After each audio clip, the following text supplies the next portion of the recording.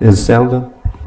All right, we're going to start in about a minute. So if you want to grab a seat, we've got a pretty full house this morning. So welcome.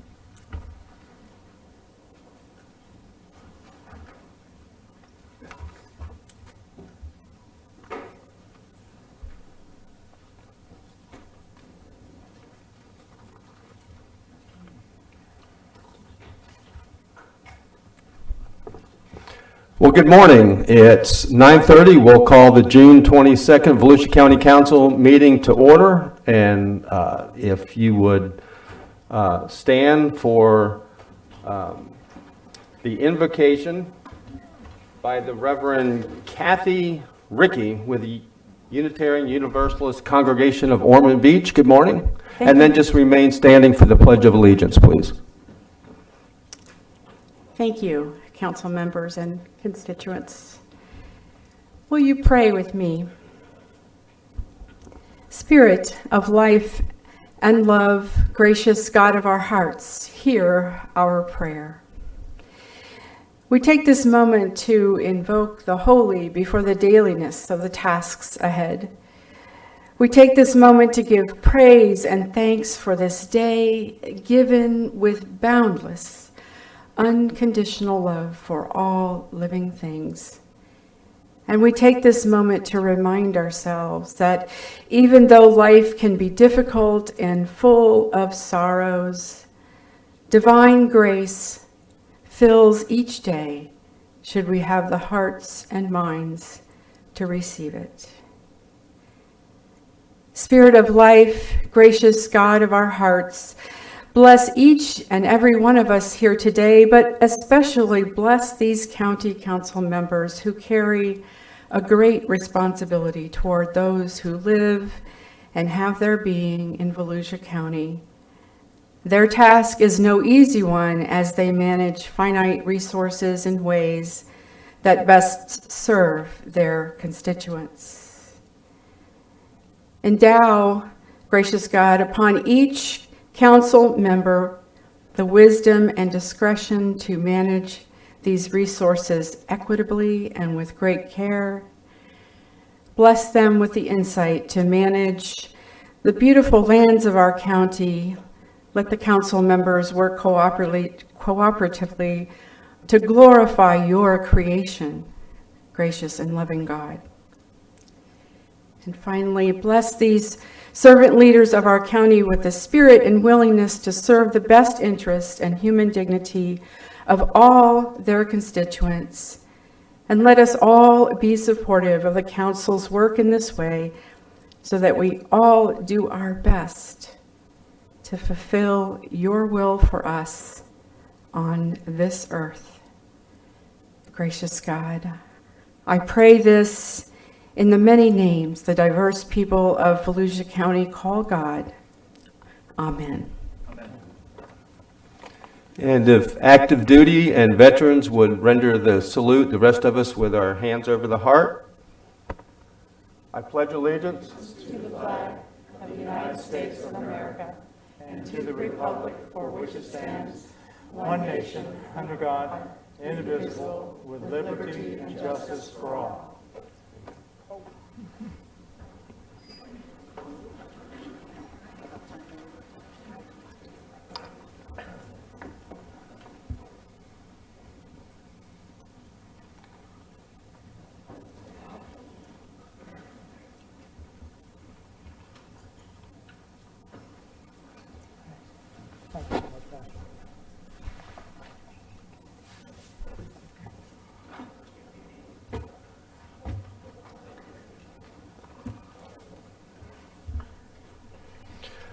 Carissa, would you call the roll, please? Miss Wheeler. Here. Miss Gertman. Here. Mr. Johnson. Dr. Lowry. Here. Miss Post. Here. Mr. Robbins. Mr. Brower. Here. Thank you.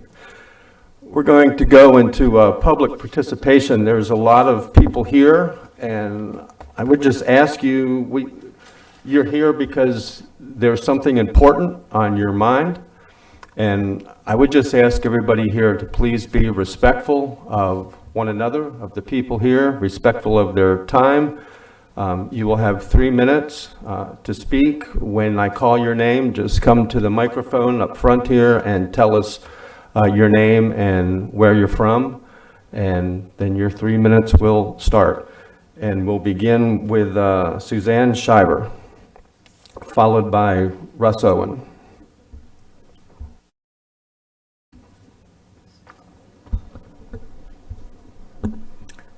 Suzanne Schreiber, Ormond Beach, Florida.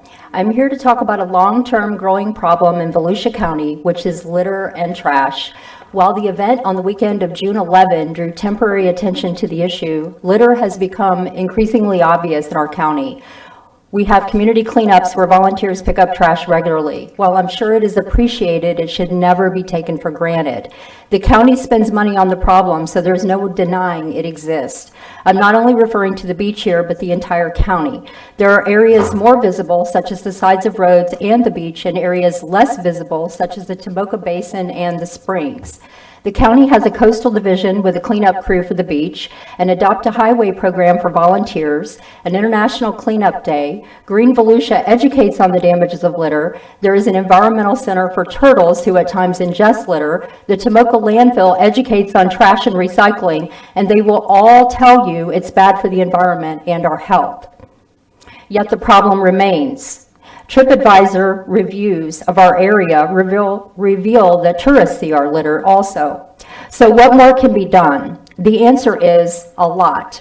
It's time for an anti-litter campaign to change the mindset of our county and pull all these departments' efforts working together to achieve the same goal. It's time to empower the county to turn the tide with proactive measures and action.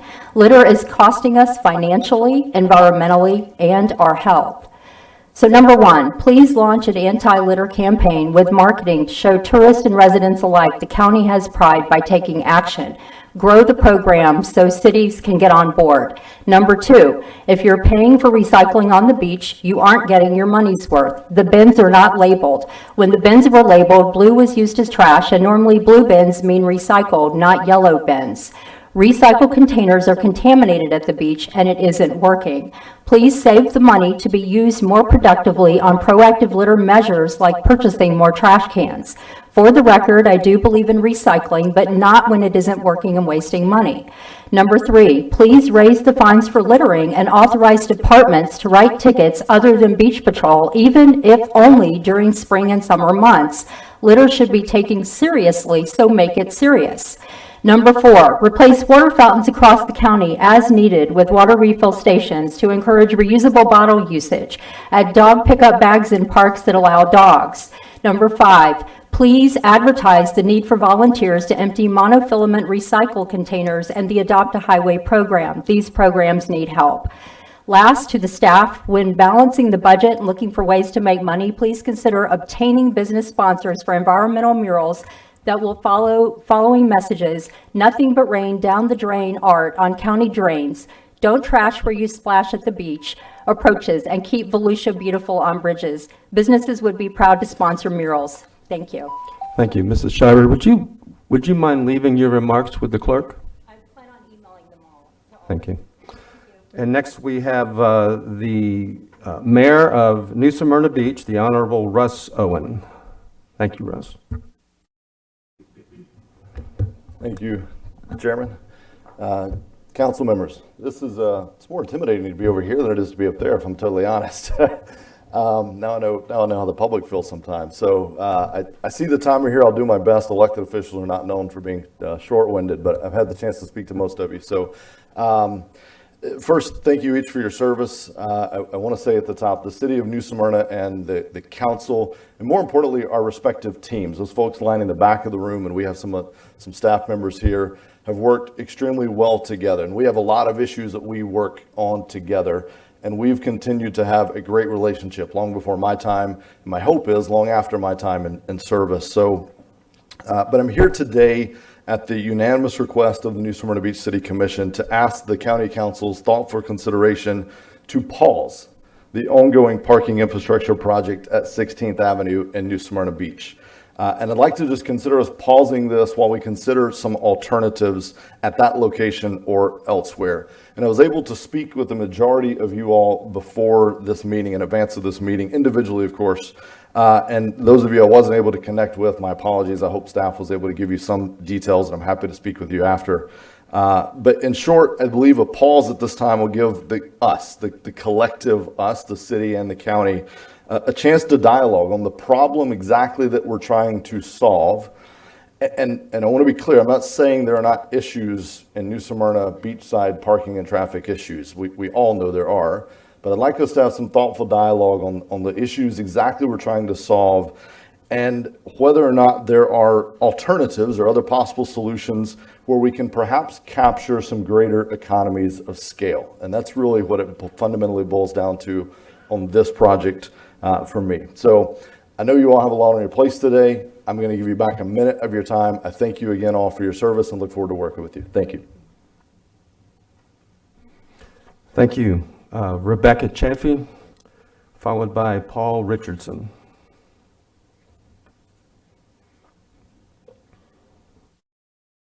Hi, I'm Rebecca. I live in New Smyrna Beach. I just want to finish what Suzanne was going to say. To the staff, when balancing the budget and looking for ways to make money, please consider obtaining business sponsors for environmental murals with the following messages. Nothing but rain down the drain, art on county drains. Don't trash where you splash at the beach approaches, and keep Volusia beautiful on bridges. Businesses would be proud to sponsor murals with positive environmental ideas. The money raised on murals can be used for maintaining the beach, drain nets catching trash, and water goats to stop trash from entering the river. Enforce dumping laws and code enforcement on businesses breaking rules. To change a mindset, it will take a movement. It can be done. I'll be emailing all the information and more. That's from Suzanne. I am here to address the county's decision to create parking spaces throughout the Hill Street residential neighborhood in New Smyrna Beach for additional public beach access. Some of these potential parking areas have extremely sensitive dunes that could be destroyed in the process.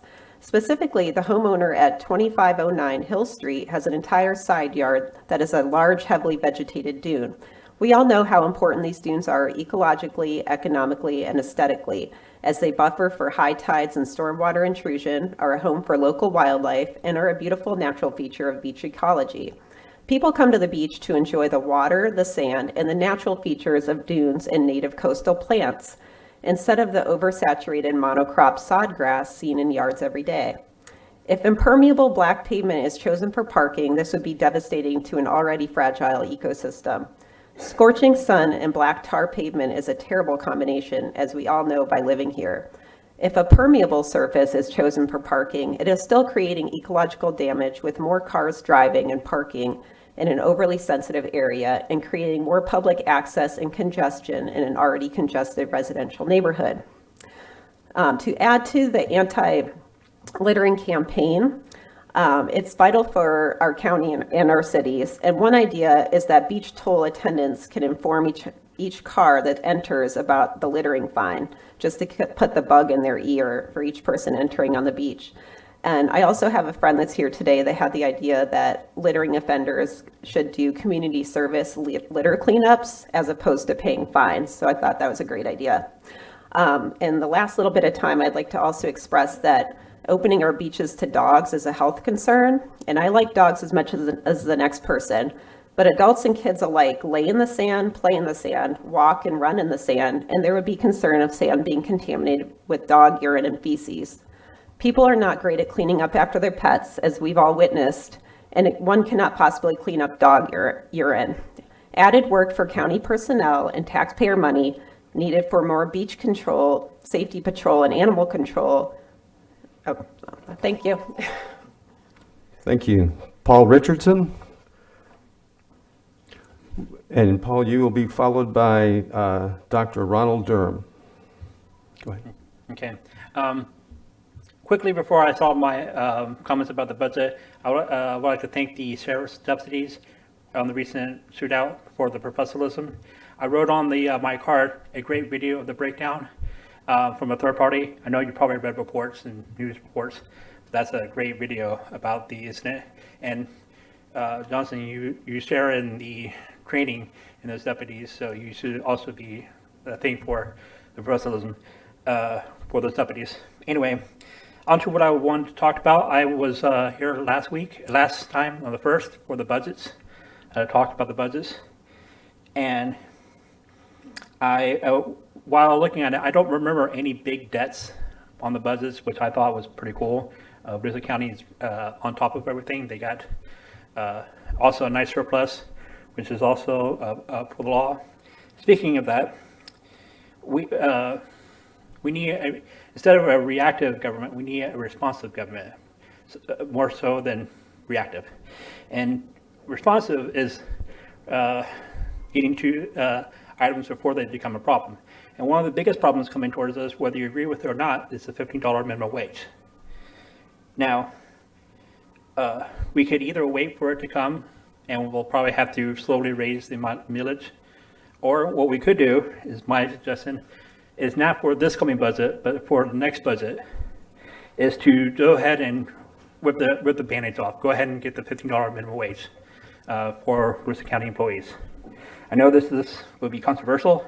Some people will fight against it because you'll probably have to raise the millage, but it's coming. You might as well go ahead and do it instead of pushing it down the road for some other people to do it. This is my suggestion. Also, a lot of people who are above $15 an hour already will be miffed that they're getting shortchanged. So I would suggest maybe getting $2 extra an hour extra for those already having $31.2 thousand a year to $52,000 a year, just so that this shouldn't break the bank with regards to the budget. We're only seeing the people who don't have $15 an hour already, and bumping up a little bit for the people who already fall in that range. So that's just my suggestion as a resident of Volusia County. I am a conservative. I don't like taxes, but we need a more responsive government than reactive government. And that's my comments on the budget. Thank you. Thank you, Paul. Reverend Durham?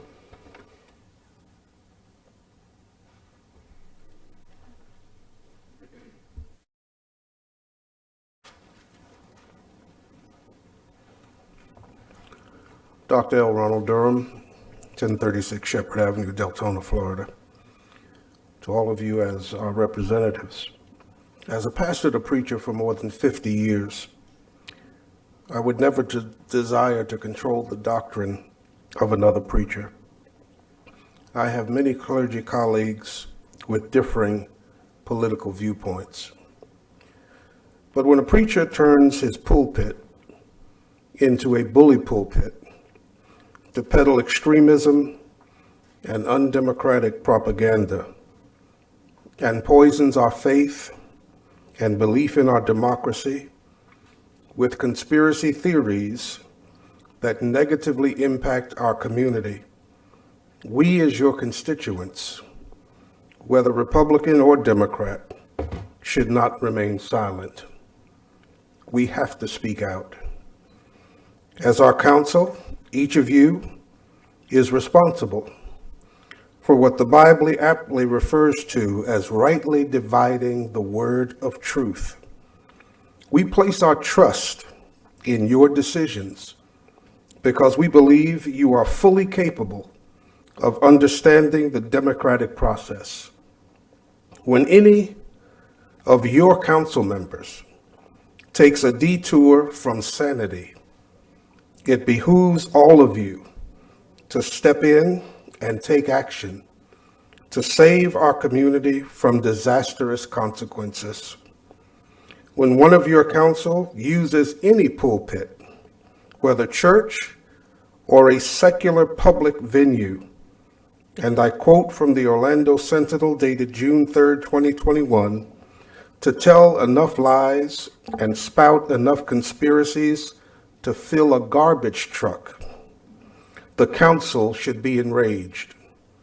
When one of your council actually believes that Hollywood is draining blood from children to create youth serum, the council should be enraged. When one of your council peddles the idea that our democratic election was stolen and sides with Florida's growing radical extremists, the council should be enraged. When one of your council who is popular with political donors seeking a seat at the table turns your dais into a circus, the council should be enraged. When one of your council does not participate or believe that the pandemic exists despite 45,000 cases and 800 deaths from COVID-19 here in Volusia County, the council should be enraged. When one of your council spews out not just one irrational statement, but a global convergence of conspiracy theories, the council should be enraged. Thank you. Thank you. Appreciate your comments. Jewel Dixon. Followed by Cynthia Slater.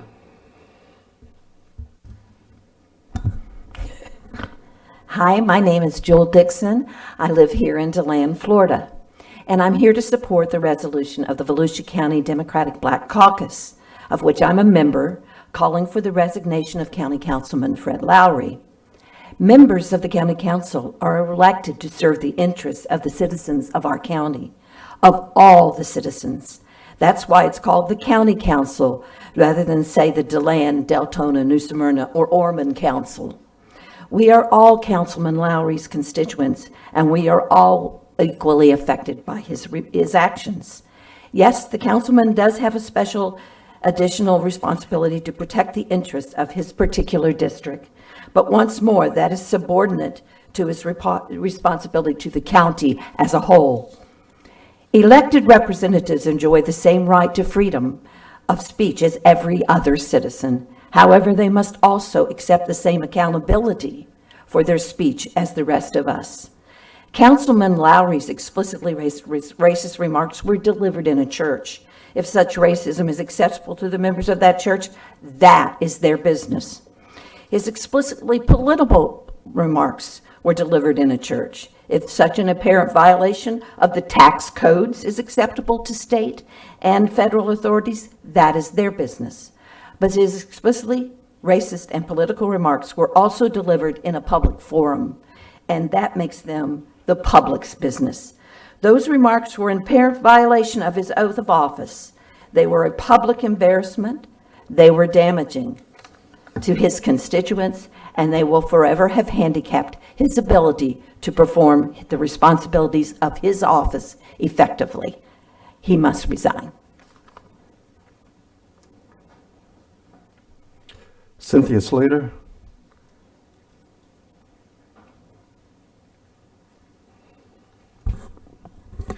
Good morning. My name is Cynthia Slater. I am president of the Daytona Beach East Volusia NAACP, and I stand before you this morning not only as a local leader of the oldest and largest civil rights organization in the country, but I also stand before you as a lifelong resident of Volusia County, Daytona Beach. I stand before you because of deep concerns that members of our local branch on the east side of the county have about statements that Councilman Fred Lowry made during a sermon last month. The County Council serves as the legislative and policymaking body for Volusia County government, and sound decisions must be made. Therefore, as an elected official, there is a level of high expectations, integrity, and accountability that must be met. Additionally, elected officials must be prepared to explain and defend their public comments when they are called into question. The words that Councilman Lowry spewed as part of his 45-minute rant to congregants by discrediting the existence of COVID-19, the 2020 election, and QAnon conspiracy theories with the QAnon belief that there is a satanic cabal of elites in America sex trafficking children is not only ludicrous, but it questions one's judgment. Dr. Lowry sits on the county's highest dais and is making grossly dangerous and harmful and unfounded claims. To say that COVID-19 does not exist, where there have been 850 COVID-related deaths in Volusia County as of June 17th, is irresponsible, to say the least. One may say that what was said is protected under free speech, but we all know that you can't yell fire in a crowded theater. What one says, especially as an elected official, has consequences, and I implore that this council hold Dr. Lowry to account. Sitting in silence is an easy way out, but your silence means approval. The councilman is an elected official, was voted into office because voters trusted him to use good judgment, be morally and ethically upright, and make statements with some level of decency. Therefore, the Daytona Beach, East Volusia NAACP, the officers, executive committee members, and our general membership are calling for the resignation of Councilman Fred Lowry for his failure to live up to the responsibilities and expectations of an elected official, as we also give him a resounding vote of no confidence. We are calling for his resignation to be effective immediately, as it is our opinion that Dr. Lowry is unfit to hold the title of councilman in Volusia County. Signed by yours truly, Cynthia Slater, President, Daytona Beach NAACP. Sharice Boyd. Sharice will be followed by Dr. Victor Gooden.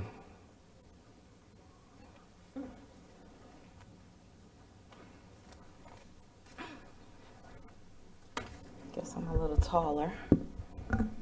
Good morning, everyone. I'm Sharice Boyd, and I live in the city of Daytona Beach. And first, I want to say thank you for your service, for everyone that's up here who's been doing a great job.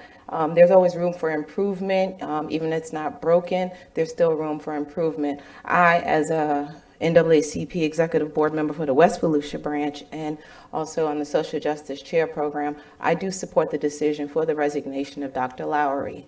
My reason more so just because of personal comments of racial things that I felt were not not dignified of an appointed official or elected official at that.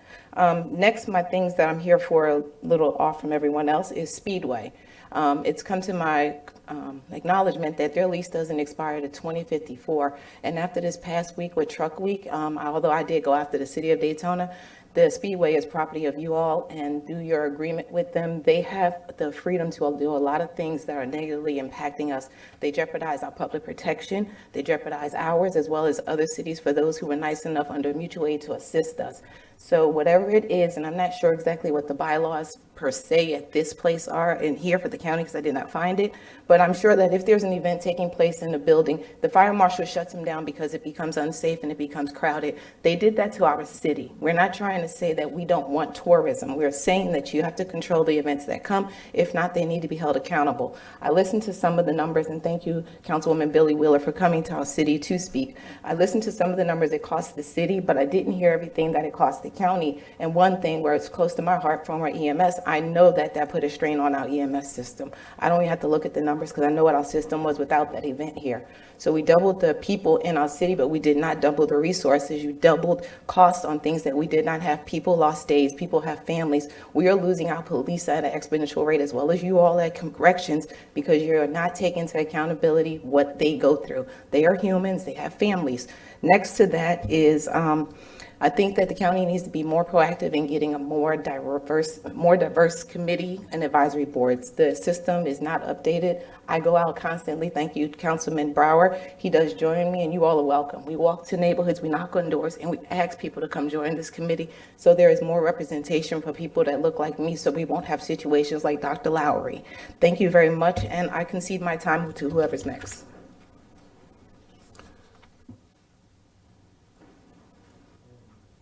Dr. Gooden. And if I'm not pronouncing your name right, I apologize in advance. Dr. Victor Gooden, 809 Pelican Bay Drive, Daytona Beach, Florida. I am pastor of New Life Church for over 30 years, and I'm president of the Daytona Beach Black Clergy Alliance. We entrust our future and that of our children to this council. Our trust has been irreparably breached by Councilman Fred Lowry. We expect our council to do the same thing and call for his immediate resignation. You can't unring the bell. Once it's said, it's out there. We have to be careful of our words. It reminds me of a story of a couple that moved into a community, and the wife complained every day about the person's dirty clothes across the street. She and her husband would have breakfast in the morning. He drank his coffee and wouldn't say anything. And she said, her clothes are just dirty. It doesn't look like they've been washed. And this went on and on and on. And one day she got up, looked out the window. She said, somebody must have taught her how to wash. Her husband put his coffee cup down in rage and said, no, I just cleaned our windows so we can see better. I say that to say this. Comments from Dr. Lowry. On May 30th, we'll live in infamy. You can't unring the bell. The video posted on Facebook. The things that were spewed out are very, very toxic. 2 words, eisegesis and exegesis. As he well knows, being a seminarian, eisegesis is what you put into the text. Exegesis is what is there. And when we put things in that are not there, it becomes untruthful. Untruthful things will mar and damage our county and damage you. You all need to stand up. It's time to man up and woman up. You all need to take a stand. Don't say it's for the constituents of his district only. I thought I was a citizen of this county. And if that's the case, it affects all of us.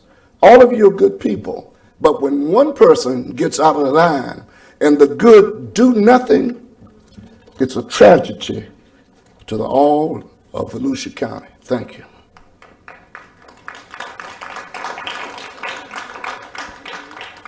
Dominic D.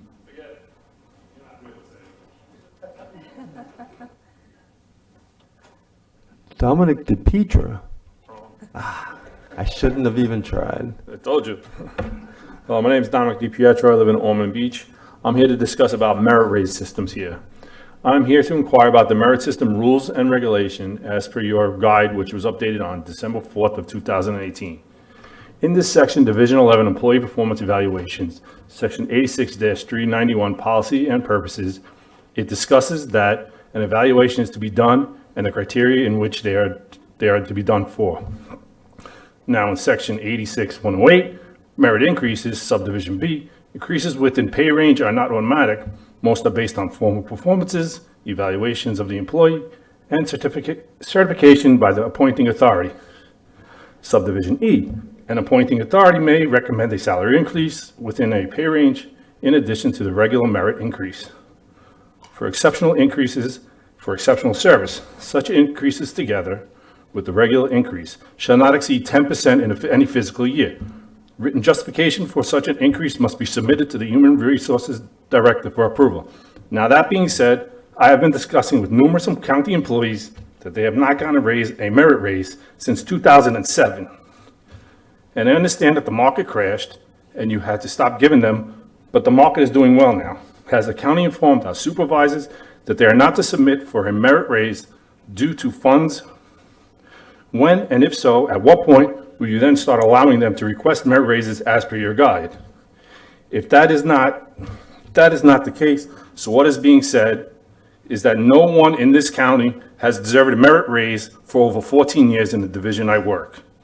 What I have been told numerous times is that the county approved and gave a 3% raise, which that is also not guaranteed, and is actually a cost of living increase, which in light of things just covers the raise of our health insurance, so technically that's not a raise. I have also read numerous articles stating that in 2018 there was a 6-year straight record breaking in tourism. With the county now selling off all the available lots and the increase in population and individuals paying taxes on the land, has there been no raises in this county employees based on the merit and evaluation? So where is all this funding going? What it appears to me is that there is no incentive to go above and beyond to make the county better, just do the bare minimum, since the evaluations mean nothing. So if I excel and an individual who doesn't get the same increase, why go above and beyond there? There's no purpose. If you were to reward an individual with a raise for getting an above standard evaluation, wouldn't you think that the meet standards of an individual would then try to do better themselves to get a raise, and then productivity would increase, making the county a better place? I have looked into the Florida employee salaries in Volusia County, and in 2019, Volusia County is 22.5% lower than any other county. Our job description by the county is that I understand that you will not answer any of these questions as your law said. Steve Tanyas? Steve here? Okay. Robert, or whatever his name is. I don't. Can you pronounce the last guy's name? Dominic. Dominic, can you leave those for me? Leave whatever you have. Can you leave whatever you have for me? For us. Right here.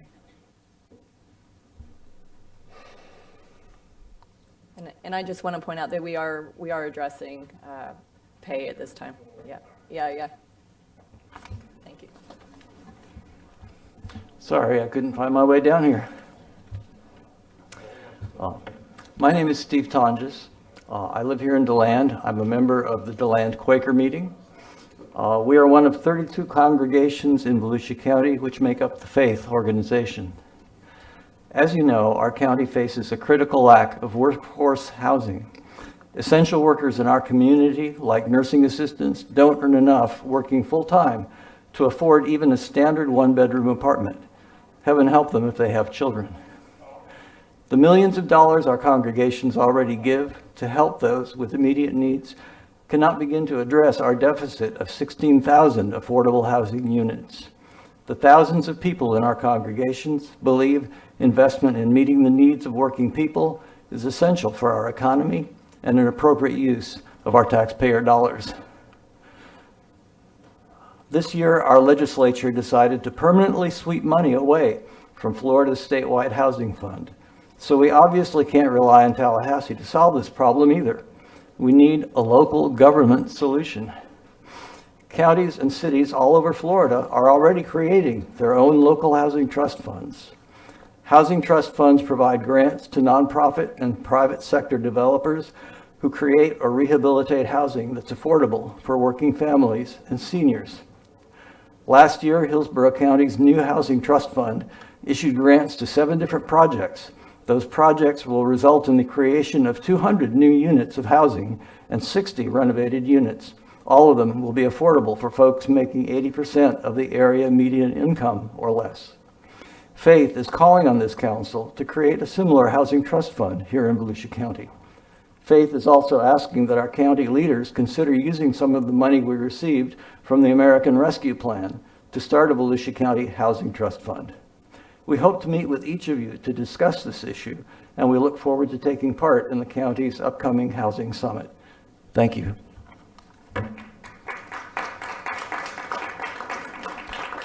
John Nicholson.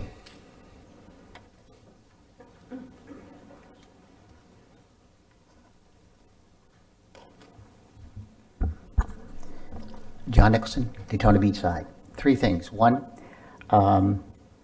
Dolphin Park, which is on A1A in downtown Daytona Beach, is extremely seedy looking. They let the weeds grow about 2 or 3 feet, kill them, and they sit there. It looks really, really bad. I'm asking you to spend some money, get a qualified landscape architect, put in some rubberized mulch so that it will look nice, low cost to maintain, and our tourists will always see an attractive location. Secondly, I was at a dinner party last night, and one of the guys was talking about going on an event where he has to do 22 pull-ups, which is difficult for once you get in your 60s and 70s. And he's doing that because there's 22 vets that commit suicide each and every day. So I'm asking you to look at what we do for our vets to make sure we do everything we possibly can to help them out. Third, with regard to Fred Lowry being outed, I've been here, 30 years, and Fred, 5 years, and I never ever knew he was a Republican. I don't know what your groups are either. Love you, Billy, but I have no idea whether you're a Republican or not. None of you. And I don't want to know. It comes across as a Democrat-Republican. This is the second time the same group has targeted one of your fellow council members. Billy got it last year. Fred's got it this year. And Ms. Post, you're next year. For whatever, who knows? There used to be freedom of speech in the United States. We really don't have that anymore. People get offended by all kinds of things that in the past we said, well, suck it up. Go on with your life. We don't do that anymore. We get groups, we come in and demand that they get resigned. We can't do that. Now, Fred, I'm sorry, is not one of my Fab Four. You know that. He hardly ever speaks. Good, bad, or indifferent, he rarely speaks, but he has never, ever indicated, one, that he's a Republican, two, that he's a Baptist. Jiminy Christmas. There's all kinds of outing going on. But whatever he did at his church, whatever he did outside of this chamber, is what you do not care about. It's what happens in here. He has always been a very good member of your board, and I ask you, don't allow outside people to target you one by one by one. You are not to be separated and targeted. You are our county council for all of Volusia County, not just for one segment. Thank you. Thank you. The last one for this morning is Phyllis Stauffenberg.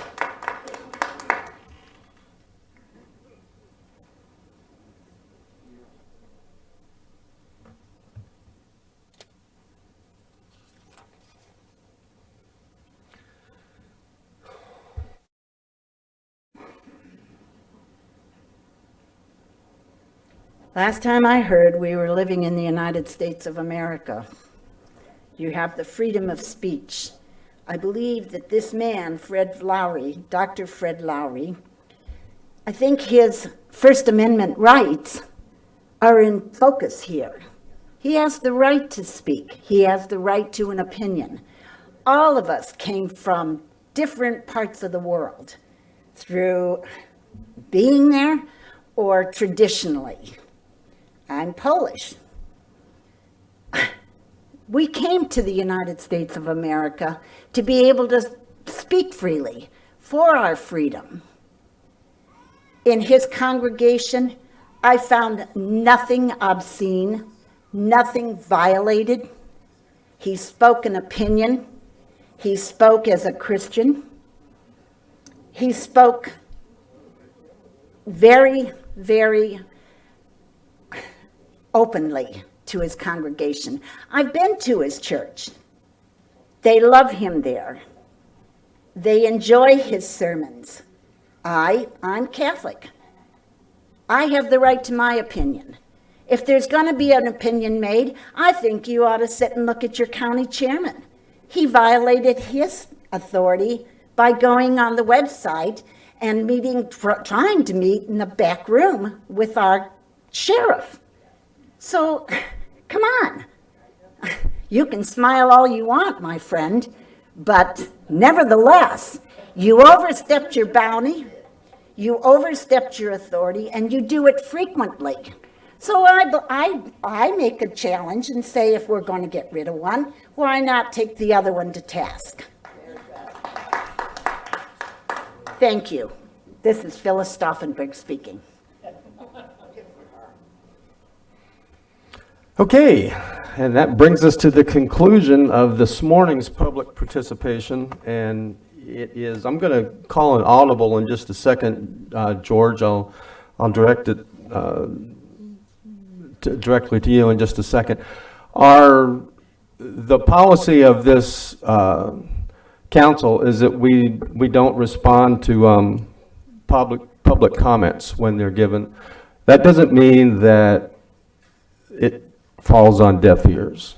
I'm watching every member up here make notes during your comments, and from pay raises to trash to Dr. Lowry.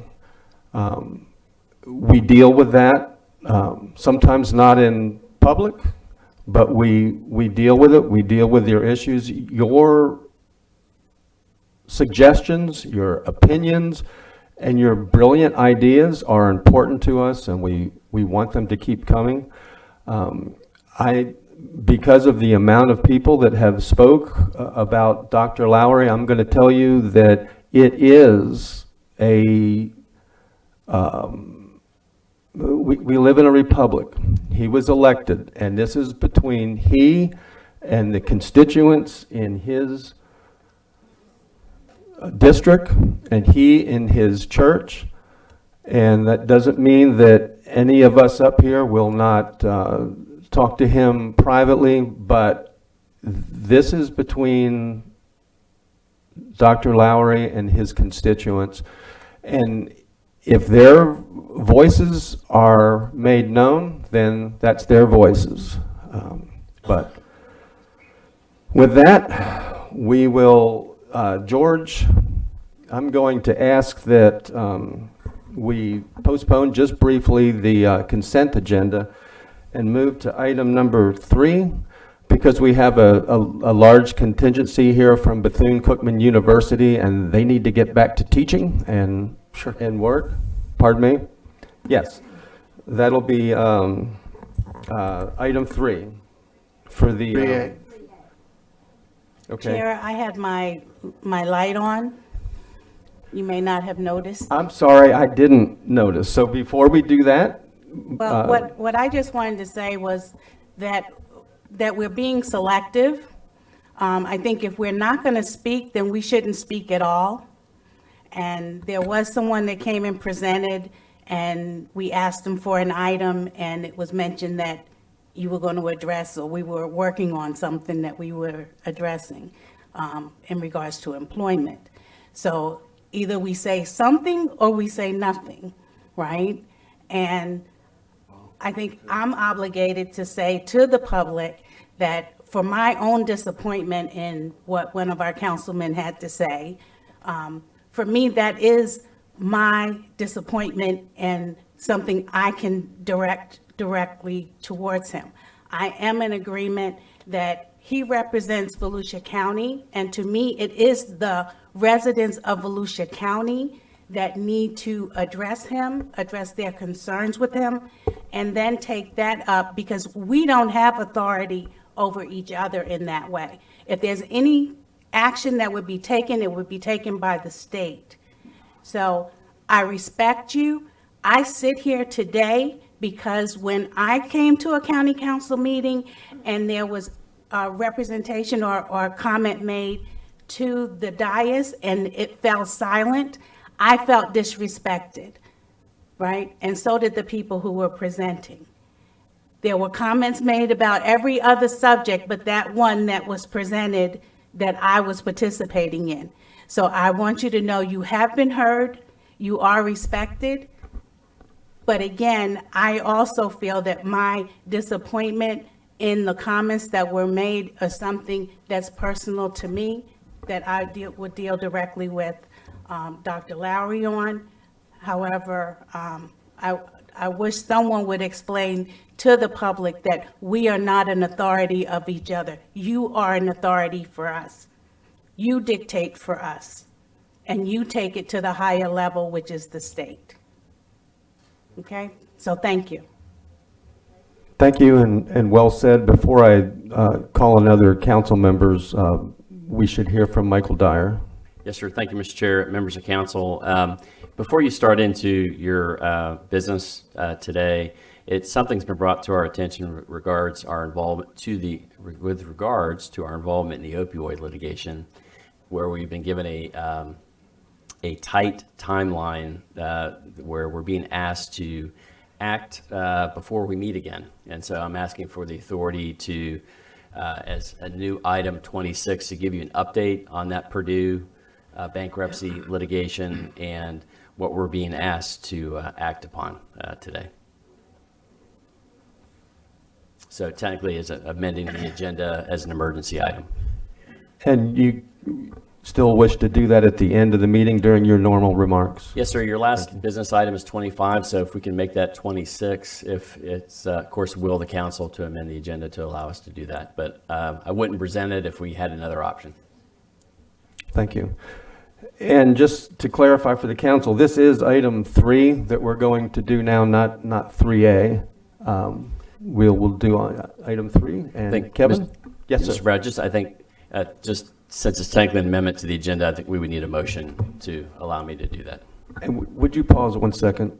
You might want to sit down, as I skipped other council members. Barb Gertman, I want to say well said, and your opening comments to me are duly noted, but well expressed. Ben Johnson. And I agree, normally we should not speak and do not speak when this kind of thing comes up. But we are about to forget that this is the United States of America that was founded on freedom of speech. Hate speech, it wasn't there. Do I agree with what Dr. Lowry said? No, I can't say that I do. But I don't see that we got to start taking and sanctioning people sitting up with us because we disagree with them, because I disagree with people on this dais almost every other week. So it doesn't matter.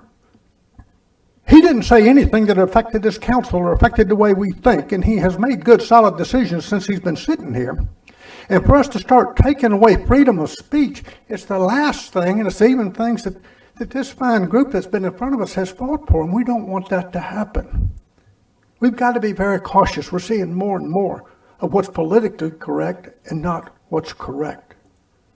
We've got to be careful whether we agree or disagree, not to take away a person's right to speak what they think, whether we agree or disagree or don't care.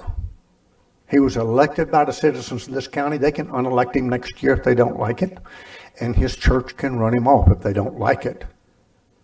But it's not our place nor our ability to sanction this man sitting with us. And once again, this is the greatest country in the world.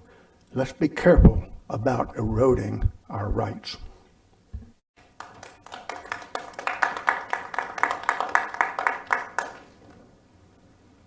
Okay, that's all that I see of council members that wish to speak. So we'll move to item 3. Kevin, did you sit down? And let's just pause for a second, because what we're about to do is a very serious thing and an encouraging moment and an important moment in the life of the person that you're about to mention. And I don't want to take away from that. So, thank you, Mr. Chair. Kevin Captain, Community Information Director. Item 3 is a proclamation for Lynn W. Thompson Day. It is to honor Bethune-Cookman University's retiring Vice President for Intercollegiate Athletics. And Mr. Chair, I believe you will read the notable words on this proclamation for Lynn Thompson Day. Thank you. I would be honored to. Whereas Lynn W. Thompson has established Bethune-Cookman University athletics as a comprehensive championship program and developed student athletes into champions in life And whereas he joined the university staff in 1991 as the youngest athletics director in the nation and was promoted to vice president for intercollegiate athletics in 2015, a position that has allowed him to provide executive leadership for the 17 sport division 1 program. And whereas a 1980 graduate of Bethune-Cookman University, he is a consummate professional and outstanding role model who bleeds maroon and gold. And I hope he doesn't prove that today. And whereas Thompson has directed the Wildcats to 83 championships while making, yes, please.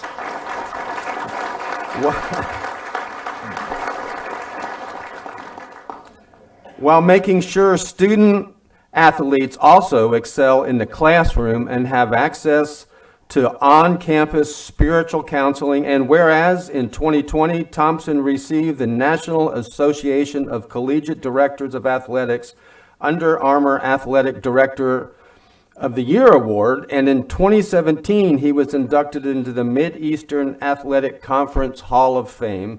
And, sir, whereas as a result of Thompson's vision and leadership, Bethune-Cookman University Athletics is poised and ready for more great things to come. Now, therefore, we, the County Council of Volusia County, Florida, do hereby proclaim June 22nd, 2021 as Lynn W. Thompson Day. Congratulations, sir.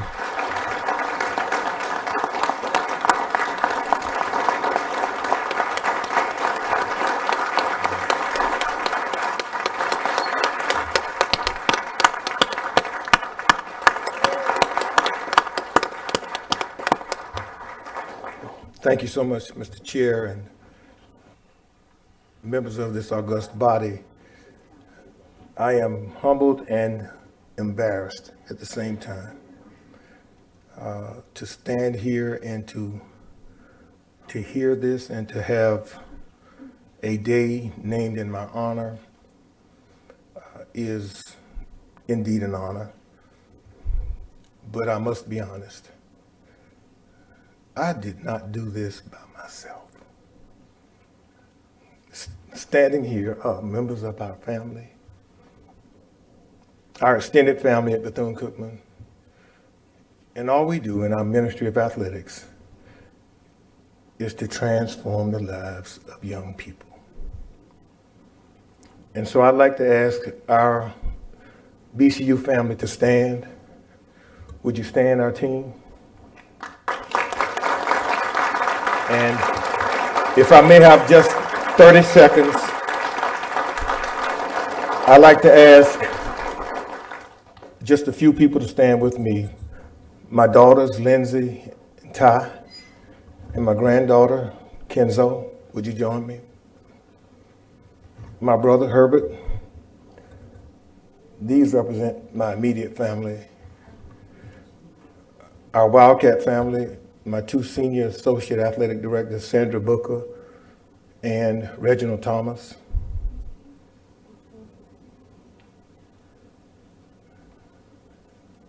Our president, Dr. Hiram Powell, and one of my spiritual brothers who has been there about my whole life, Reverend Larry Edwards.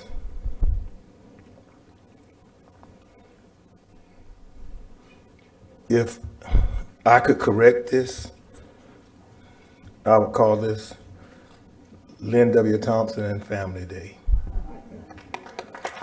Thank you.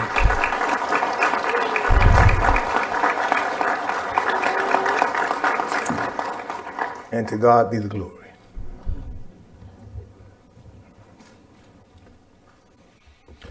Lynn W. Thompson and family. In that case, we would like to present this beautifully framed proclamation and express sincere appreciation for this remarkable professionalism, the history that you have left, the life that you have led, the example that you have given to young people for generations. You make our community look good. You are dedicated to providing a superior athletic program at Bethune-Cookman University, and you're not really going to retire, are you? No, I'm just gonna do work in another vineyard. Thank you for your service, sir.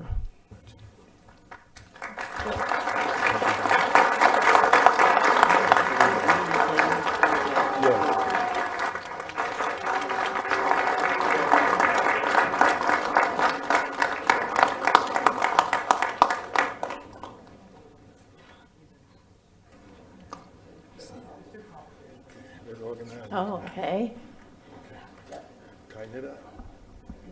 All right, that's good. This is good, okay. Oh, wait, we want to lower this, I'm sorry. Okay. You got it. Wait, we're waiting for this to come down. Put W before you. Okay. We're gonna start here.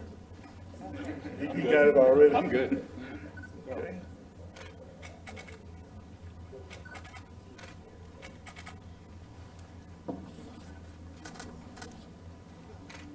We got one more right here. Okay, all right, I'm gonna go again. Ready?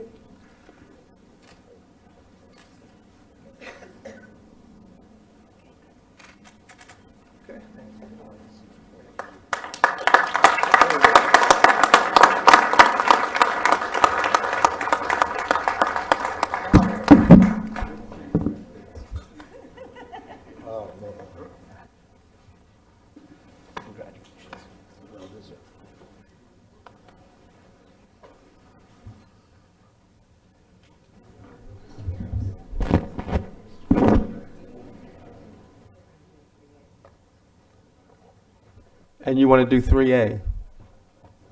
Or item 2? Or 3A?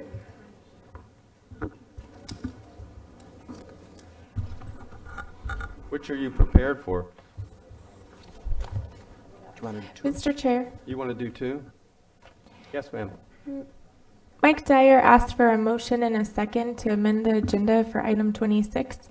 And I just wanted to be clear that we do not have a motion and a second or vote. I hear a motion from Wheeler, second by Gertman. All in favor, say aye. Aye. Any opposed? Thank you, Carissa.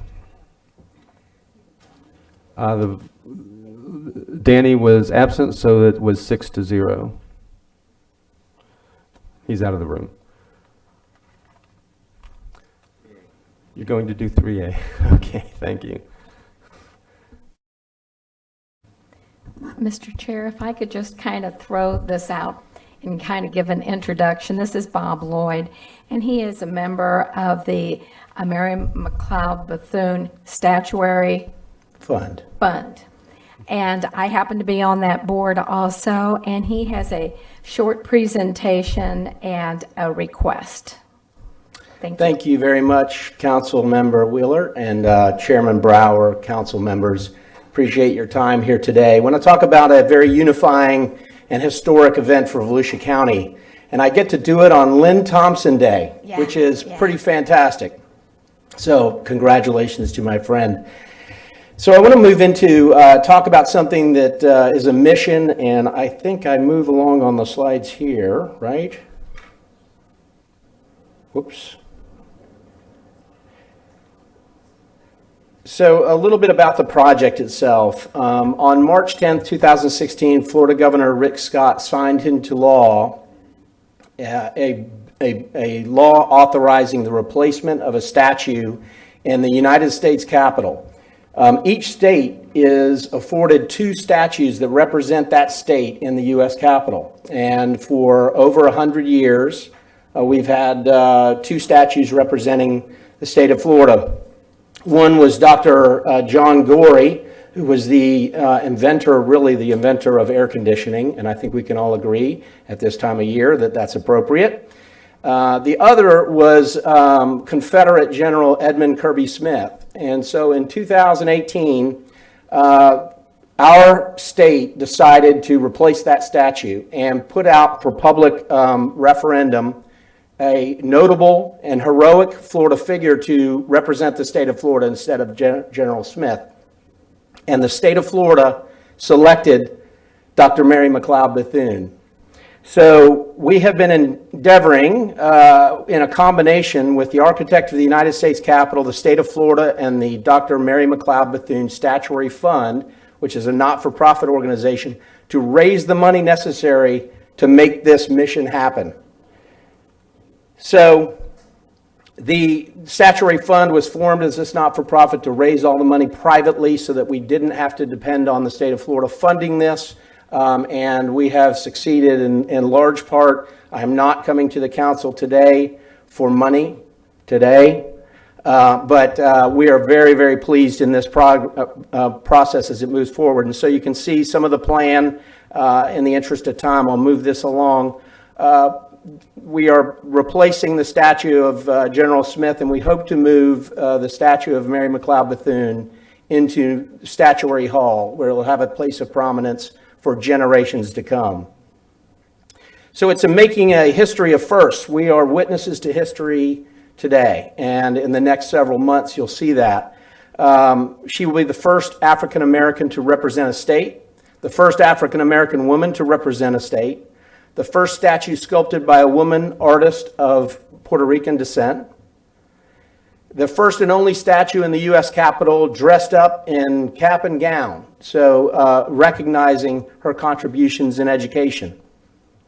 It'll be the first replacement of a statue in the U.S. Capitol by the state of Florida, the first statue in the U.S. Capitol representing a person who called Daytona Beach and Volusia County home.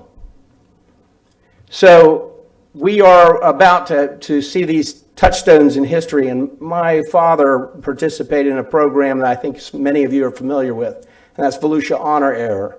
And one of the disappointing things about Volusia Honor Air, because it honored World War II veterans who went to Washington, D.C. to visit the World War II memorial, and we ran out of veterans to take up there because of health concerns and the death rate and the elderly population of veterans. And I said, what a shame that they didn't get the honor that they deserved and the opportunity to recognize that. So we, the Statuary Fund, also commissioned a bronze in the likeness of the marble statue that'll be in Washington, D.C., and that will go in downtown Daytona Beach for all time. So you'll see the location there. The Esplanade is well underway, as you all know. It's being remade, and we're going to have Bethune Plaza, which is circled there, as you can see. And she will be facing, the statue will be facing west, down Mary McLeod Bethune Boulevard, towards her beloved Bethune-Cookman University. And that concludes my presentation today. There will be more to come, but I just want you all to know that, regrettably, we have not come before you previously, but this is an update to tell you on the progress. The statue is complete, both statues, the bronze and the marble, and they await us in Pietrasanta, Italy. In 2 weeks, a group of us will be going to Pietrasanta for a blessing of those statues before they come to Daytona Beach and then ultimately to Washington, D.C. Thank you. Thank you. And Billy Wheeler? Yeah. So can you ask for the event co-host? So what they're asking at this point, we have co-hosts that are going to be supporting the event when the statue is dedicated, I guess, in the promenade area, correct? That is correct. And ultimately, we would love to have Volusia County be a co-host in our efforts to present that to the citizens of Volusia County. Right. Right now we have the college, Mary McLeod College, we have Daytona State College, we have Daytona. And they're asking that we also are co-hosts of this event. This does not cost us anything. This did not ask for a vote from what the manager has said. This is just asking for support, that we would all agree on co-hosting and having our name on every piece of advertising in support of this great event that's going to be coming. So hopefully I can have the support of my council that we can move this forward. Let's just take a quick unofficial we will- support We are having a from board everybody. meeting on Thursday, and I would like to be able to announce that. Great. So I'm a yes. You're a yes. I'm a yes.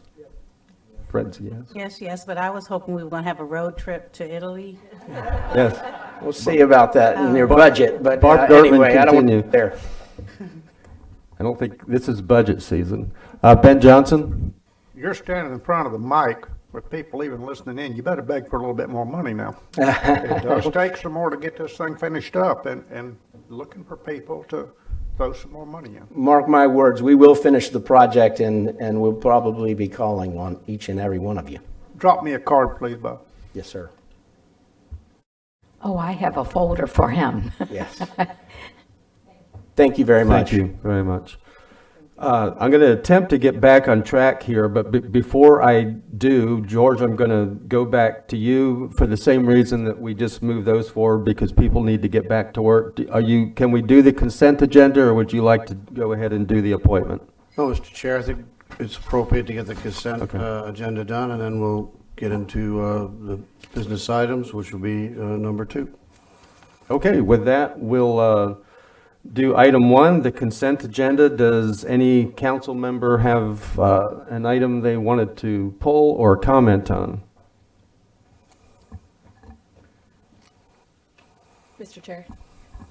Yes, Heather Post. George or Suzanne, if you could just lightly touch on double J, the renewal of the local option fuel tax interlocal agreement with local municipalities. There was some questions on that, and if you could just give a basic overlay that Sure. it's just a general. Yeah, I mean, if you need it, we do have a quick slides, if you, just showing the breakout. If they could put that up there. John and Julia, I believe, is in here, did the lion's share of the work, working with the managers of all the cities. And our staff, led by John, did a lot of the data work that was necessary. As the cities really, we have gone in 1-year increments for several years, and the managers group decided to try and update the distribution formula, and we got agreements with the cities. John, did you want to you can go into the actual percentages? With you. As it stands right now, that local option, that renewal of that agreement really governs the distribution of the proceeds of the 2 local option gas taxes. That's the 6 cents and the new nickel. The new nickel is what's used for construction, new infrastructure. The 6 cent can be used for maintenance, and that's where a lot of the cities and as well as the county uses that money. The current distribution sits at 57.239% as indicated there, and then the cities split the balance to 42.7%. The existing agreement has a dual system in there where it's a 2-tier system. The first is anything up to 22.1 million in terms of revenue coming in from those 2 sources are split to a fixed set of percentages for each of the cities. And then after that, there's a little more confusing mechanism. It takes into account center line miles, it takes into account appraised values, it takes account in population. And as those things fluctuate throughout every year, that second tier percentage, anything over 22.1 million, will follow that methodology. And that's the distribution. The money's collected at the state level and then flows to the cities directly like it flows to the county. So as George said, we had numerous attempts to try to revise this thing. In 2003, I was involved along with Tammy Bong and a few other folks within the county and many of the finance directors of each of the cities to come out with another formula. We didn't agree on the methodology at that time, so the can was kicked on the road as it was in 2018, 2019. It wasn't until about that time that some of the city managers became really, Port Orange, for example, failed to renew. They just wouldn't agree to the agreement. But the law provides that as long as 51% of the incorporated population does agree, then the interlocal can proceed. But the group started laying down a little stronger requirement to let's come to terms with the new formula. So the group, the managers group, George and the city managers were all involved. Head up, I think Michael Poyce was the last one that really pushed this thing through. Prior to that, I think Joe Yarborough might have been the lead in it. for the former city manager of South Daytona.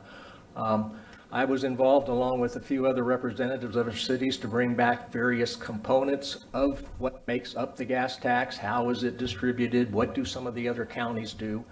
Ultimately, Alan Rosen, then the assistant city manager of Port Orange, went through an arduous spreadsheet, I think up to 22 or 3 different scenarios that were laid forth. Ultimately, the city managers agreed to allocate their revenue on lane miles, the number of lane miles maintained by each jurisdiction. George negotiated for the county, and the county percentage stayed the same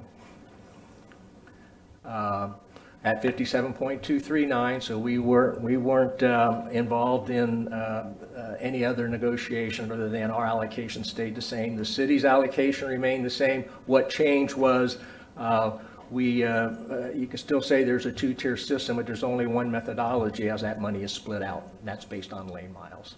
So each of the cities submitted to the county. We became the clearinghouse for all their lane miles. We plugged it into a database. So we've got a baseline set of lane miles for each of the jurisdictions. And then that will serve in the future as we move off into this agreement on an annual basis. The cities will send their lane mile updates to us, and then we'll recalculate, what the split will be. Because this initial agreement impacted a few of the cities significantly, the request was made to put a 5-year phase in. Some of the cities lost up to $200,000 with this new allocation. So they wanted to have a transition period so they can adjust their budgets appropriately. So we put a 5-year phase in. And after that 5 years, then we will start that annual renewal or that annual update of lane miles, which could then adjust the percentages that each of the cities will share. This agreement expires when the 2 local option gas taxes expire in 2034. So hopefully, in the future, what you will see is a renewal of an agreement that all the cities will routinely accept because it's based on actual lane miles that they're maintaining. It was felt that was far more appropriate than the population of each of the cities or rather some of the other criteria, appraised values, things like that. This money is used for maintaining roads, so where else but to have that nexus is what are the roads that you're maintaining and how many lane miles do you? Thank you. So the presentation was excellent, and I think it's very important that we actually discuss this and that you laid this out the way that you did. Everyone has spent a lot of time and a lot of effort to come to these agreements, and there's been many questions in the public about, about the local tax and but especially about the lane mileage. So thank you for explaining that and putting that on the record. And just really wanted to stress, you can tell on the slide, and you don't have to put it up there, but the slide with the years that this has been an ongoing discussion and a lot of effort. So thank you. Councilman Lowry? I move to approve the consent agenda. Motion by Lowry, second by Wheeler. All in favor, say aye. Any opposed? Before we move on, I wanted to just have a brief remark I wanted to make about letter Y, which is the final plat to Halifax Plantation Unit 2. I have had some emails and some phone calls about this one because it's the next property north of the land that was purchased at Plantation Oaks. And so it was important to the community that really wanted that purchase made, that the bike trail be able to continue. So this was the next contingent, the next property to the north. And I just want to reassure the public that has been preserved. I want to commend staff for doing that. We actually have about 100 feet, we have 100 feet between the road and where any construction will start. We have the 13 foot of right-of-way and the 17 foot, which is where the trail will go, and then a 50 foot common area with all the existing vegetation for a good buffer, and then another 20 foot of a drainage easement. So good job. Thank you for ensuring that we could continue the trail north, and now it goes on to the next property and the adventures there. But I feel very confident that this will continue. So this platting was already approved. The construction is going to happen, but what county staff was able to do was to work with the owner and ensure that the plan for this trail moves forward. So thank you to you, Suzanne, and your staff. That's really Clay Irvin and his team in growth management. We're excited about pursuing that trail, so thank you for mentioning it. Okay. Thank you, Clay. All right. I think we're back on track now. We'll move to item 2, which is an important confirmation. Mr. Chair, Kevin Captain, Community Information. Item 2 is the confirmation of appointment of Cyrus Callum to the position of Aviation and Economic Resources Department Director. County Manager George Rechtenwald will provide you with Mr. Callum's background. Yes, thank you, Kevin, and good morning, Mr. Chair and Council. It's my great pleasure to present Cyrus Callum to you for your confirmation as Director of Aviation and Economic Resources. Cyrus is a familiar name in the Orlando aviation circles, and we're really fortunate to be able to bring him here to Volusia County. He has worked for the Greater Orlando Aviation Authority since 2008. He currently is the Director of the Orlando Executive Airport. Prior to that, he served as the Operations Administrative Manager and then the Assistant Director of Airport Operations, Landside Operations at Orlando International Airport. Before that, Mr. Callum worked at the Jacksonville Aviation Authority, leaving there as the Airport's Control Center Duty Manager. He also brings private sector experience to the job, having worked as an aviation consultant and airfield facilities and operations analyst. He's as an airport administrator, he's done business development for the Jacksonville Aviation Authority, and Cyrus up there was responsible for the promotion and development of aviation-related businesses and business opportunities at the authority's 4 airports. Right now, in his current duty, he's overseeing business development for commercial properties owned by the authority in and around the executive airport in Orlando. So you can see he comes to us with a great wealth of experience on both the aviation and economic resources side of the business. He has a bachelor's degree in aviation management from Southern Illinois University, a master's degree in commercial aviation from Delta University, and one thing we will not be asking him to do, but just a side note here, he worked up at O'Hare Airport where he prepared snow and ice control plans. So if we're asking him to do that here, I think we definitely will need other help. So, so while he does have some big shoes to fill, I'm very confident he's going to be a great addition to our team. And so it's my pleasure to present Cyrus Callum to you for confirmation. Mr. Callum, how are you on seagull control?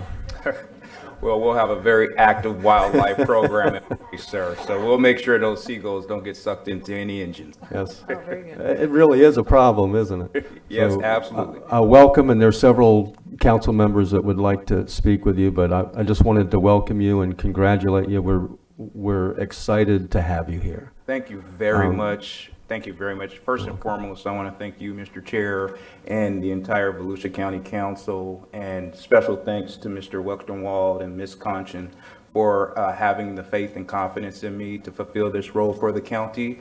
I have a phenomenal team. I know the senior leadership of the airport very well. The aviation industry is very small, and so we've already become very acquainted over the years. So I think we're going to hit the ground running and do some great things for Daytona Beach International Airport and also economic resources. I have every confidence. When I saw your resume, I thought, wow, what a blessing to have you here. Ben Johnson. If we end up with snow and ice this winter, I will withdraw my support. I will do what I can to make sure we don't have any cold fronts that work this way south. Frequently, when you have people come in, they may have a great resume, but you don't know what's behind the scenes. Sure. And I know some people in Orange County in some pretty important, pretty high up positions that I trust very much. Yes, sir. And I gave some of them a call, and I want you to know that all of them gave you a big thumbs up. I was very glad to see that there was no negatives whatsoever. And frequently that happens, or frequently they'll recommend somebody to get rid of them. But this is people I know that are telling us the truth. And so we look forward to having you, and you do have big shoes to fill. Where it's great to have you come to work for us, and we look for a lot of good things out of you. Thank you. I'm humbled and honored, sir. Thank you so much. Heather Post? Morning. Good morning. Congratulations. Thank you so much. So I am looking forward to seeing you hitting the ground running, certainly, and there's so much potential, as you know, around our international airport that we have, and really looking forward to a push. We've been discussing the space industry, Sure. but we have Embry-Riddle right there, and really looking forward to your collaboration with Embry-Riddle, and really seeing the potential for that whole area around the airport. So in 5-10 years, I'm really looking forward to seeing what's happening out there and what you've done, and we'll certainly be watching closely. But I know that you'll, as Ben, I did make a couple phone calls myself, and heard a lot of really good things, and very, very excited to see you in the role and to see what you can do. So welcome. Thank And you have, so much. You have our support, so anything that you need, certainly. And let's not forget, we keep talking about aviation, but let's not forget the Economic Development Division. Absolutely. And Yes. as they say in the aviation industry, the sky's the limit. And that is the case definitely for Daytona Beach International and everything that we want to do economically supporting that. So definitely going to hit the ground running. Like I said, we have a great rapport already. And so I'm just excited to get to work. Good. And in the Economic Development Division, you have an excellent secondhand person there, Helga. And I know that she has a lot of ideas, really out of the box thinking, and really looking forward to seeing what happens. So welcome. Thank you so much. Barb Gertman? Thank you, Chair. Well, welcome, Cyrus, and Thank you. what great timing, right? Absolutely. So you're coming behind a giant. However, what's happening, I think, in Volusia, you're in a sweet spot, right? Because I I believe think so. we are positioned for, like you said, sky's the limit.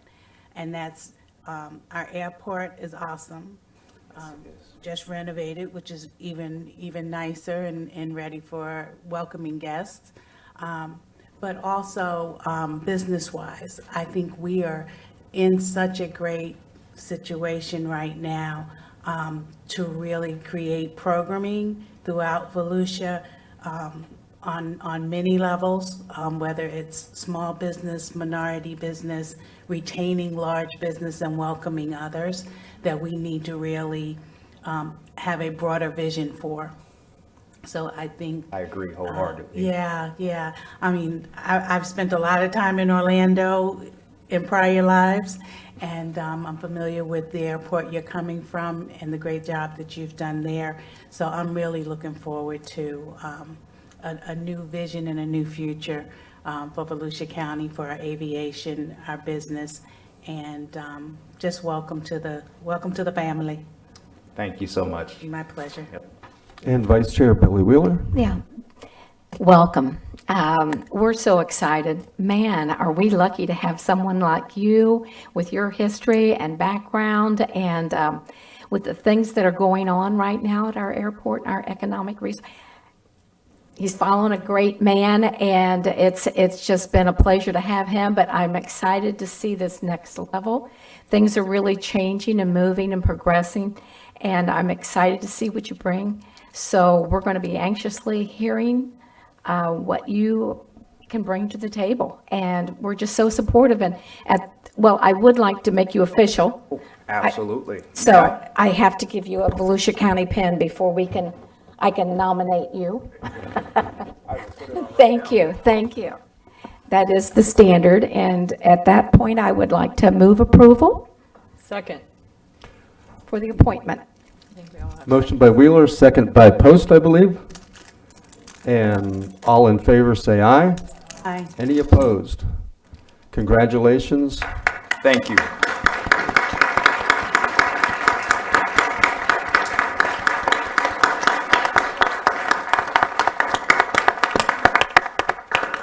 There we go. I'm official. Thank you. Rick Carl, I would be remiss if I didn't say thank you for your service. As Billy has pointed out, we look forward to what you will continue to do in service to our community. But thank you. Our brief relationship has been productive and good. Thank you.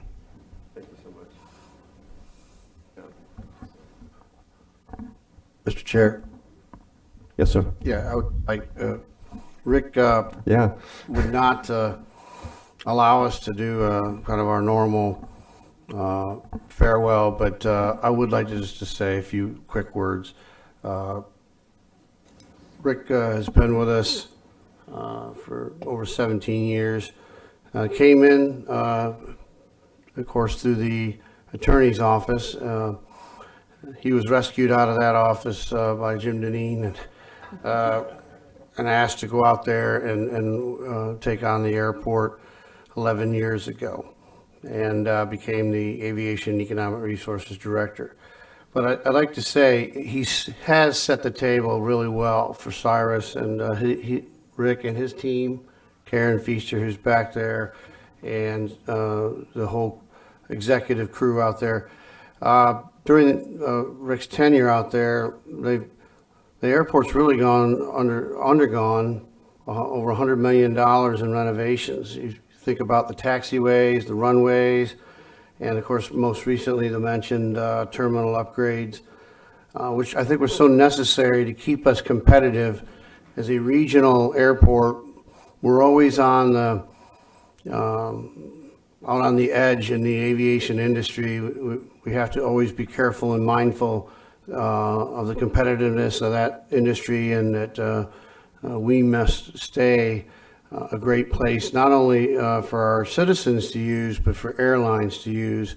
And Rick has made sure that that's the case, especially with these most recent upgrades, where through his leadership, we brought in common use electronics and stuff that will be very useful. He also, of course, has led the recruiting effort for airlines, which is something that takes literally years to work on. We were able to bring in Sunwing, and maybe we'll get Canada to travel again and be using Sunwing, Silver Airways, and then, of course, JetBlue. And I just want to mention JetBlue because that really took quite a community effort at the time. And Rick led that community-wide effort that included the Chamber of Commerce, the business alliances, the advertising agencies, and of course the Speedway. And they all came together, and it was that kind of community support that it took to get JetBlue to come. Unfortunately, again, and this shows kind of the industry, they did choose to go somewhere else, but through no fault of Volusia County. We had very high rating, over 95% of their flights were full. It was just something that, again, they're making decisions on a much larger corporate scale. I believe they'll be back someday. We've already added flights, as you know, with Delta and American Airlines, and as the industry comes back, we're in perfect position, and Rick and his team has put us there. And I would like to also say, and I think this is a big part, Rick's heart has always been with this community. He definitely bleeds the county blood. And Rick, I just want to say, you've been a great colleague and a friend, and you'll see. We'll go through a tough day, and Rick's the type of guy that'll give you a call and try to tell you something funny or something to make you laugh and move on. He's got great vision. So, Rick, just thank you for your years of service here. Thank you for being a great friend to the rest of the staff, and you will be missed, and don't go far.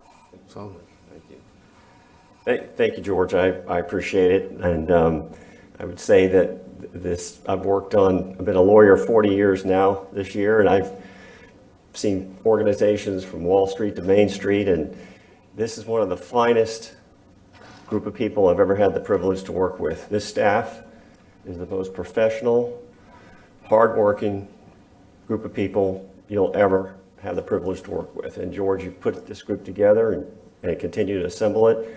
Cyrus is an amazing executive. You're going to find that he will take the work that I've started, and he's going to take this, like, the sky's the limit. I believe it. It's a congratulations on being able to recruit someone of that caliber. He's going to hit it out of the park, and there are great things to come. And trust me, I'm not going anywhere. I'll come back and darken your door about some project or something going on in the future, but I'll be around. And thank you for your support and your kind words. So thank you very much. And I know you got a long day, so God bless you. You're not done yet. Rick.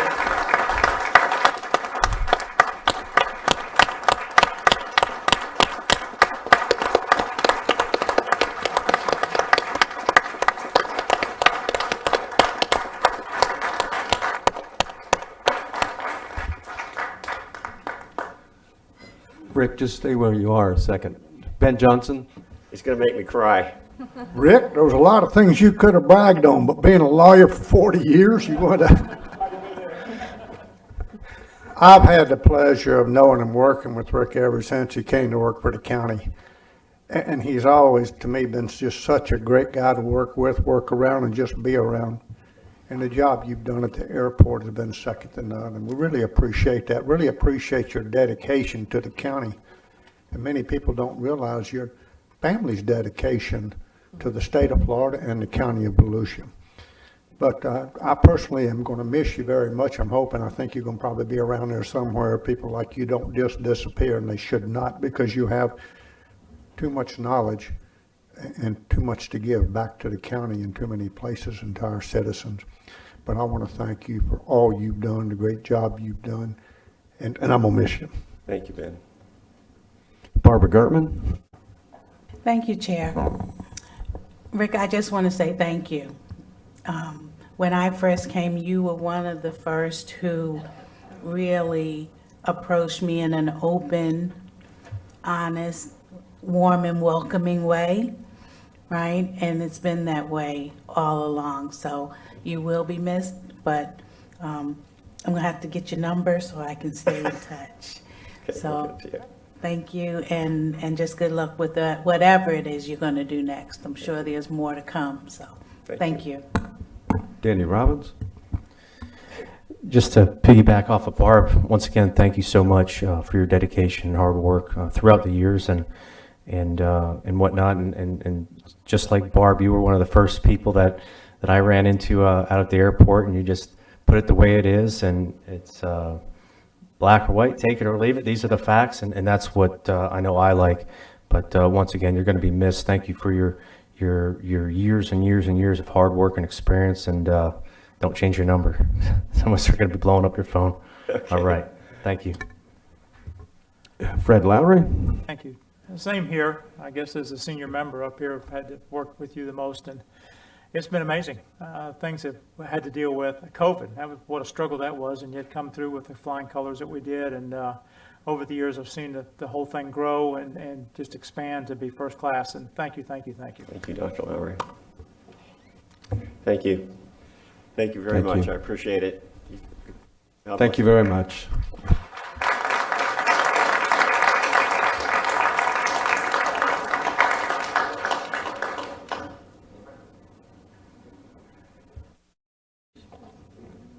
Yeah, I'll stay till another 20 minutes. Yeah, no, I appreciate it if you would. Yeah. And it could have been voted on, and I'll tell you Okay, thank you for the time for a quick huddle. That brings us back to on track for item 4, discussion of dogs on the beach. And I want before you start, I want to make something clear to the public that I've learned from the many emails that we've gotten. This item is not on the agenda for those of you that are against it because of Billy Wheeler or me or anybody else. This agenda came from the staff because of the number of people that have spoken out about this, asked for it to come up. So we also can't take credit for it for those of you that are for it, but we are going to discuss it, debate it, and try to come up with the best possible agreement. With that, Suzanne? Thank you, Chairman, members of the council. Suzanne Conchin, Deputy County Manager. I'm going to lead this presentation, but I have with us this morning several key staff members of your team that have assisted in the preparation and will help me with questions. We have Chief Etheridge and Deputy Chief Jenkins from Beach Safety. We have Coastal Director Jessica Winterup. Animal Services Director Adam Leith is on paternity leave this morning. He had a baby girl this week, and so he's doing a more high priority exercise this morning. But Joe Pozo, Director Pozo is here, and if we have animal services questions, Mr. Pozo is here to help me in answering it. And finally, last but certainly not least, Ginger Adair, our environmental director, has been a part of this. Patricia Boswell, the director of the Department of Health, is here this morning too. I know health issues have come up in the past, and Patricia is here to assist if we need her. So to jump into the PowerPoint on this discussion, Council in April did ask that we bring you alternatives to consider for dogs on the beach, and just a little bit of history to start with. The beach code does prohibit on our county beaches canines except in two locations, Smyrna Dunes Park and Lighthouse Point Park, on both sides of the Ponce Inlet area. In 2014, I think has been pretty well discussed. The former council also considered trial periods for expanding the areas on the beach where dogs would be permitted, but chose at that time not to pursue additional areas. Some of the packet material from that discussion has been provided for your background information. But more recently in March and then again in April, Council asked us to revisit this issue and come up with some alternatives for you to consider. We have prepared for alternatives to present to you this morning, although, as I mentioned in some of your briefings, you know, there could be 40 alternatives. There really is a long stretch of beach. We're certainly open-minded to whichever way the council chooses to go, if you would like to try a trial period. The four options we presented, and then I am going to touch on a fifth that's been proposed by some of our community members briefly. But number one, no change from the current code, the null alternative, if you will, but it would leave the two inlet parks as they currently exist. We've also identified a half-mile area in the North Peninsula, which would be between Bicentennial Park and Al Weeks North Shore Park.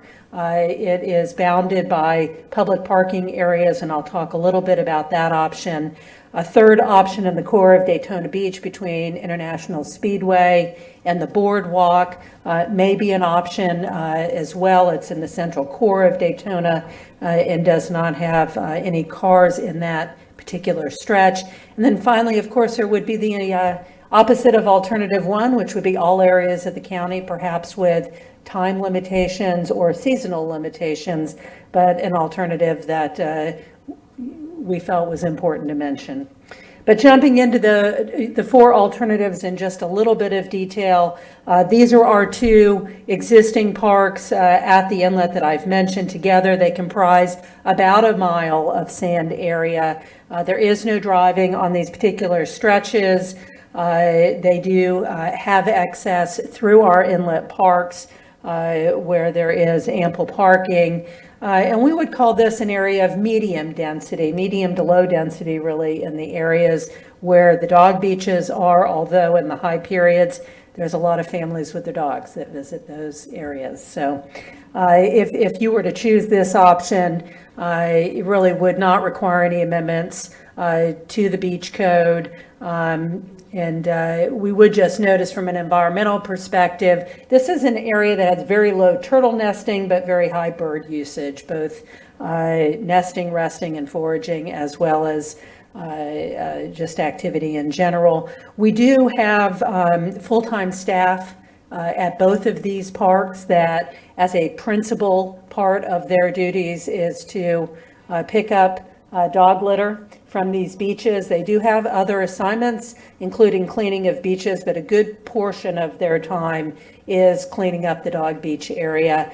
We do call animal control officers when necessary, and they do respond to whatever those needs are. And we try to use them for overtime detail during peak weekends and peak seasons, but it's on a voluntary basis. Option 2, I'll just jump right into that, is the North Penn option between Bicentennial and Al Weeks Park. It is about a half mile in linear distance. It is flanked by Bicentennial Park to the north, which has about 73 parking spaces on the east side of that park and a pedestrian flashing light and dune walkover. On the south side is the North Shore Al Weeks Park. That has about 160 spaces on both the east and the west side of Ocean Shore Boulevard.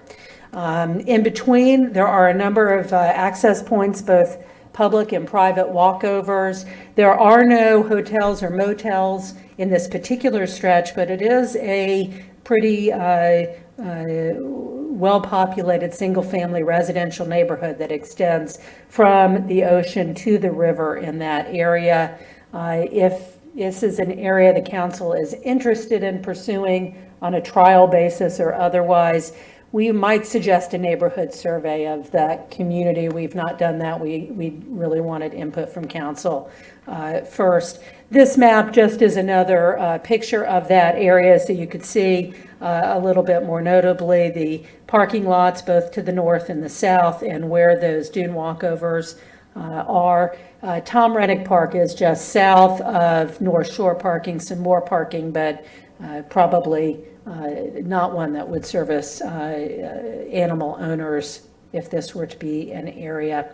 As far as environmental, this is a natural beach management area.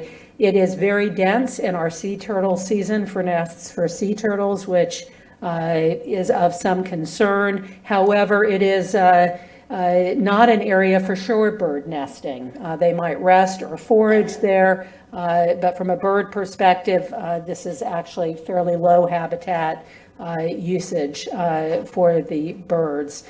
Animal control does service the North Peninsula area. It is part of unincorporated Volusia County, and as you may remember, there is a dog park within Bicentennial Park west of the ocean, and they do get calls in that dog park from time to time. So Mr. Leaf tells us it's not unusual for them to have animal control officers in that reach, and if this is an area of any interest, they could be asked to patrol while they're up in that reach from time to time. It wouldn't be a full-time presence, but it would be some presence that's already a part of our work program in that area. We would be predicting a need to shift some beach safety resources to respond to calls in this area if we pursue this.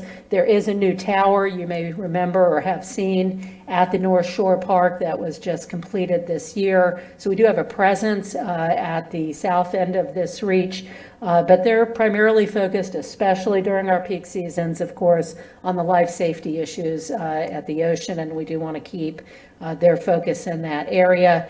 If you did want a full-time presence in this stretch, we did calculate that 2.8 full-time equivalents. That would be a sunrise to sunset 7 days a week. Of course, we could scale that down to a lesser presence if we wanted to dedicate more than an occasional pass-through by animal control, for example, litter pickup, etc. And as with all the alternatives in your packet, we provided some cost estimates.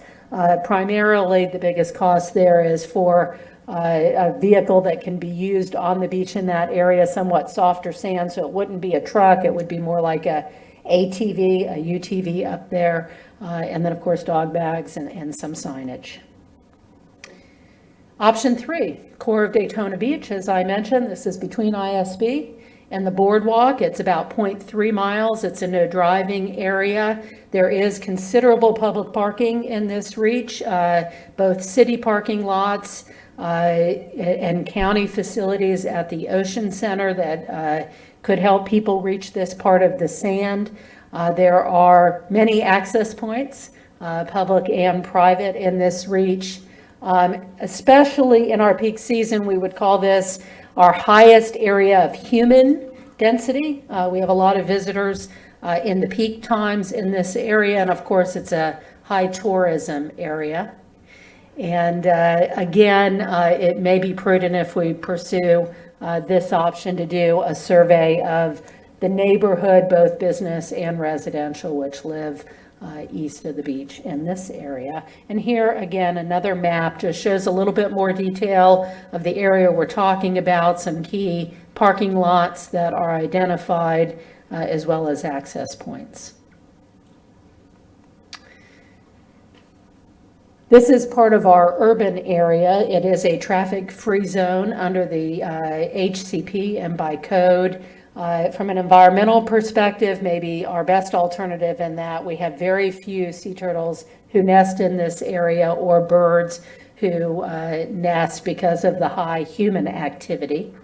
One of the anomalies or challenges this site might present to us is our animal control officers do have jurisdiction on the beach, but they're not in the city of Daytona Beach core. Of course, we're in primarily the unincorporated, only the unincorporated areas except for the beach. So calls for service may be a little longer to respond to for animal control because they'll have to travel from wherever they're at in unincorporated areas to respond.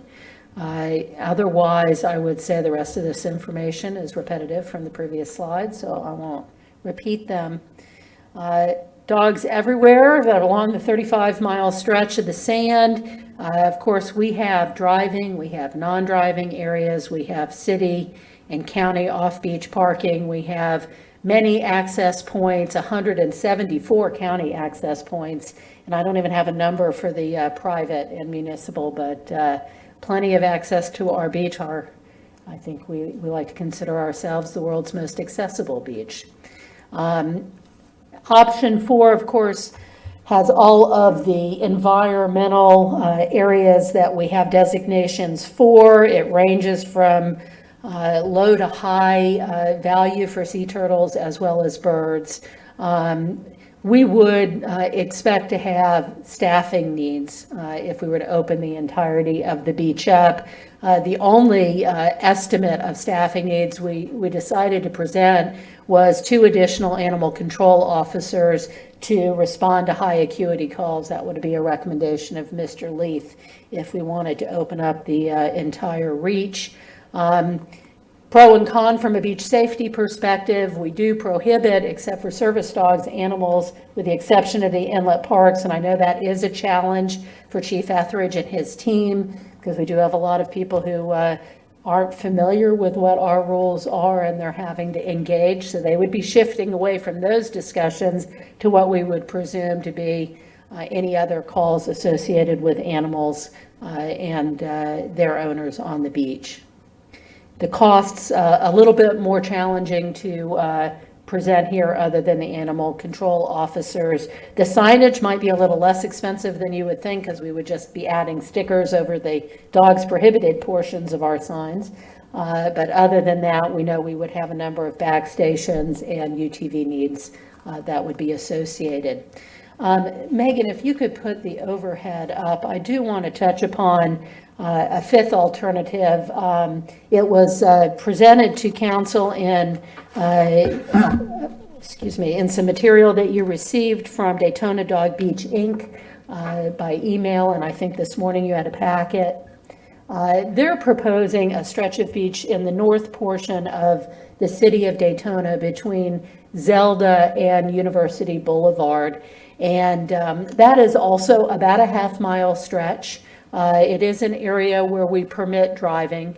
It is an area that during high season has a lot of high density of people. It has 5 active hotels that are open currently and 2 that are currently closed or undergoing remodeling. There we go. Thank you, Megan. Not the best clarity, I apologize for that, but you can see the 2 black lines to the front, to the top and the bottom represent University to the top and Zelda to the bottom. And then there's a thank you. And if I can annotate, let's see if I can do this.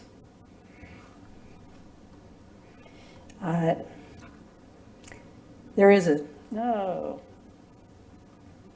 Did I do that, Megan? I'm sorry, I'm not going to try to be fancy. I do have a circle that's now on the bottom of the screen. That is where the university parking lot is. It is on the far side of the Hard Rock Hotel, as you may know. It was mentioned in their material that it would provide public parking for this option. I just want to note that it is several properties south of University Boulevard. And so if University Boulevard were to be the ending limitation, that parking lot would require dog owners to walk along A1A to get access down University to access the beach. Unfortunately, we do not have any public off-beach parking in the stretch between Zelda and University that is available unless you do drive your car down onto the beach or you happen to live into that neighborhood. So I did want to make note of that option since it's been suggested to you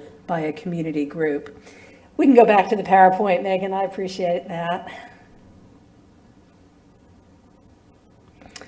Okay, just a couple of additional considerations. I've mentioned a trial period. As I have mentioned to a number of you individually, when we looked at our recommendations, we felt most comfortable recommending as alternatives no driving zones. We have our plate pretty full with cars and people on our driving beaches. So if we want this to be a successful trial, we thought a non-driving area would be prudent.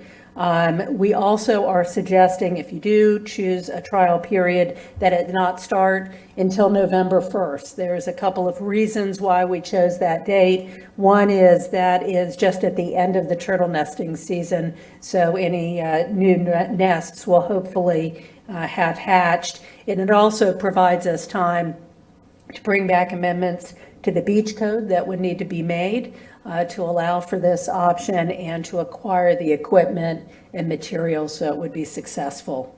And then we could theoretically come back to you any number of months later, perhaps April or May, to report back on how that trial was progressing. I've already mentioned the possibility of a neighborhood and business survey, but I just wanted to repeat that. If it was of any question, it would be our recommendation that the current leashing requirements under county ordinance be maintained in any additional areas we have for dogs, as well as vaccination standards, which are required by county ordinance. There have been a number of health concerns noted, especially in 2014 and again in April when you heard this discussion. I would be remiss if I didn't note that there is concern that both doctors and members of the public have cited. And from a tourism perspective, I know that there's been a number of emails from members of the community, including Mr. Davis, citing concerns about mixing dogs in the tourist area. So I didn't want to ignore that comment, wanted to highlight them. Many of those emails were in your packet. I'm sure you received others.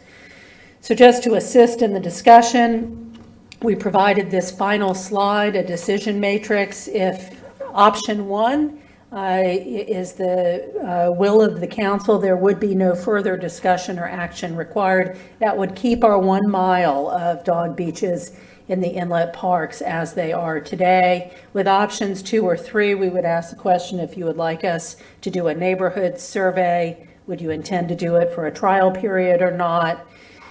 Would the dogs be in certain hours of the day, or would it be unlimited? And what are your expectations for staffing, if you can articulate them?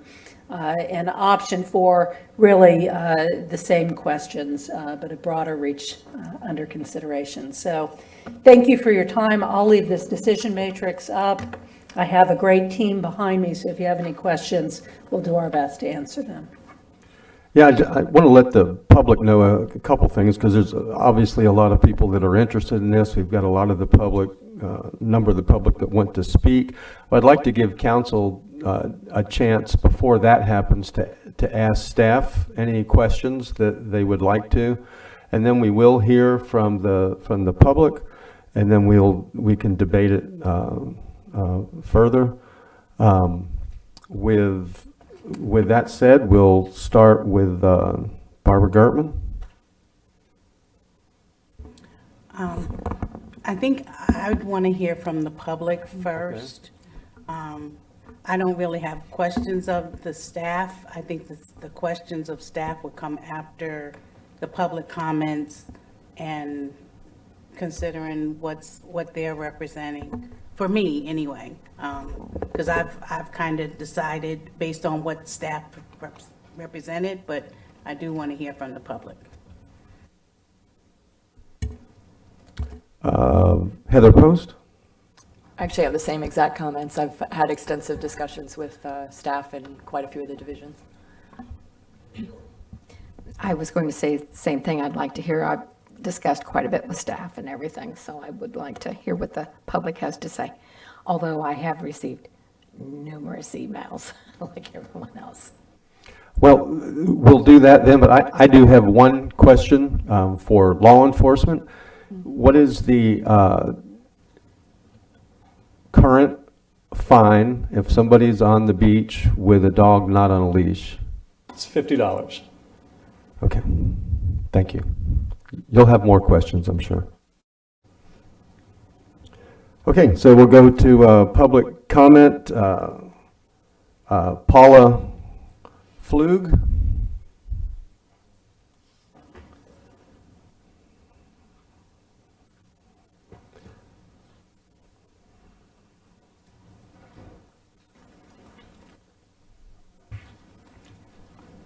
Hi, I'm Paula Flug. I'm representing Daytona Dog Beach out of Daytona Beach, Florida. I'm actually going to give my time to Nanette McKill-Petrella, And if that is okay with you. you are also down here, so you're going to speak for both of you? Yes. I'll That's the hope, please. go ahead. Alrighty.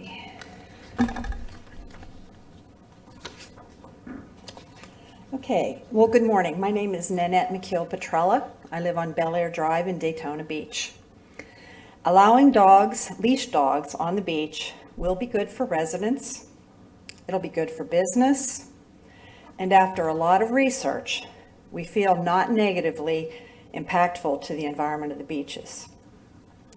I am here as president of Daytona Dog Beach, Inc., a Florida nonprofit organization of nearly 800 members, mainly Volusia residents, who are interested in expanding access for dog owners and their leashed dogs. And we are committed to working with you to make that happen. We hope you did have an opportunity to review our detailed proposal, which was sent to you electronically last week and provided to you, in hard copy this morning. To be clear, we are asking for a yes vote today on anything other than option 1.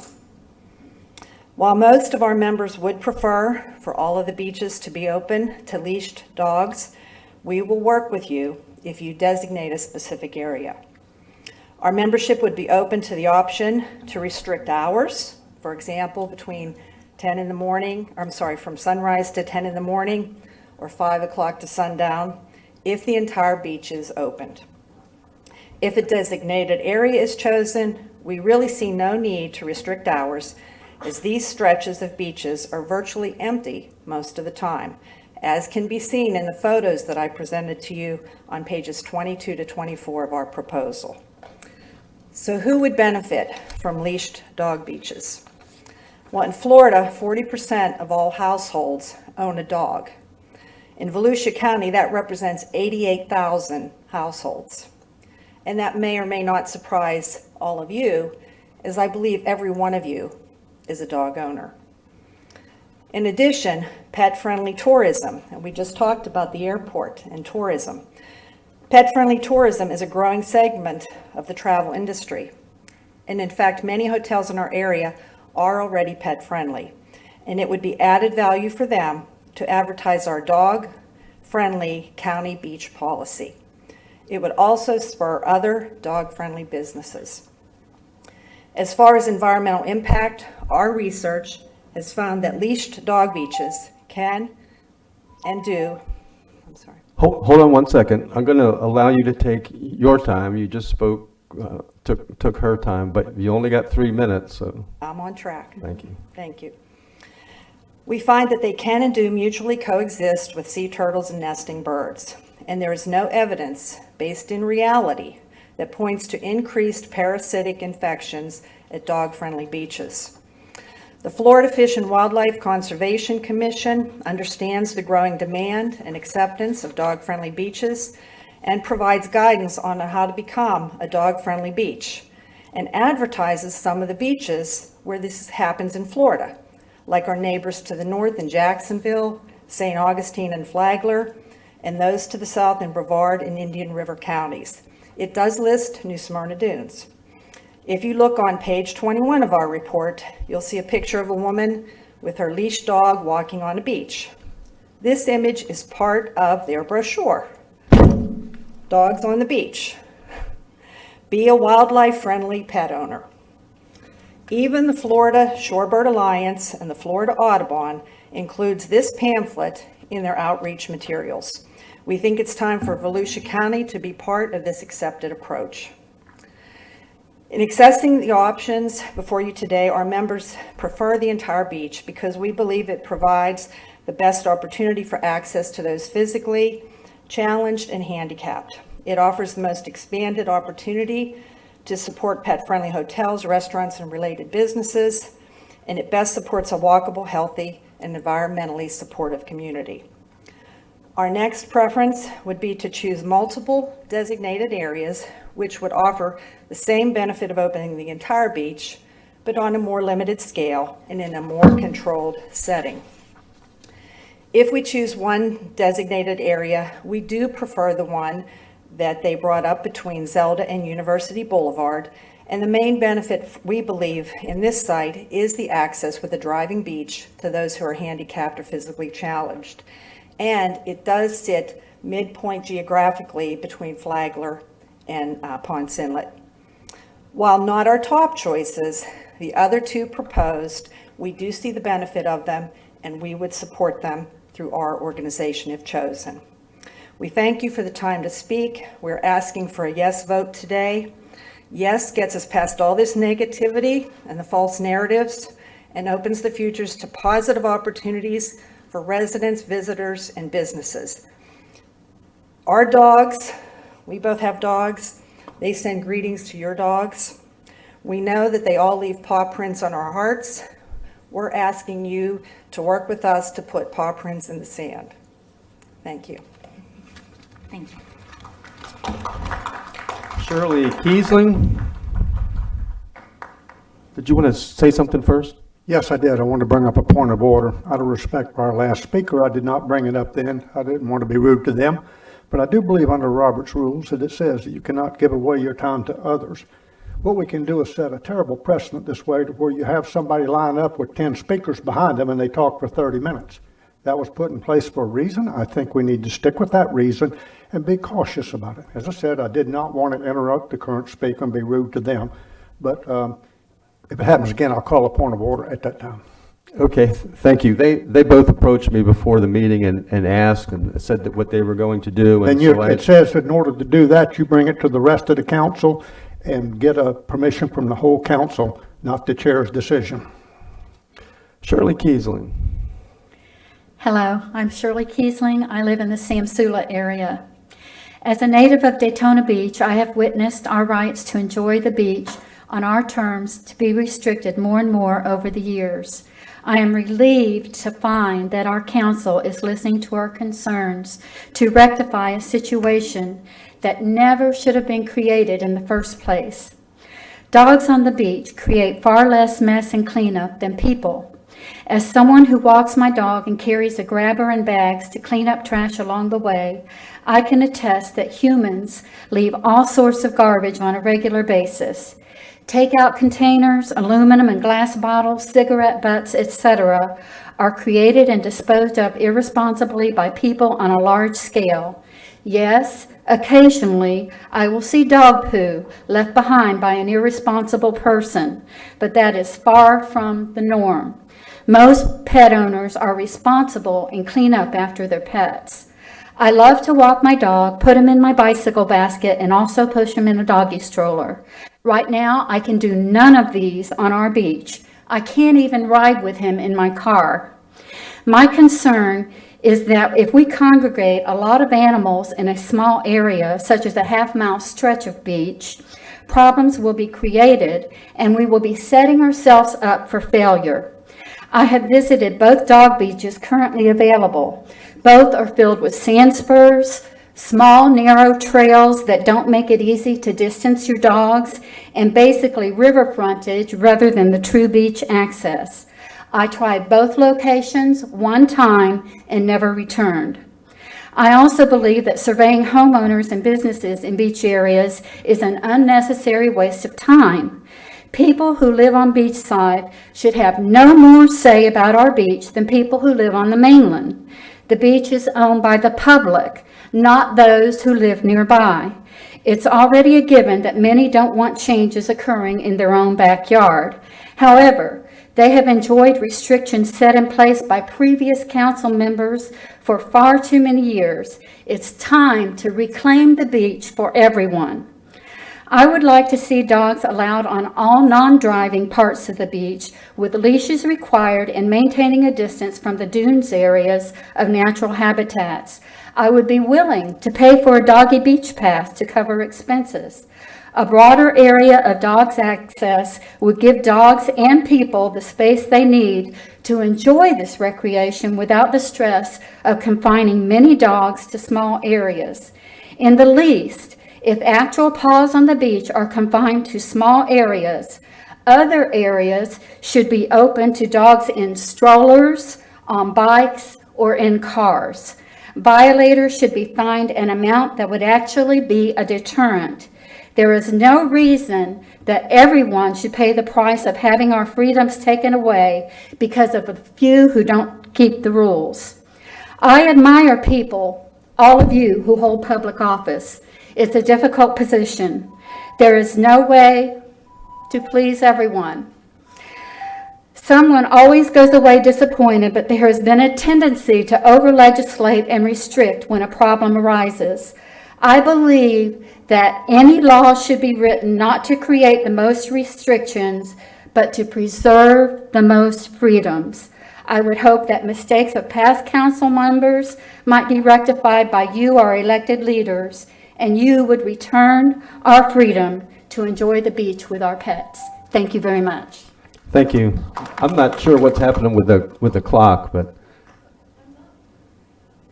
okay, it's cleared now. And James Deem, followed by Marianne Freeman. Hi, James Thomas Deem, 4560 Alder Drive, Port Orange. So I am actually new to the beautiful state of Florida. I just moved here from Oregon, which is extremely dog friendly. I've never experienced this. To come here and be extremely sad because my dogs are sad, there's a couple of places to go at the beach, Ponce Inlet and Smyrna Dunes Park, which are not realistic options for most people because, well, Smyrna Dunes Park is a really long hike. My dog is a senior, it's hot. We can't even make it to the beach. It's just too far. And well, Ponce Inlet is so small and very just, you can't even take your dogs there because there's usually people fishing and there's a lot of people. I've tried it and we just left. So we go to the parks, walk around. you know, that's nice, but we get bit by mosquitoes. My dog wants to go to the beach. I think that all the beaches in the county should be open. I think that restricting it to certain areas, you're going to spend so much time on educating people, oh, you're only allowed here. Restricting access, I think, again, all the areas should be open. I've never been to such a unfriendly dog unfriendly. There's literally signs in my neighborhood that accuse my dog and me of poisoning children. It says poisoning children. I think it's ridiculous. The tourism, there should be dogs allowed on all the beaches. And I'm a resident here now, and I think it's really wrong that I can't take my dog on the beach, and very, very upsetting. And when I found out that this was going to be on the discussion, I drove here this morning and took time off my new job to come here and say that I want to have my dogs on the beach, to all the beaches, not just restricted to one area, because that's not realistic and that will create more problems. Again, and that's all. Thank you. Thank you. Marianne Freeman, followed by John Nicholson.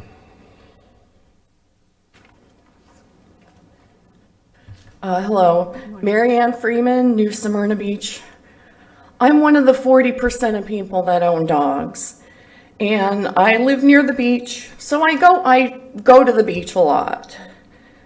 I'd like to represent the people that haven't spoken about not wanting any additional dogs with the general public. The dogs aren't the problem, the people are. People are in general. The world we live in, people don't think the rules apply to them. We can pick a handful of topics. Today it's dogs on the beach. For instance, on Saturday, I had the privilege of going to the Smyrna Dunes Park, which I knew there's dogs there. I enjoy it. I pick shells. I enjoy the lighthouse looking over there. It was early 8:30 a.m. I ran into 3 groups of people with dogs.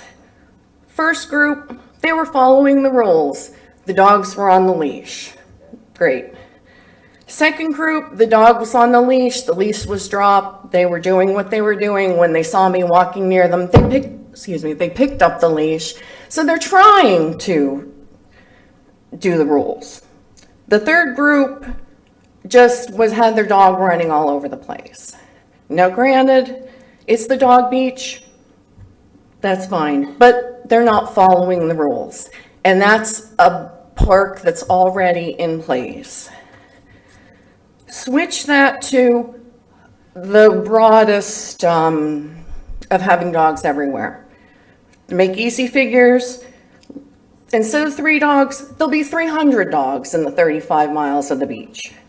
You'll have 100 people following the rules with the dogs on the leash. You'll have the next 100, the dogs will be on the leash. If someone's watching, like the leash will be dragging along. If someone's watching, they'll pick the leash up. They'll try to do the rules.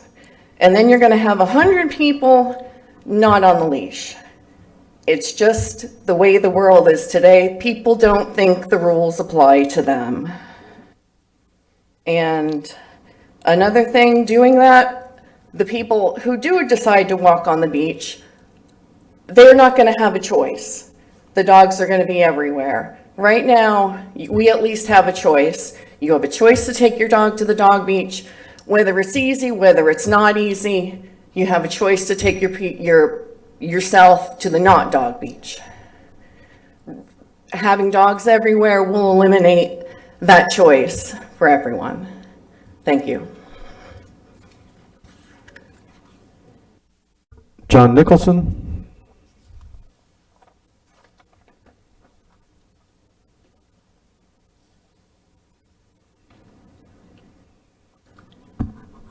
John Nicholson, 413 North Granbury Avenue.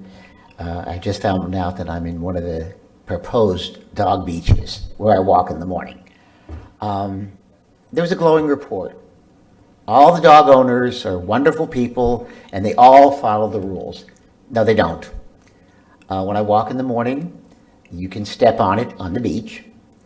When I walk in the morning, I walk down the boardwalk. There's a park, grass.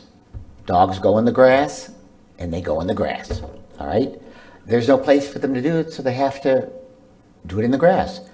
The possibility that you open up to everybody, the whole 35 miles, is going to create problems for everybody.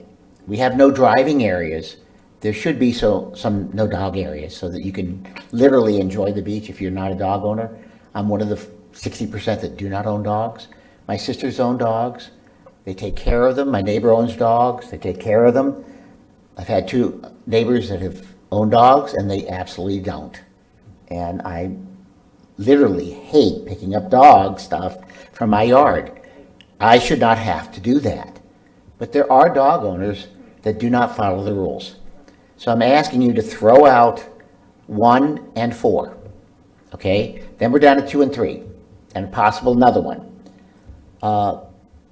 When I walk morning, noon, and night, middle of the day. The area in front of Ocean Walk and Wyndham is packed to the gills. That's that section that you want to open up.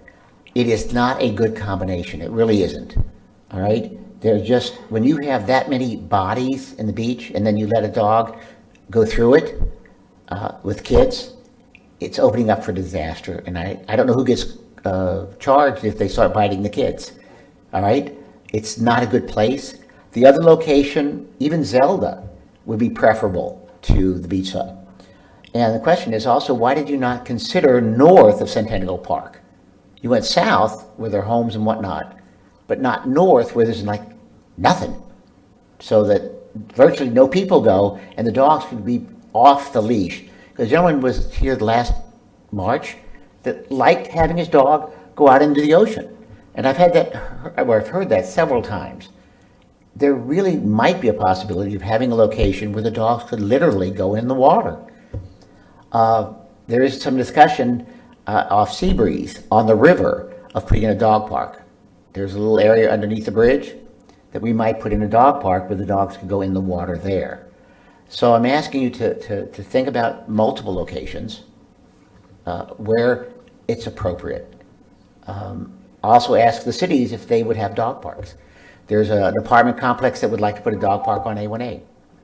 So expand it if you would. Thank you. Thank you. Allison Thoreau.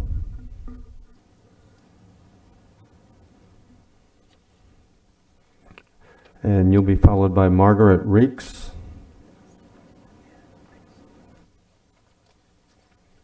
Good afternoon, thank you. I am here because I read it in the paper, and one of the designated areas is by Bicentennial Park up in Orme by the Sea. I can't really, with personal knowledge, speak about the other locations. I don't have enough knowledge on those, but I do certainly on the Bicentennial area, which is right where I live. The presentation, although it may have appeared thorough, did have some errors in it. One of the claims in that region was that there was no motels or hotels. There is a motel there. There most certainly is within that half-mile region. The other claim was made that that region is not a very populated area of the beach. That's certainly not true. There's limited parking already. There's many cars that illegally park on the weekends, and they overflow down the side streets where they're not allowed to be.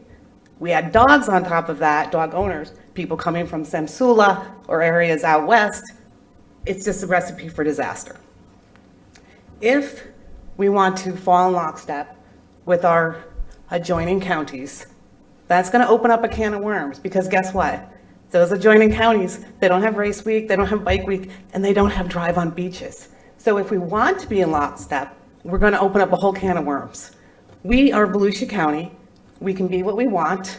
And right now, the dogs have places to go, dog parks, that when they're concentrated, have a lot of issues with children and within themselves. The dogs fight, the owners fight. If we do that within an area like Bicentennial Park, we are going to have a lot of issues. Now, excuse me, instead of a proposal that may actually cost the county money, if we are so determined to have dogs on the beach, how about a proposal where we actually make money? We limit it to a time, and we require permits. We require permits for the residents, and we require permits for any guests. If hotels or condominium owners or the like want to provide that and be dog friendly, they can go ahead and supply their guests with those permits. But just like the county rabies tag, we require our dogs to have those. I am a dog owner. We could also require the beach pass to be on their neck, on their collar. And let's make some money. And let's not group these dogs into one area. Let's spread it out. Let's not negatively impact any one particular area of homeowners. And let's, if we're bent on having dogs, make it accessible to everyone. Thank you. Thank you. Margaret? Reeks or Ricks? Ricks. Followed by William Muller. Hello, my name is Margaret Ricks, and I will be speaking specifically in regard to option 2, which is going to be North Shore to Bicentennial. And I have been cleaning up the beach there since I was in high school to do my community service hours, and I've continued through college. I've lived here all of my life in Ormond by the Sea, and as it was said earlier, this is a densely populated turtle area. The residents know this. The residents care about the turtles. The turtles are a big concern for all of us, and people give up a lot of things for these turtles already. If you're looking economically, businesses give up their advertisement ability by limiting their signs at night. You look at residents who are like beachfront owners and spend tens of thousands of dollars for these regulations for the turtles. And you look at the safety aspect. Something that's terrible that's happened is we've had some vehicular manslaughter cases coming from the fact that we don't have great lighting, but that's something that's happened just due to the fact that we have turtles. We have a high turtle population, and it's something that you accept when you live here. I clean up the beach and I pick up the trash around the turtles, and everyone respects the turtles. Something that the turtles can't stop is a dog that's not under control.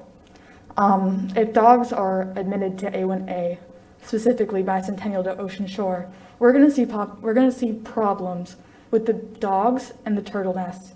The turtle nests can't protect themselves, and as we see and as we've said, not every dog can be kept on their leash. There are accidents. Accidents happen, and what I will say, if we go with option 2, an accident will happen. If we choose not to go with option 2, we are preventing the possibility of these accidents that could wreck our natural environment. Thank you. William Muller. Followed by Jim Ricks.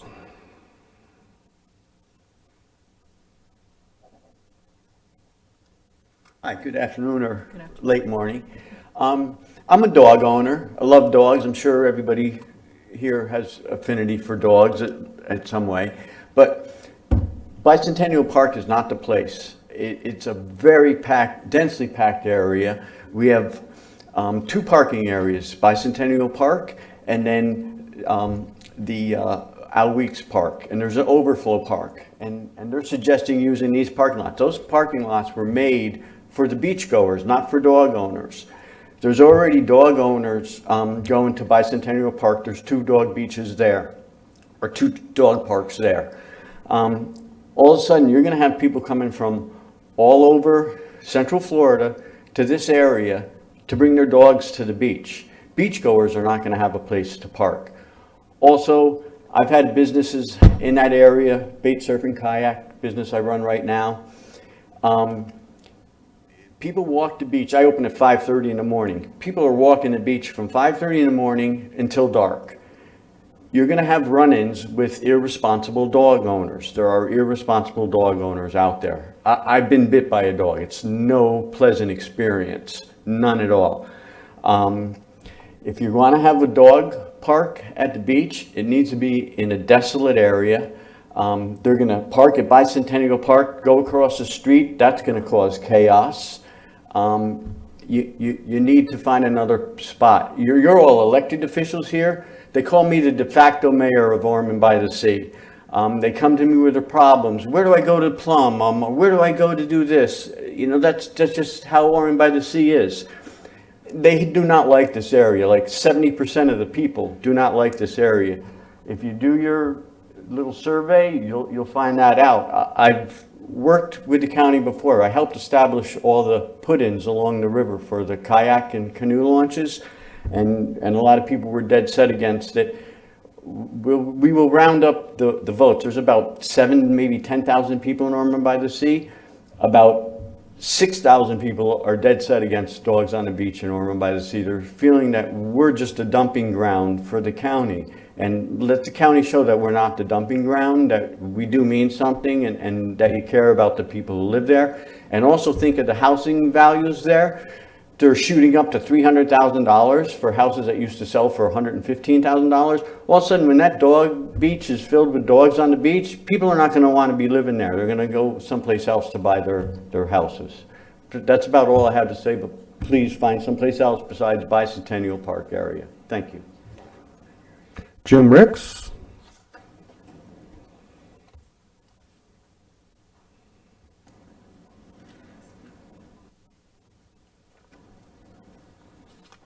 Good morning, Council. Thank you for your time. I am also from the Bicentennial Park area. I've been living there about 17 years. I've been living there, and we go to Bicentennial Beach on a regular basis. My son has fallen in love with surfing, so I'm there on the regular. What I can tell you in my observations in the last 17 years is we watched the development of the dog park, which was a nice thing. We're dog owners, dog lovers. But what we all know is what comes with dogs is a little bit of chaos, even well-behaved dogs. You have a great well-behaved dog, and all of a sudden a squirrel comes across the street and everything goes crazy. It just happens. And I've seen this with the dog park. What I've seen, we went to the dog park at first. We thought this was great. And then our dog found a dog that he didn't get along with. They start fighting, their owner gets upset, and what we just learned is there's a lot of drama at these dog parks, and it's kind of not our thing. But that's the thing. There's chaos and drama that comes with dogs, even with well-meaning owners, even with owners who try. And the other thing that goes on specifically with Bicentennial Park that I think is relevant to consider is the danger of crossing the street from the parking lot to get to the beach at Bicentennial Park. There have been lives lost there. I've witnessed this in 17 years, and it's usually young people. Usually people who are excited, they're going to the beach, they're not thinking, there's shrubbery just before you get to the A1A road, and they run out there. You add a chaotic dog on a leash, and I'm concerned you're going to have some problems there. So research the Bicentennial Park safety history and crossing the street. That's the other thing. If you park at Bicentennial Park, then there's also a strip that runs right along A1A. That's a dirt area that people park, but it's right next to A1A. So you're going to have dogs getting out on leashes right on the side of the road on A1A. And again, chaos factor kicks in, young kids, dogs. I think there could be a safety issue specifically with the Bicentennial Park area. So again, this is not against dogs. The idea of dogs being on the beach is nice. One thing that doesn't kind of make sense to me is if I'm a dog and I'm on the beach, the first thing I'm going to want to do is run around, jump into the water and do things rather than just be on a leash the whole time. So I don't know how much enjoyment they get from just being walked on the beach, but nonetheless, all in all, not a problem with the dogs being on the beach, but Bicentennial Park uniquely has some issues with it with regard to its parking and its infrastructure that I think that the council should look at before they approve that specific area. And I don't know enough about the other areas to comment on this. But thank you for your time. Thank you. And last is Kathy Pugh.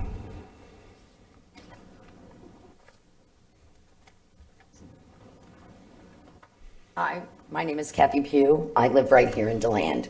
I have a dog. I love dogs. I have told you before, dogs do not belong on the beach. I can tell you, it just happened again last week. A neighbor walking by stopped, wanted to talk. I went down. What was in my front yard? Again, a pile of dog poop. We have 2 different stations in our development that have dog poop bags in them. If they're not going to clean up in a neighborhood they live in, and I live in a nice neighborhood. We have an HOA. It's not a crappy little neighborhood. It is a nice neighborhood. If they're going to let their dog do that in my yard and leave it, do you really think they're going to clean it up off the beach? Not going to happen. Not at all. And I agree with that gentleman. What fun is it to take a dog to the beach that's on a leash? So for health reasons, I don't want them there. I was speaking to a friend who actually lives on the beach in a condominium. She sees it happen all the time. She also said, I kind of really don't want kids on the beach anymore because they leave the diapers. So if parents are going to leave diapers, they're not going to pick up after the dog. I mean, come on. It's just not going to happen.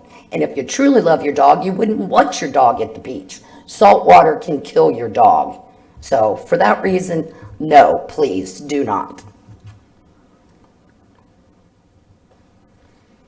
Okay, we'll close the public hearing on public comments in this matter, that being all, and we'll open it up to the council if anyone has questions for staff or Billy Wheeler. So one question was brought up, and is there a reason why we didn't look Bicentennial North? We principally looked south because it was bounded by public parking options in both directions.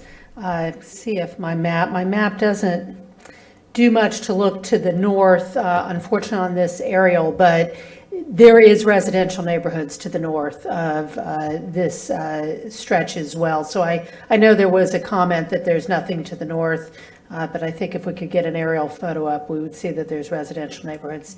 There is a state park further north on the North Penn that is unpopulated, but I believe the state park does prohibit dogs on their beach. So that was our thinking, was trying to maximize access. Another alternative we did consider is just right in front of Bicentennial instead of the stretch half mile to the south to try to contain it on a trial period. That could also be an option. It's about a 500-foot frontage of Bicentennial Park, but again, you'd have a concentration. I agree with the speakers who said that the more you limit it, the more I suspect we would have a concentration in that area.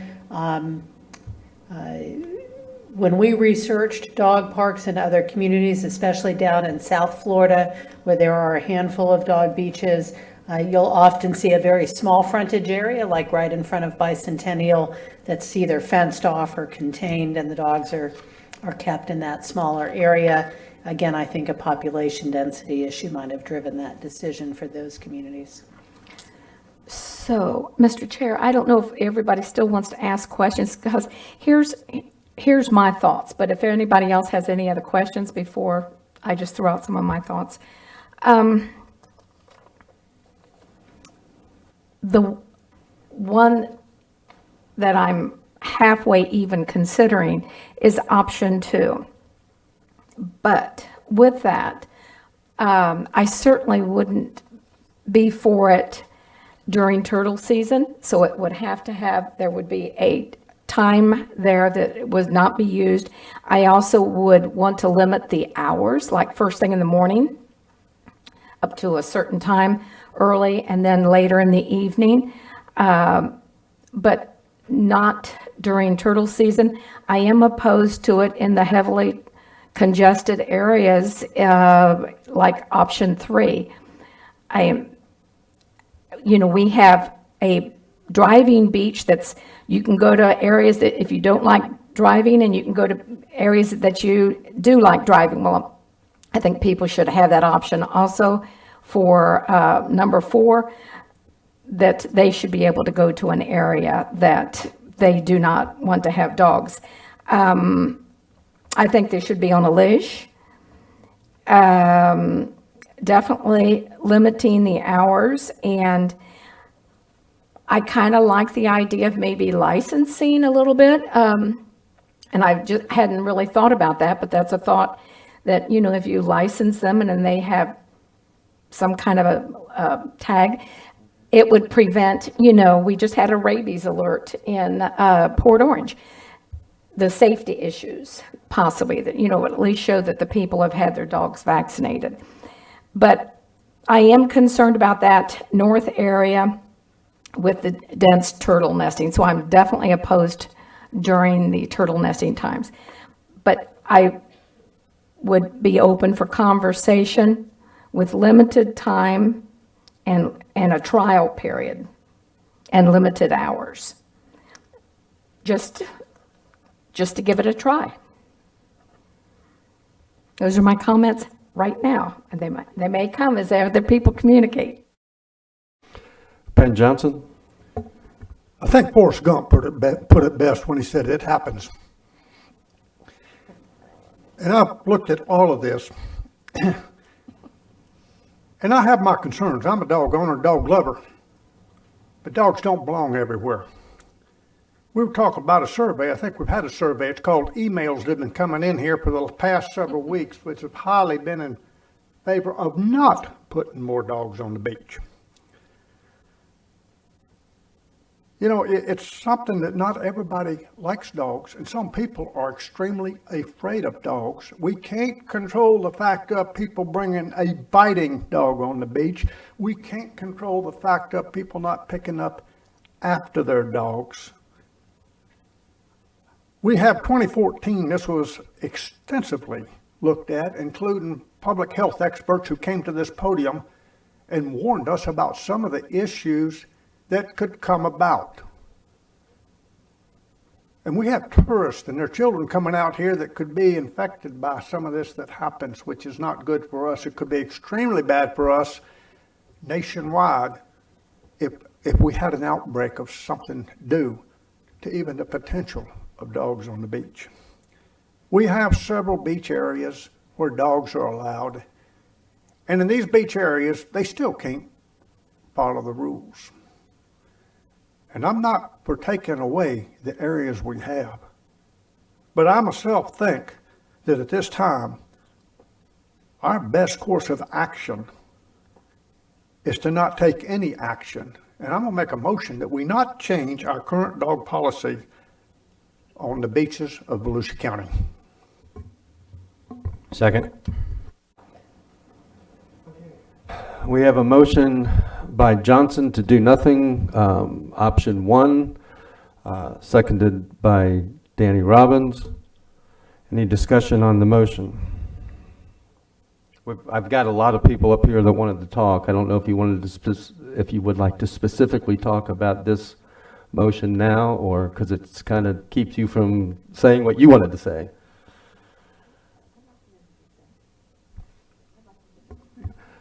I'm good with that. Billy would like to hear, I would like to hear what you have to say, Barb, and then Heather Post, as discussion on the motion that's on the floor.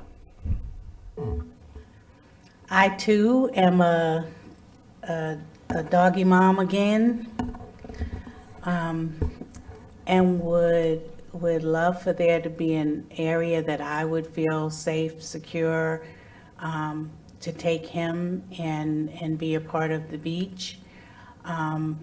The way we've talked about these options, I don't find any of them making me feel comfortable to bring my dog.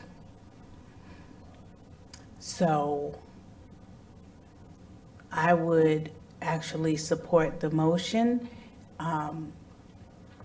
unless we were going to, staff were going to bring some other options, because none of them, I considered option 2 until I'm hearing a lot of the concerns about option 2.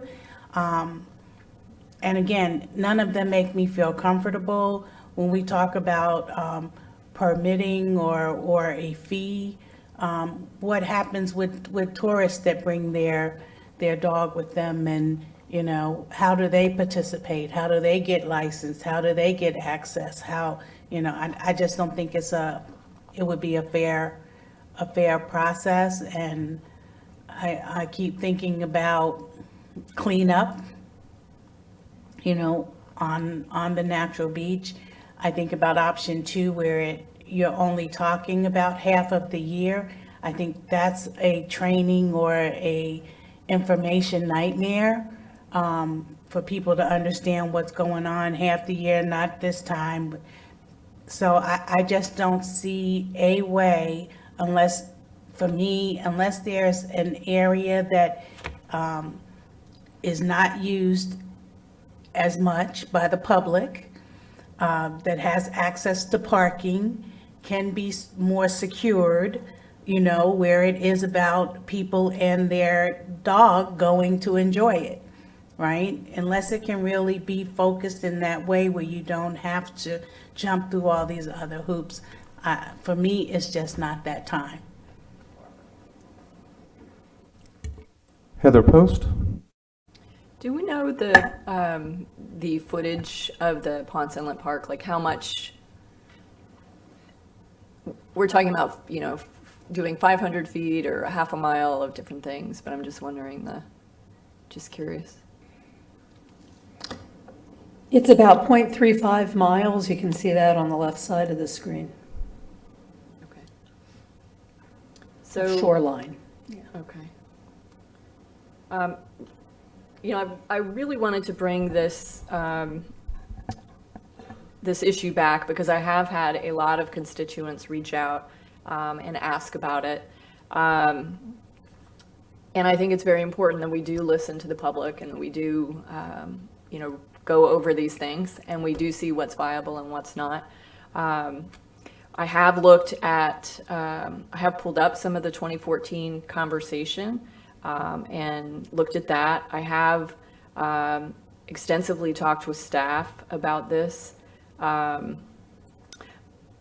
of the concerns that I had initially, or one of the questions I had in adding any additional space along our beachfront, was the two spots that we have now are actually, they have natural borders and they're not residential specific necessarily.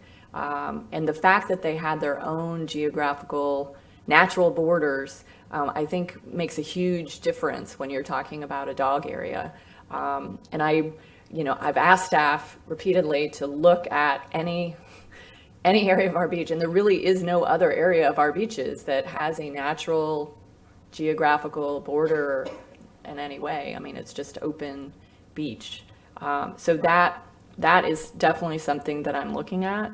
The fact that, some of these,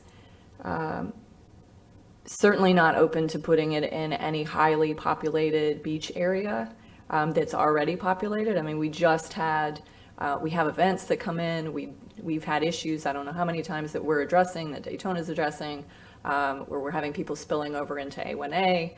I can't even imagine now having dogs all in that mix. And speaking of dogs in the mix, I know I've talked to beach safety a number of times. We do have a lot of dogs that come to the beach anyway. And I can tell you that I've had a few issues with some dogs on the beach. I've also seen a lot of dogs that, people hide and don't really make a lot of to-do. But I'm looking at the additional staffing as well. At the current parks that we have designated people for staffing. So now we're talking about additional animal control officers. We're talking about additional poop picker-uppers. We're talking about additional beach safety.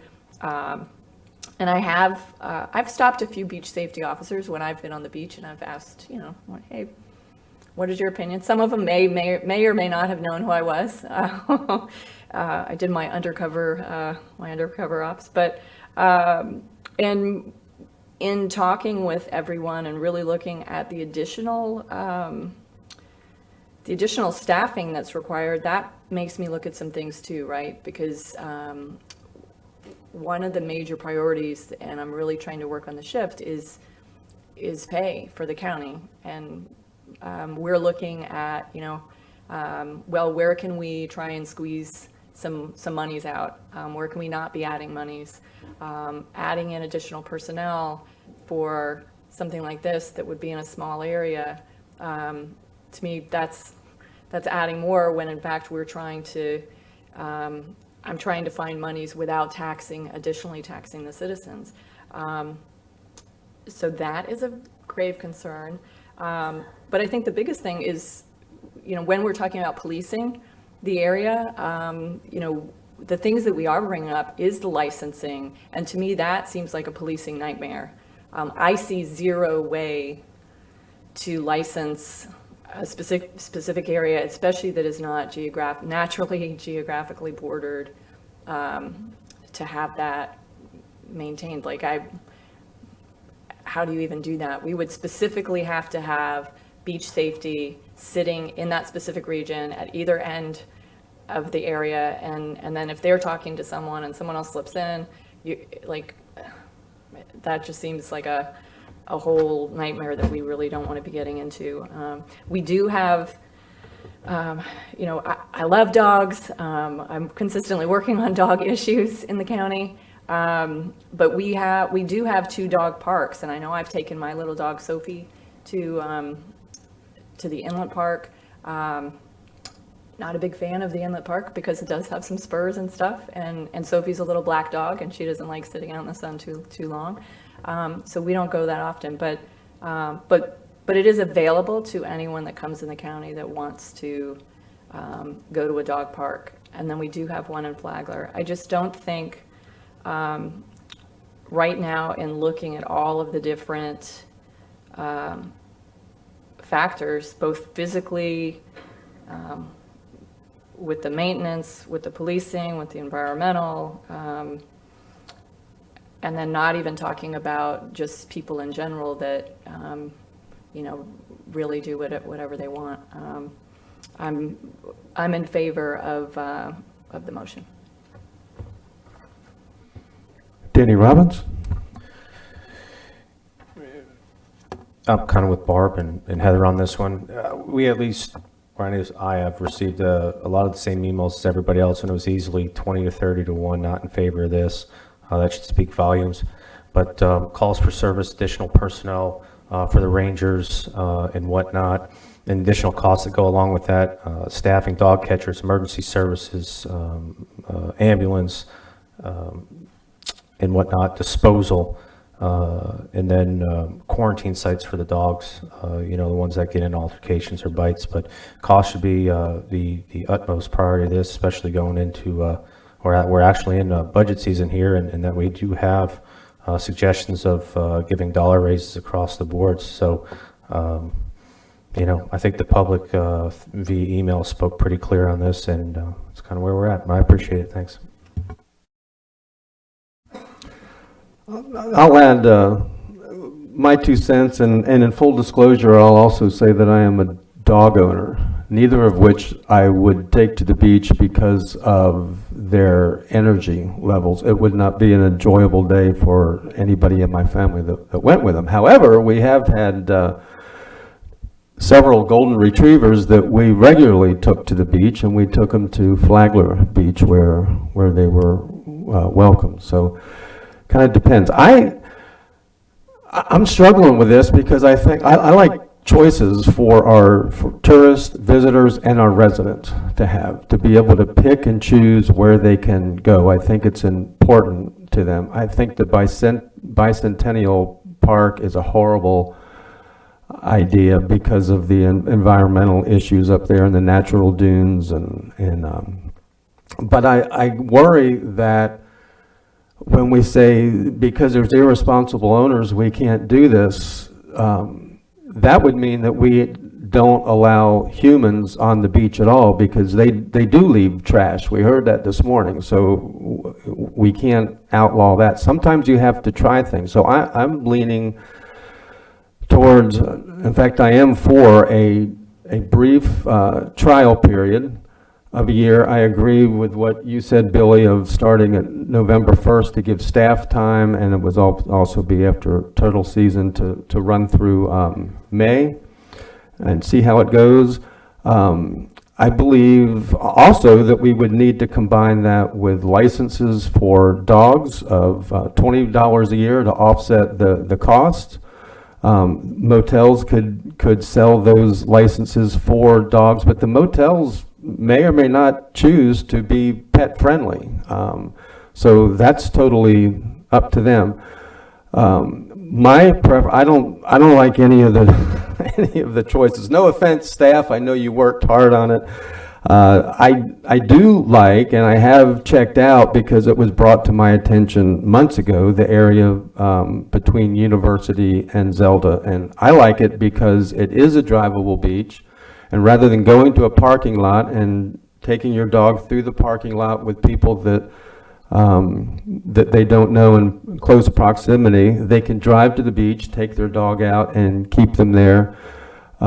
They would absolutely have to be on a leash, and I have a question for you about that in just a second. Because the point Danny brings up about extra, and everybody brought it up, about extra staff is a consideration. So I would like to see a trial period in that area, limited outside of turtle season, and then that's the best survey we could take. We could see how it goes, and we can adjust next year, either cancel it, or let it go, or expand it. So I do have a question for you. As far, if we limited it to that area, University to Zelda, what do you see as a staffing challenge there? Chief Etheridge, Beach Safety. It's like anything else. We would enforce it to the best of our abilities. The changes that would need to be done to the county ordinances to allow the animals in the cars as well as on the beach. There is no off-beach parking in that area, so it would only be accessible for walkers or people in vehicles. And just as anything, we would at that point deal with any negative issues that come along with the dogs. We had a bite this morning in one of the parks. And we would also have to change some of our data collection. Currently, we don't have anything specific for dog bites in our CAD system. So we would have to make sure that we are accounting for those things more specifically. The call that came in this morning came out as a traumatic injury instead of a dog bite. It only piqued my interest because of this conversation. We also had a lifeguard bit on Sunday by a dog that was running loose on the beach. So those are the options. Those are the incidences that are going to occur. They already occur in the areas that we have dogs that are allowed on the beach in those areas. So this will just make another area that we would have to deal with those types of issues. Like anything though, whatever you decide, we would do our best to mitigate any of those problems, and we would try and account for them as best as possible to give you a better idea of the things that were going on in that area. What section of the beach was a dog bite occurring? The one this morning, I believe, was in Ponce Inlet. It may have been, did you hear about it? At a dog park? In one of the dog parks, yes, sir. Okay. Okay. Thank you very much. Well, that's my feelings. Andy, I'm sorry, I should have asked you, how many extra people does it take to police litter on the beach, trash on the beach? Well, trash is tricky because a lot of times we're not aware of the trash until the groups leave. And then once they leave, you're able to see what they've left behind. And at that point, it's impossible to determine who actually left the trash. That ordinance is very specific. You have to see the person drop it to enforce it. And when we have high density of people, high density of vehicles and tents and coolers and kids, it's just a really difficult situation to actually get in there and see at such a granular level who is dropping a can or a wrapper or something like that to actually take an enforcement action. So that's a difficult one. When I get this question a lot, I kind of equate it to the Daytona Speedway. We had the equivalent of the Daytona Speedway stands empty out onto the beach every weekend. So 100,000 people down on the beach. If you've ever been to a race and you see what the stands look like when they leave, it looks exactly the same. The one thing I will say is that our coastal department, our contractors do an incredible job cleaning that mess up every day. When I get there in the morning, it's like a brand new slate. So they do an incredible job. I don't want to say it's just the cost of doing business. We can obviously look at different ways to address those issues, but it is a very difficult thing to get on top of. Yeah, we're off subject, but I appreciate you. That just made me think of that, because we don't always hire extra people for the problems we have. Maybe, again, off the subject for another time, but maybe we need to discuss having undercover trash policewoman or man. I agree. It's a huge problem. I agree. Right now we have a very limited plainclothes division, and our plainclothes officer has had to be in his uniform for the last few months because of our staffing issues. So he's actually filling another role, so we haven't been able to do any of those types of operations. Okay. And Billy, did you have a question for Andrew? No, I just have another comment. So, no, Andrew, I'm fine with you. I've got a question of Andrew when you're we done. have time. It was important for me to hear everybody's comments. As we all come in here so often, we have thoughts in our mind, and this was brought forward by several of us because we listen to our constituents, and regardless of how we feel about it, they deserve the right to have their counsel bring it forward. I had shared some of my options that I thought I would possibly consider, but after listening to my colleagues and then listening to your report also, I'm going to go along with the motion Mr. Johnson made. I'll support that motion. Barbara Gertman? Yeah, so Andy, one question. Do we have stats on the bites and incidents? Well, again, as I just explained, we haven't specifically gotten those nailed down because we don't allow dogs on the beach, so we never really had a specific reason to track those So the injuries. 2 parks, we don't track incidents? Well, they'll come into us in different ways. Like this morning, it was a traumatic injury, right? And then when you look at the call notes, when you dig into it, you'll see that it was a dog bite. If we were to move forward with any of this, and we may do it in anyway because we are working on improving the ways we measure our metrics and how we determine different things. We will add different call types for our cats so we can get more specific as to what exactly is happening. So when we go back and do the research and pull those statistics, we can see exactly what those are. Director Pozo? Yeah, Joe Pozo, Public Works. We have data on dog bites. It's not, I don't have it right at my fingertips, Ms. Gertman, but I'll get it for you and the rest of council, and I'll share that with you from Animal Services. Okay, that'll be great. I didn't know what else to call this other than poo patrol. So are there fees associated with someone not picking up after their dog if it's viewed? It would be similar to litter. It would be under the same statute or under the same ordinance. Okay, all right. After, I'm okay, Andy. After the chair spoke, I started considering, at first I wasn't in agreement if it was in a driving zone, right? But thinking about as you bring your dog to the park, right? I almost would prefer that he's in the car, right? Because if you have an incident, you have an easier way of securing the dog and, if it's parked right there. So I do still have the concern, however, of the pilot that's only 6 months because of the turtle. So I'm still kind of conflicted.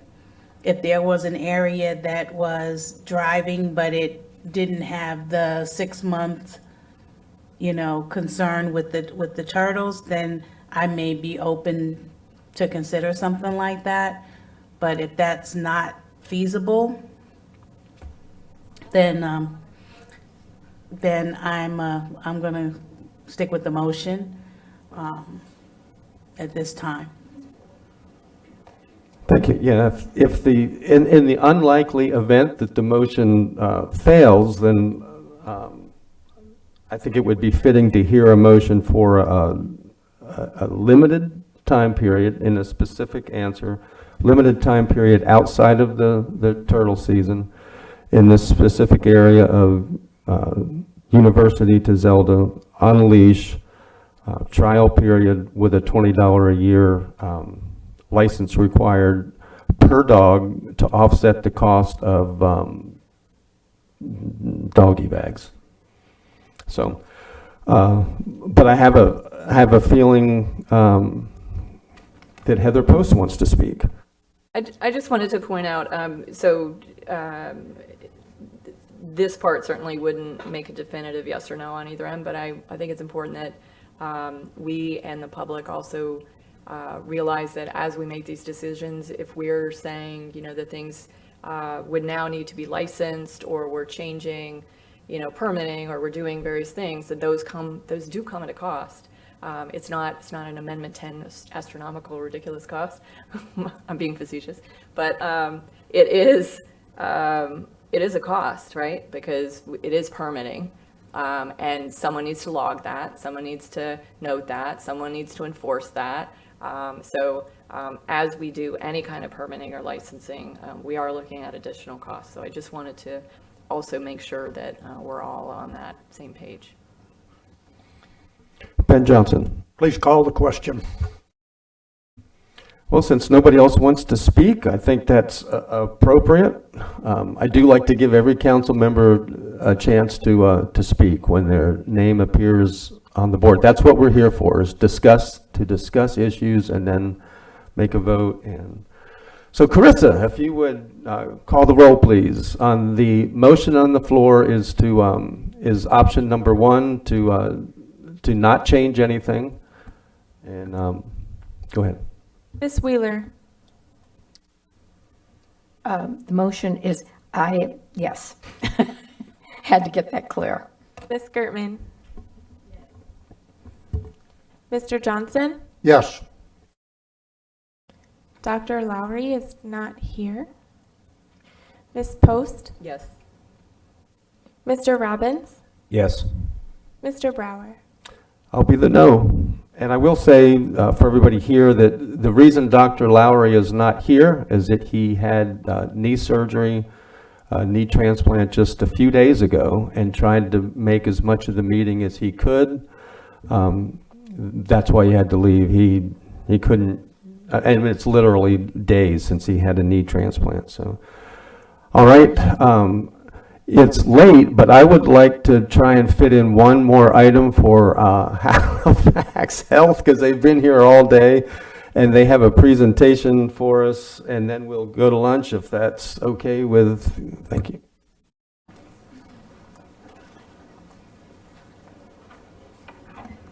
That is item number 5, presentation by Halifax Health regarding the request for medical service lien ordinance.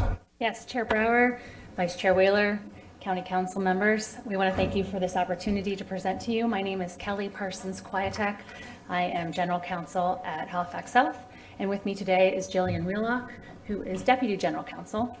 We also want to thank Mike Dyer and Laura Coleman, Assistant County Attorney, for helping us get to this presentation with you today. So we have a short PowerPoint, and we understand everyone wants to get to lunch, so we'll move through it as quickly as possible. If you figure that out.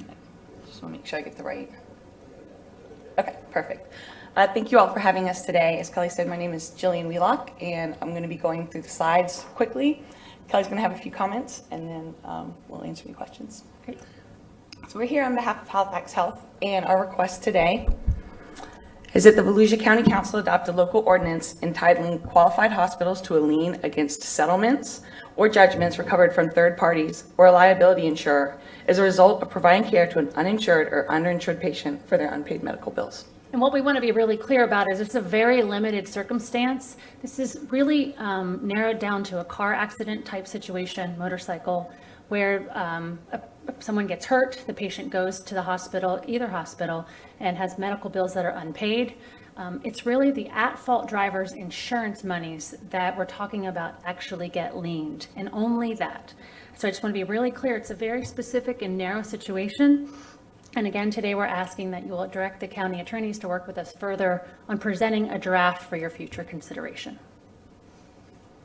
So just for a little bit of context, in some states, hospital liens exist by virtue of general law. In Florida, however, they exist on a county-by-county basis, and it's by virtue of local ordinances. Right, so in 1953, there was they called it a special law, which means the Florida legislature created a special law, meaning it only applies to 19 counties, not the entire state, which is what makes it special.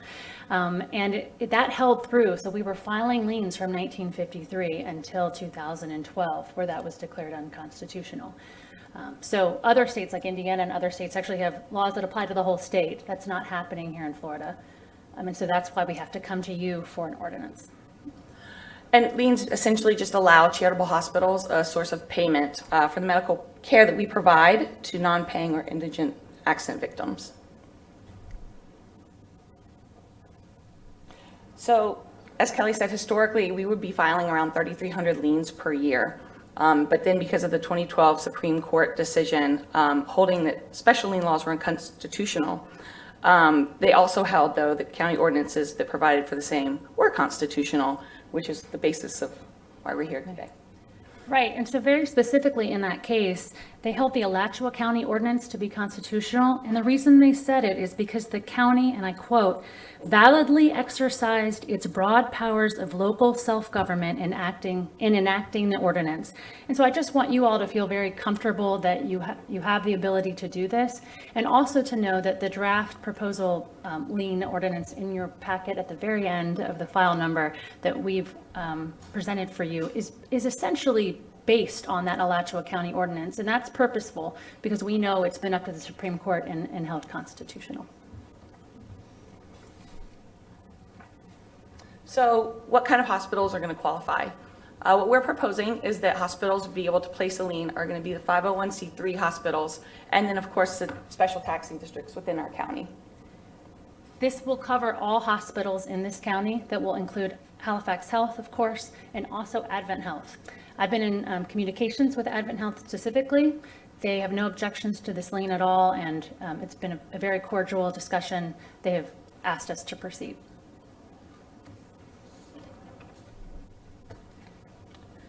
So just so everybody knows, the amount of the lien is not going to exceed those charges which are reasonable and necessary.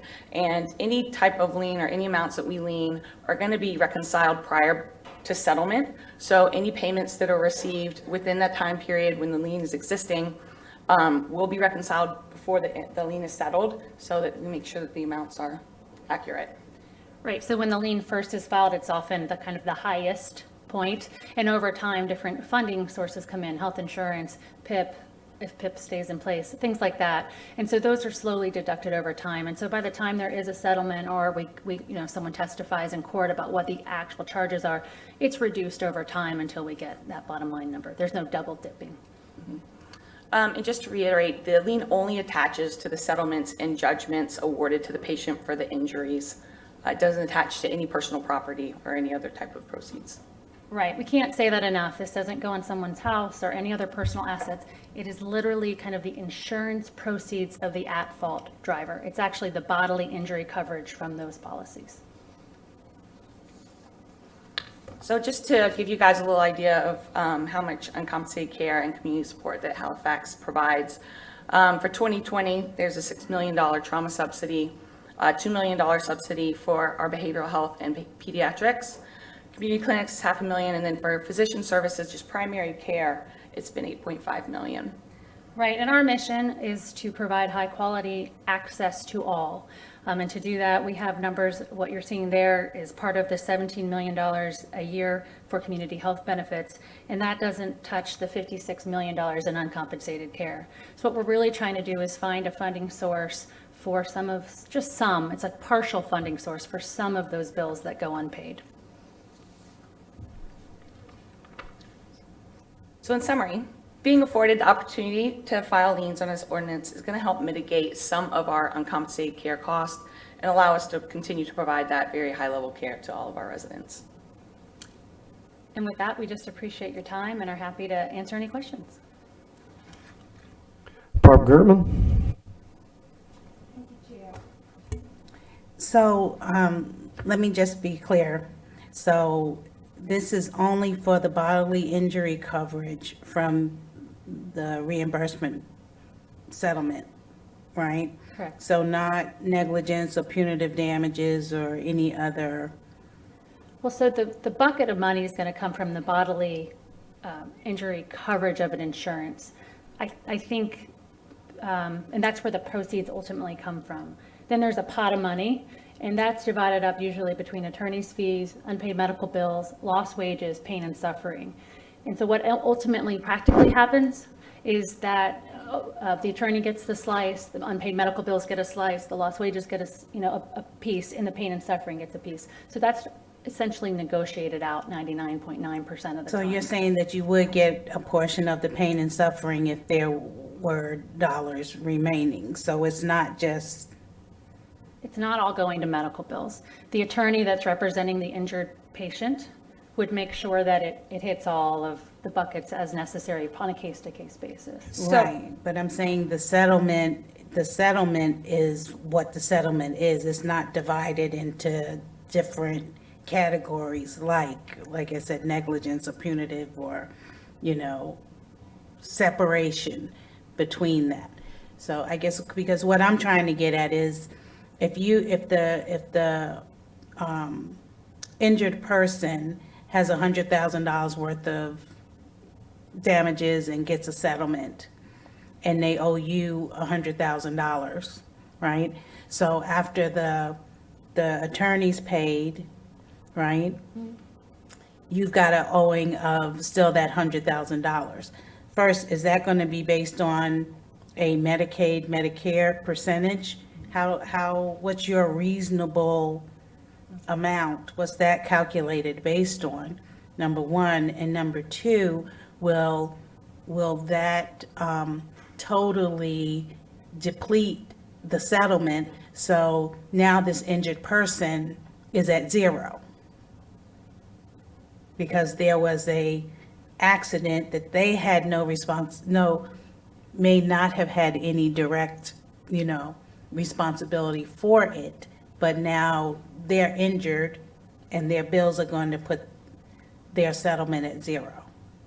So to rewind a bit and go back to your first question, so the reason that we are here, because what happens is when people get a settlement, they'll have outstanding medical bills, and there's no way for us to force those to be paid. So money that's awarded by either the judge or the jury that was supposed to be for a part of their medical bills ends up getting pocketed.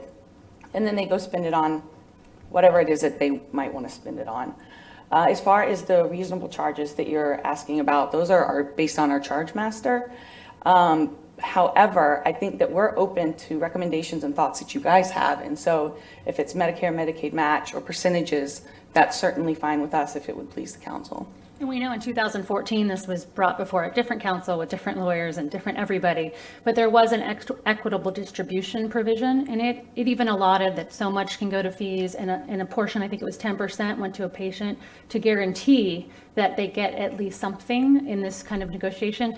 And we're certainly open to that. We're not trying to get any more than, kind of our pro rata portion of the pot, if you will. So is there a proposal for that equitable distribution? It is not as currently drafted, and that was because we were trying to base it on the Alachua County ordinance, but we can certainly add that language very easily and are happy to do that and would love a little instruction on exactly kind of what percentages would make you comfortable. I would consider making the motion if that were the case.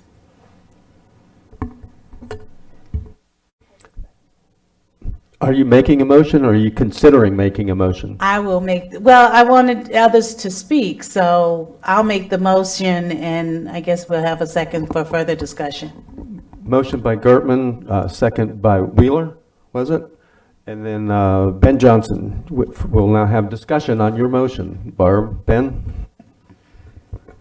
I believe I can support the motion made by Ms. Gertman. I do very much agree to the fact of, we're all going to pay for, we pay for the hospital bills. Your paying customers pay for it, and there's too many people sitting out there. There's too many lawsuits that are filed, a lot of them frivolous lawsuits that collect a lot of money. And we got to find a way to make it somewhat equitable. And I believe if we sit down with a little bit of negotiation, I think we can probably make something that will work here. And so my advice is bring it back to the table. Let's sit down and bring it back to the table and get something that we can all look at each other so that we do leave something on the table for everybody. Heather Post? So I wanted to make sure, we're talking about equitable distribution, but I wanted to make sure that EMS could be a lien holder too. So is that something that we would need to additionally insert, or would that be assumed? As written right now, it is not included, but we understood there would be something that you all would want to discuss, and it certainly is fine with us. It would be your decision, but we could easily add EMS. So what I would be okay with is if EMS was, county EMS was considered a lien holder as well, that we have the Medicare, Medicaid match so that we're not charging too much. And then that we do have the equitable distribution of fees. So I'm not sure if a specific motion has been made or if you want to add that or supplement or. I would gladly add that. Hold on one second. Mr. County Attorney, Sure. direct us. In Ms. Post, you addressed what I was going to bring up too. I know that was another issue from 2014. So if, since the motion has not yet been restated, if the maker of motion is amenable to that change and the second is agreeable, you could dispense with having to amend the motion to incorporate the Medicaid rate or equivalent and to add EMS to the definition of public provider for purposes of the ordinance. And the equitable distribution. And the of fees. equitable distribution, which was in the original Okay. motion. Yeah. What he said. Yeah, you just made a really long motion. And do we still have a and second? I'll second what he said. Okay. Are you finished? Yes. Heather Post? Danny Robbins?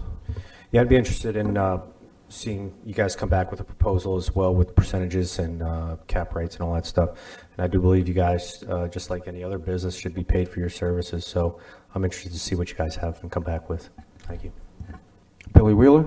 Yeah, I would just ask that, that they come back, we have a committee or something to work with other hospitals, qualifying hospitals, and possibly secondary doctors.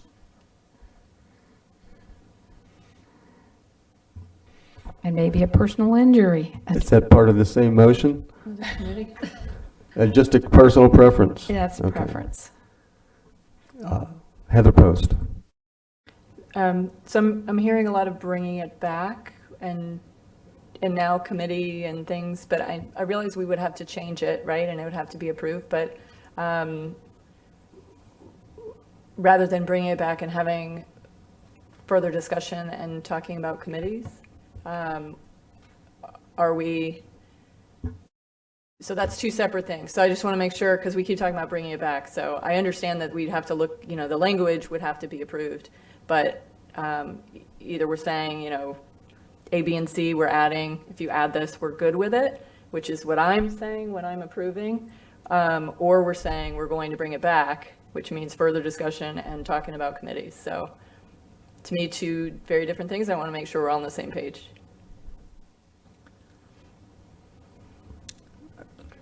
So it needs to be restated is what we're saying? I want to make sure everybody understands the motion, because that was Attorney. my, Well, Mr. Chair, my understanding of the motion does not, Ms. Gertman's motion does not include the use of a committee. It did not. It did not. okay.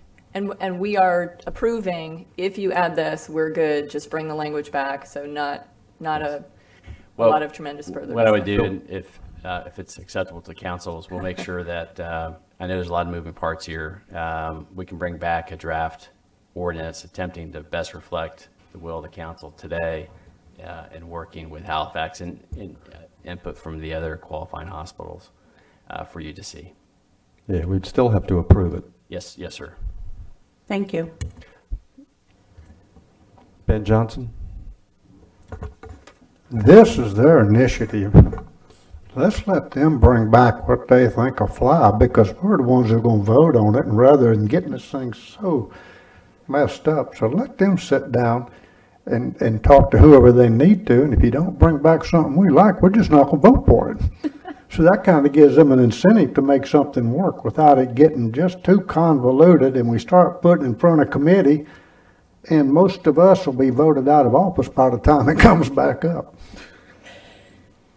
Well, that's not the motion on the floor. We need to deal with the motion, and I feel certain that the legal staff and the Halifax Health legal staff will be talking. about this? We've been working very closely with the county attorneys. They've been very helpful. We've also talked to Advent, even their counsel. They're fine with it as proposed, which was at the very end of your packets for this file item. But we're hearing you. Well, we can make those 3 changes. I'm not sure exactly what bring it back means now, but we will certainly present you with revisions to that. And then I know there has to be a special kind of notice for ordinance passing, and we can work with the county attorneys on scheduling that, if that's okay.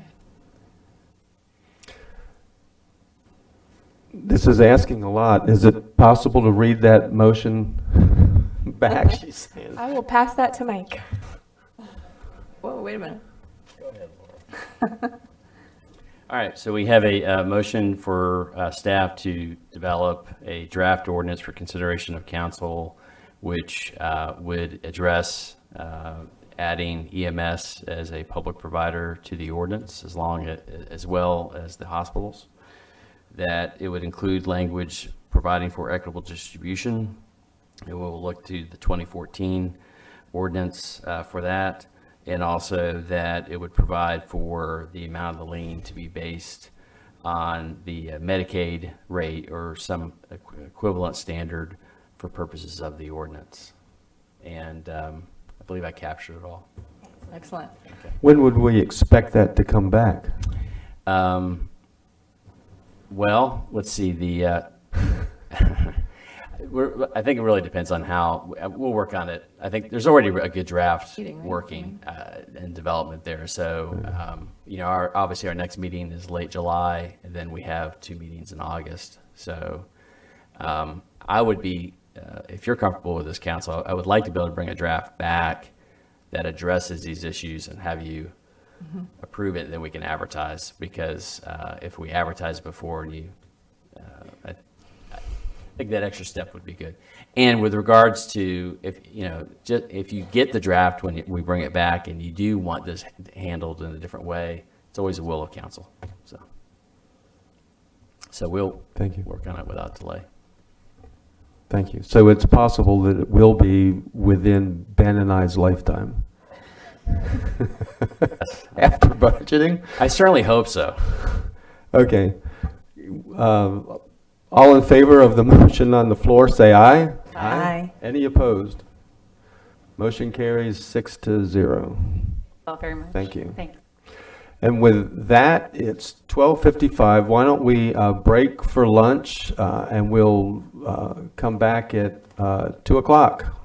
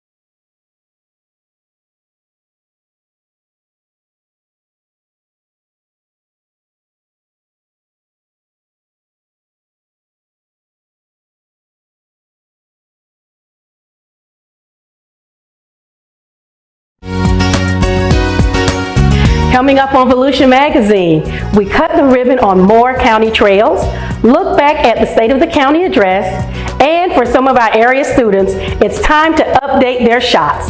These stories and more coming up next.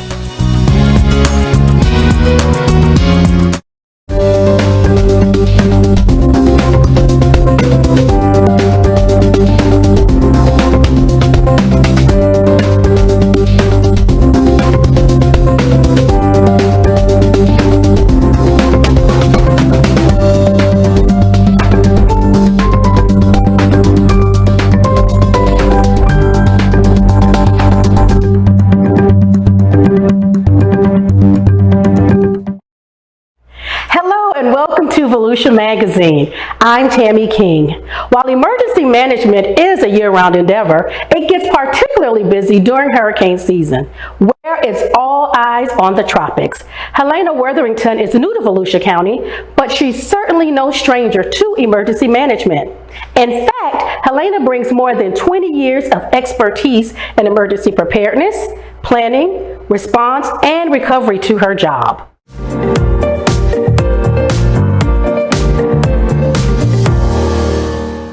Hi, this is Gary Davidson with Volusia County Community Information, and I'm here at the Emergency Operations Center where activity is bustling this time of year. Now, if you look up the term hit the ground running, chances are you're going to see a picture of Volusia County's new Emergency Management Director, Helena Wetherington. That's because Helena began her job here just 2 weeks before the June 1st start of the Atlantic hurricane season. And so with preparations in high gear for the storm season, let's check in with Helena and see what she's been up to. Together, emergencies are managed. It takes all of us working together, bringing all of our resources together to meet the needs of disaster victims post-disaster. To be effective, emergency management requires strong partnerships and effective communication. Communication with everyone from local, state, and federal agencies to shelter hosts, response organizations, residents, businesses, and the media. And that's why much of Helena's time since taking the helm at the Emergency Operations Center has been focused on meetings and collaboration, safety messaging, and establishing and strengthening those important relationships. After all, in an emergency, it's all hands on deck and everyone has to work as a team. My first priority as the Volusia County Emergency Management Director is to meet all of the team players, all of my partners in emergency management. Maintaining communications with the community is vital before, during, and after any disaster. One of the most important messages is ensuring that the emergency management staff, all of our emergency management partners, and most importantly, our residents and businesses are storm ready. And that means promoting helpful tools like the Code Red Alert System and the Volusia County Emergency Management app, both of which can be accessed through the county website. For Helena, the ramped-up communications efforts have included meeting with emergency management staff and community partners and engaging in media interviews, including a recent radio appearance to talk about hurricane preparedness. All right, item 2 is the confirmation of appointment of Helena Wetherington as the Emergency Management Director. All in favor, say aye. Aye. What's your message to listeners right now? What should Volusia County residents be doing right now? It's June 1st, in these early parts of June. Most importantly is have your family disaster plan. Ensure that all of your family members know what are you going to do. Will you be evacuating because you live in the hurricane evacuation zone, or you live in an area that's low-lying and is prone to flooding, or you live in a structure that probably is not as safe as it should be, or perhaps is a mobile home. In any of those circumstances, it is vital that you prepare for your evacuation. Know where you're going to go. In that same radio interview, Helena fielded a question about the importance of the business community being a part of any post-disaster recovery plan. Economic development, that ties into emergency management as well, doesn't it? A resilient community relies upon all elements of the community being strong, preparing, and thinking ahead. Our business community is a vital component of our both preparedness, response, and recovery. If the business community does not come back quickly and effectively, the community will not come back effectively. It really has been a fast-paced whirlwind of activity for Helena since coming to Volusia County, but she feels incredibly fortunate and encouraged by what she's already seen, a strong team and a strong community that pulls together and works together. He started here on May 17th. 15 days before the start of the hurricane season. I'm pretty sure that's got to create some challenges for you. Volusia County has a strong emergency management framework. You've got a We really do. fantastic emergency operations center that I think is state-of-the-art compared against any, not only in the state of Florida, but throughout the nation. It's very capable of handling any type of impact. You've got a fantastic team that's been working together. While there's some new blood in there too, there's a lot of experience that's been here for a long time, not only knows the county and what was needed for a response. So I think that is in place, and I feel very fortunate to be able to step into that legacy of my predecessors and know that there's a strong foundation. Remember, hurricane season goes through November 30th. Make sure you have a family disaster plan, your home and property are hardened, and you have a well-stocked disaster supply kit. Pay attention to weather alerts and be prepared to leave if a storm is threatening and you're told to evacuate. And with hurricane season upon us, we need to start thinking about the potential of threatening high water. Are you insured? Pat Hewen has information on how to prepare your home for flooding.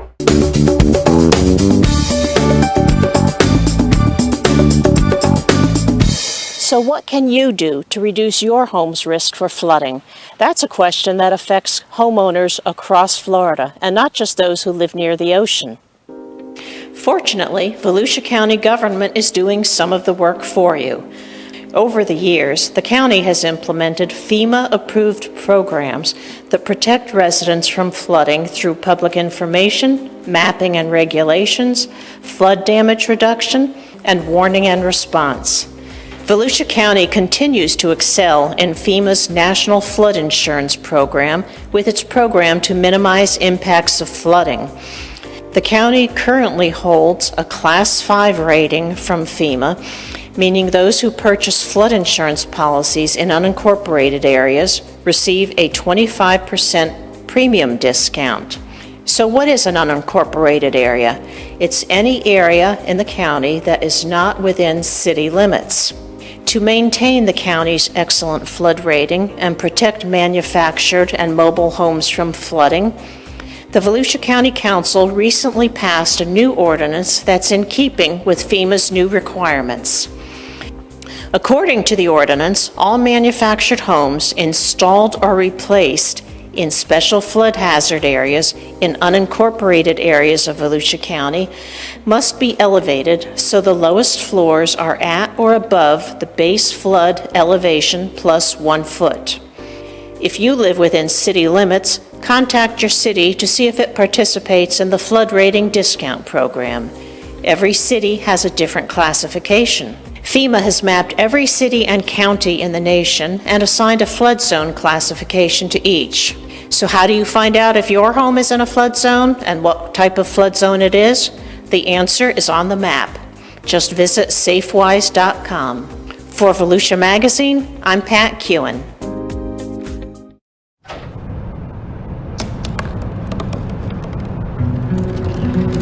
They said I couldn't dream. Called me a piece of trash and swore that's all I'd ever be.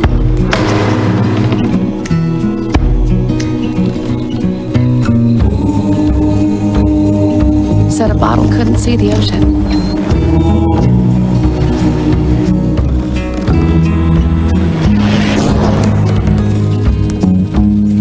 Give up. Go back to the dumpster.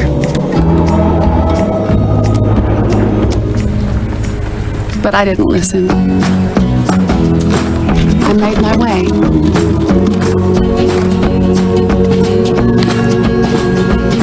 And now, I am what I've always wanted to be.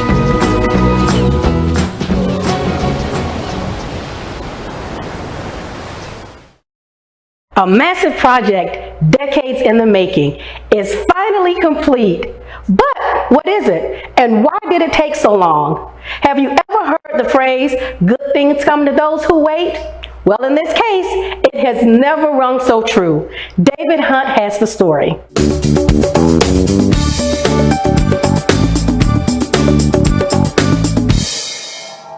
It's been a long ride, Volusia County, but we finally made it. Check 1, 2, 3, 4. Okay. Good morning, everyone. Start gathering towards the tent and we'll get started here in a few minutes. It's such a beautiful day, not only to be alive, but I couldn't think of a better place to be than Volusia County right here, right now. We have some of the finest trail advocates in the state, and one of our very own living legend, Pat North. It would be hard to be here without her and her dedication. She served Volusia County for a very, very long time. Pat North, everybody, give Pat a great round of applause.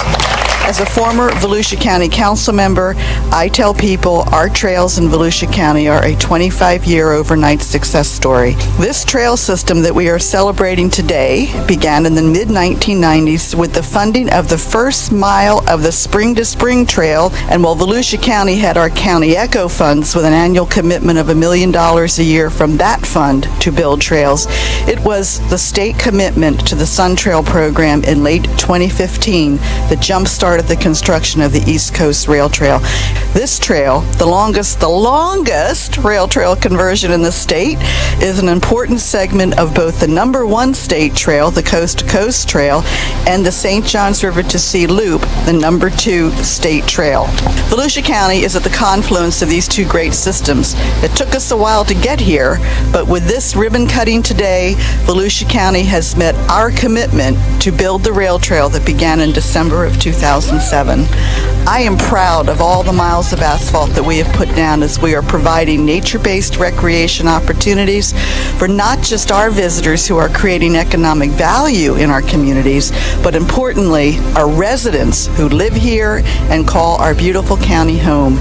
It was and continues to be their commitment to our ECHO and Forever programs that helped us get here today. And I would like to acknowledge the voters who voted last year to continue both programs for another 20 years. Thank you, Mr. Secretary, for your support of Sun Trails. What an awesome program that is.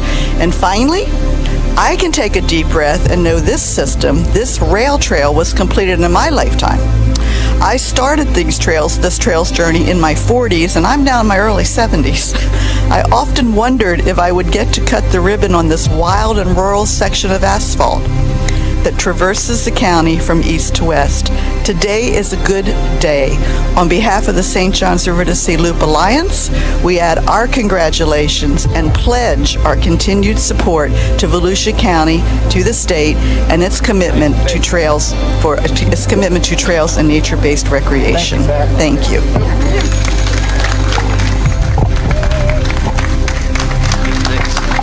This trail was made possible by us, the people, collaborating, advocating, and working together to get us to this exact point in time.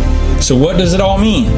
We talk about being a great community to live in, work, and play. This trail will serve as a place to create memories, enjoy nature, get fit, have fun, travel, and explore. This unique partnership to coordinate across counties and various local and state agencies allowed the community to win big. Not only does this trail system connect communities, but also becomes an economic driver and creates tourism opportunities. So as of today, a bicyclist or pedestrian is able to travel on 65 continuous miles of dedicated paved trail through 4 counties in this region.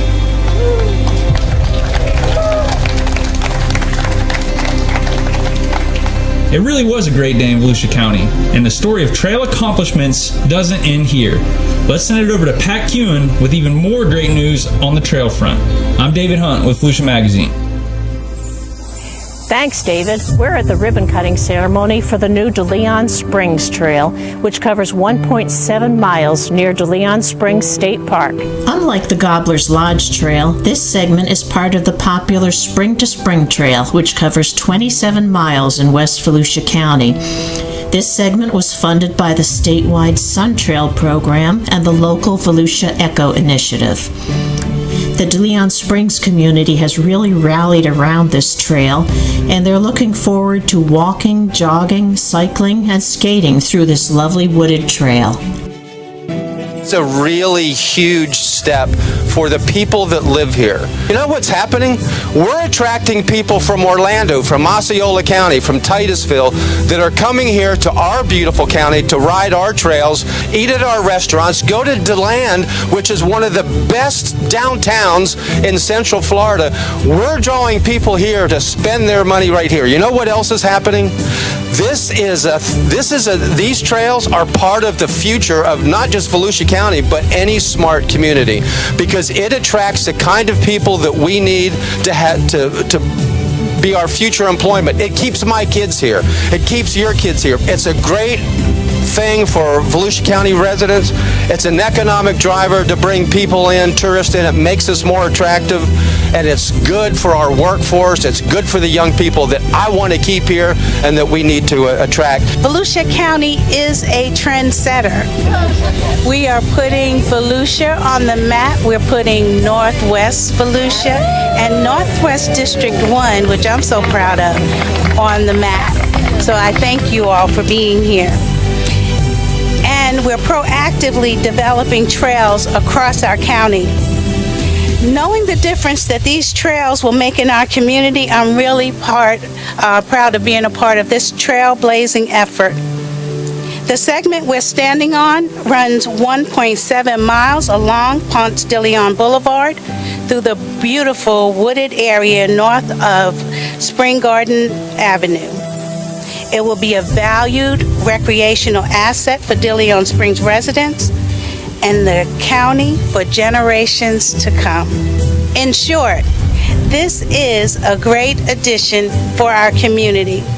It will bring new people to our county, provide additional recreational opportunities, and enhance our quality of life. It doesn't happen overnight. It takes visionaries.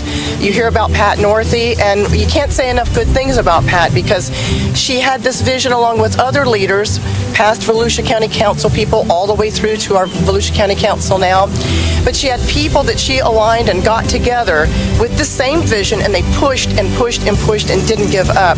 And today we stand here because of people like Pat who made that happen. Walkers, joggers, inline skaters, bicyclists, and people with disabilities now have more trails to enjoy in West Volusia. With this new segment, Volusia County has completed 21 miles of the Spring to Spring Trail. When complete, it will stretch 27.2 miles from De Leon Springs State Park to Green Springs Park. The Spring to Spring Trail is part of the partially completed 260-mile St. Johns River to Sea Loop, which travels through Volusia, Flagler, Brevard, St. Johns, and Putnam counties. Schools might have just started their summer breaks, but it's never too early to begin thinking about vaccinations for our kids entering the 7th grade. Ethan Johnson has all the Vax Facts and Community Health Matters.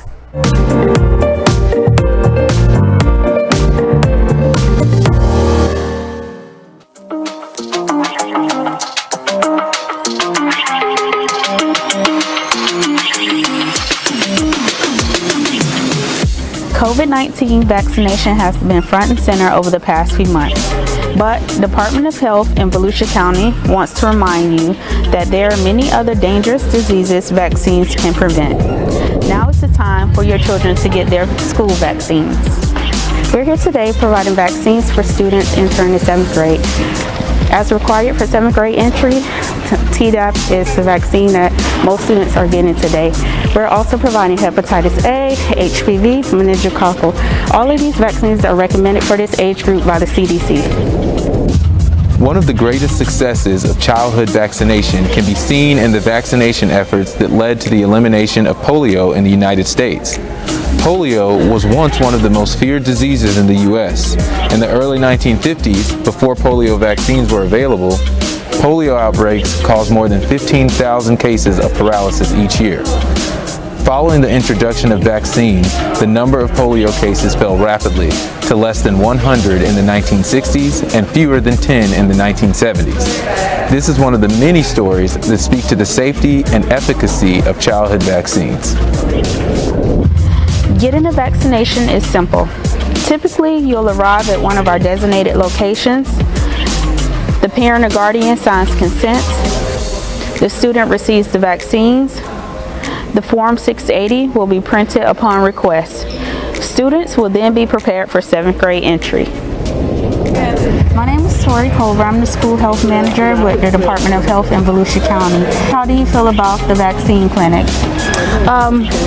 It was you guys are very organized, it's very thorough, we were in and out. Matter of fact, it's time for us to leave now.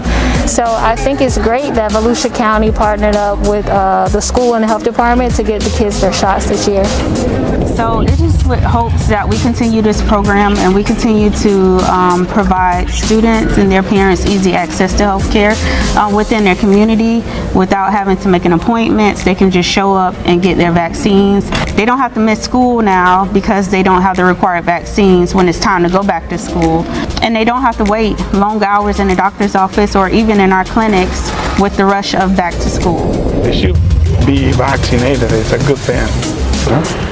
It's something that every kid should do. Was it convenient for you to bring your child here versus make an appointment for the doctor's office? No, absolutely. Bringing it here is a lot easier, you know. I don't even make an appointment. I just show up. They just told me that I needed to be here before 1 o'clock. And very convenient, you know. On-time vaccinations throughout childhood is important because it helps provide immunity before children are exposed to potentially life-threatening diseases. Vaccines are tested to ensure that they are safe and effective for children to receive at the recommended ages. We have plans to continue the program. Even students that did not have the opportunity to get out for the last 2 days to receive the vaccines, we're going to be putting our heads together to look at our numbers of still high needs of students who need the vaccine, and we'll be targeting those areas. We know that the Campbell middle school area and our Taylor Middle High area, it's difficult to get those students out and get them access. So we'll be working together to bring some on-site clinics in the near future, and we hope to continue this program every school year so that we continue to provide the medical access to our students in need. In an effort to continuously improve the health and well-being of Volusia County residents, the Health Department is committed to providing free to no-cost vaccinations for our children. Remember, infectious diseases once killed or harmed many children and adults. The Florida Department of Health in Volusia County is here to help protect your family from vaccine-preventable illnesses. Don't wait. Come in and get vaccinated today. Please stop by one of our locations for your school vaccinations today. Walk-ins and appointments are welcomed.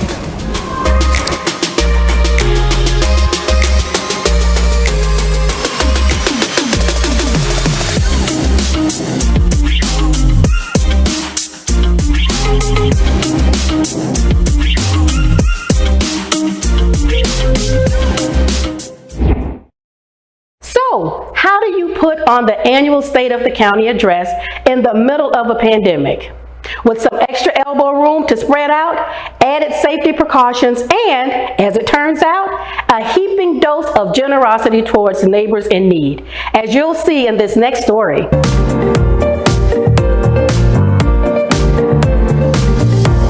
Required by the county charter, Volusia County's annual State of the County is an opportunity to both celebrate accomplishments of the past year and also reflect on goals for the coming year and beyond.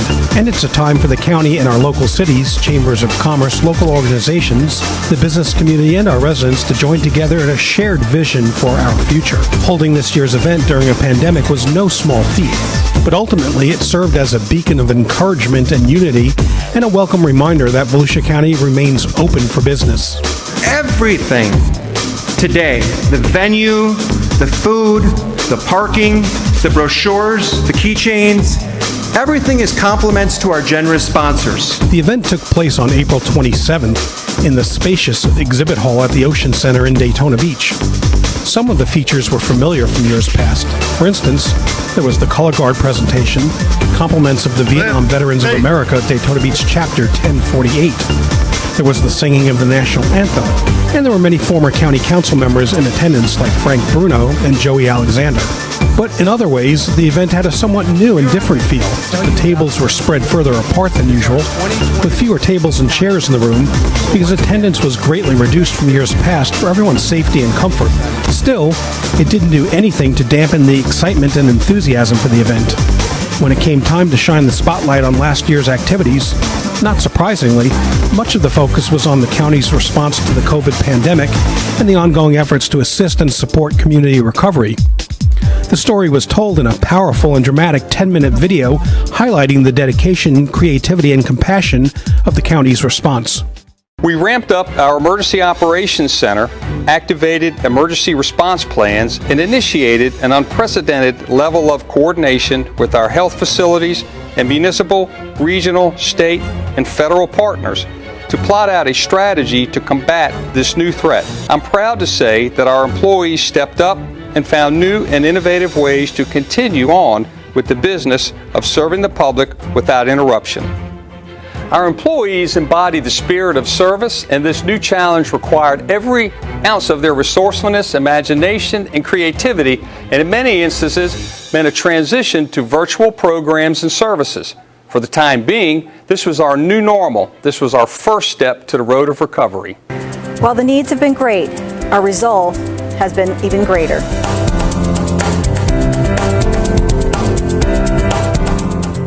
Resilience is no longer just a vague term or abstract concept. It represents hope and strength. It's a way of life and our roadmap to continued recovery. The video ends with what has become Volusia County's unofficial motto throughout the pandemic, as well as the theme for this year's State of the County event: Volusia proud, Volusia strong.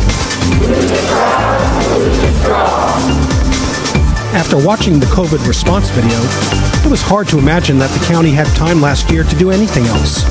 But in spite of the pandemic, the regular business of county government continued on in 2020. A great deal more was accomplished last year, including new trail segments, the start of construction on Lemon Bluff Park in Osteen, the opening of the new Northeast Public Works Services facility, and progress on the terminal renovation at Daytona Beach International Airport, and major transportation improvements to 10th Street, Hallam Boulevard, and Orange Camp Road.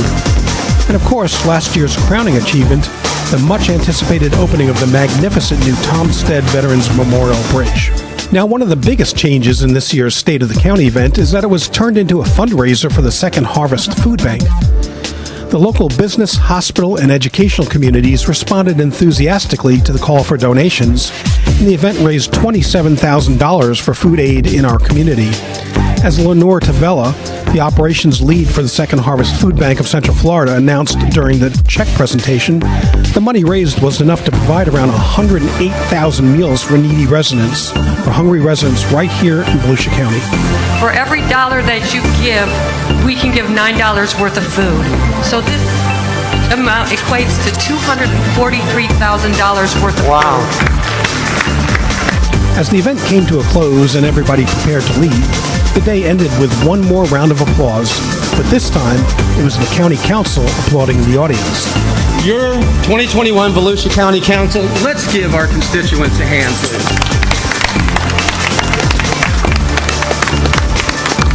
Again, thank you for coming. Enjoy the rest of your day, and we'll see you next week. Stay connected with the latest Volusia County news, events, and updates on our social media channels. Like and follow us on Facebook and Twitter. Catch up with previous stories on YouTube, or just head over to our website, volusia.org. Well, that wraps up this edition of Volusia Magazine. Thank you so much for spending part of your day with us. If you have any questions about the show, feel free to give us a call at any of the numbers you see listed here, or you can log on to volusia.org and click on the News tab at the top of the screen to find us. And we hope you won't forget to listen to Volusia Today. That's Volusia County Government's weekly public radio program.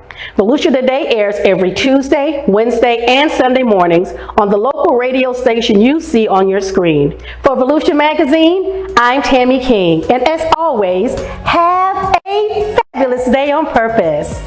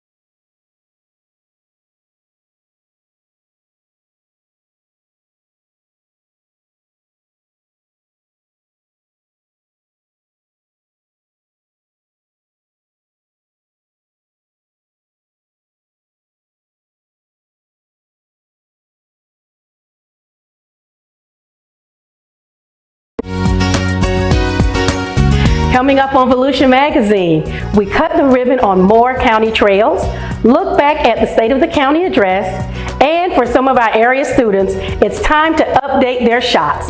These stories and more coming up next.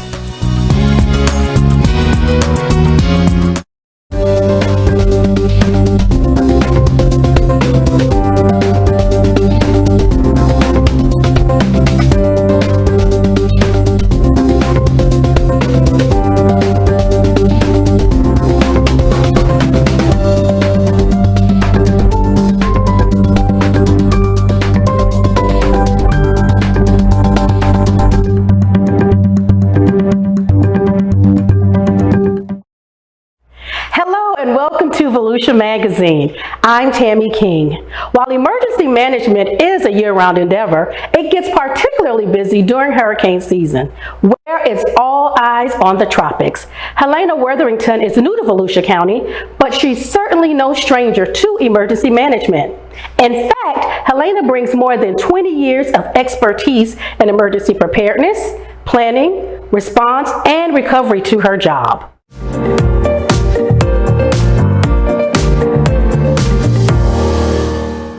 Hi, this is Gary Davidson with Volusia County Community Information, and I'm here at the Emergency Operations Center where activity is bustling this time of year. Now, if you look up the term hit the ground running, chances are you're going to see a picture of Volusia County's new Emergency Management Director, Helena Wetherington.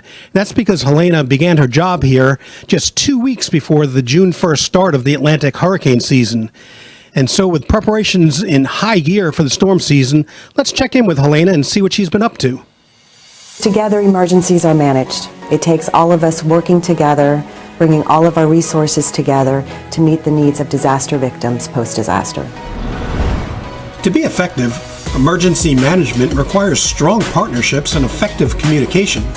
Communication with everyone from local, state, and federal agencies to shelter hosts, response organizations, residents, businesses, and the media.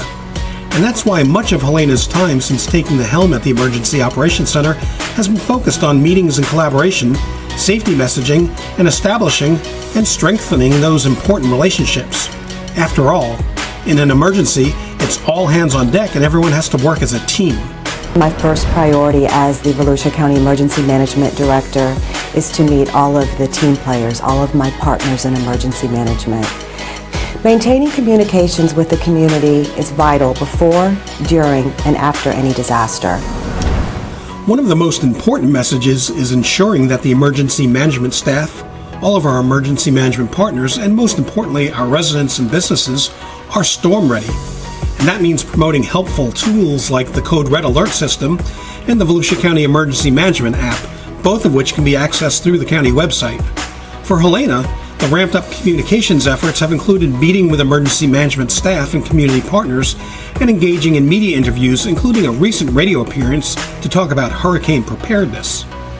All right, item 2 is the confirmation of appointment of Helena Wetherington as the Emergency Management Director. All in favor, say aye. Aye. What's your message to listeners right now? What should Volusia County residents be doing right now? It's June 1st, in these early parts of June. Most importantly is have your family disaster plan. Ensure that all of your family members know what are you going to do. Will you be evacuating because you live in the hurricane evacuation zone, or you live in an area that's low-lying and is prone to flooding, or you live in a structure that probably is not as safe as it should be, or perhaps is a mobile home. In any of those circumstances, it is vital that you prepare for your evacuation. Know where you're going to go. In that same radio interview, Helena fielded a question about the importance of the business community being a part of any post-disaster recovery plan. Economic development, that ties into emergency management as well, doesn't it? A resilient community relies upon all elements of the community being strong, preparing, and thinking ahead.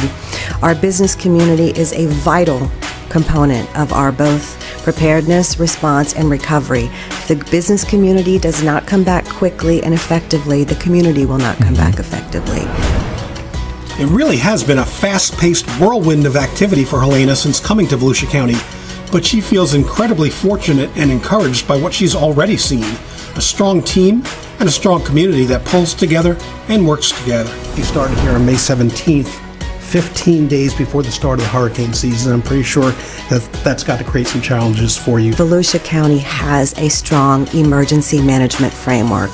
You've got a We really do. fantastic emergency operations center that I think is state-of-the-art compared against any, not only in the state of Florida, but throughout the nation. It's very capable of handling any type of impact. You've got a fantastic team that's been working together. While there's some new blood in there too, there's a lot of experience that's been here for a long time, not only knows the county and what is needed for a response. So I think that is in place, and I feel very fortunate to be able to step into that legacy of my predecessors and know that there's a strong foundation. Remember, hurricane season goes through November 30th. Make sure you have a family disaster plan, your home and property are hardened, and you have a well-stocked disaster supply kit. Pay attention to weather alerts and be prepared to leave if a storm is threatening and you're told to evacuate. And with hurricane season upon us, we need to start thinking about the potential of threatening high water. Are you insured? Pat Hewen has information on how to prepare your home for flooding.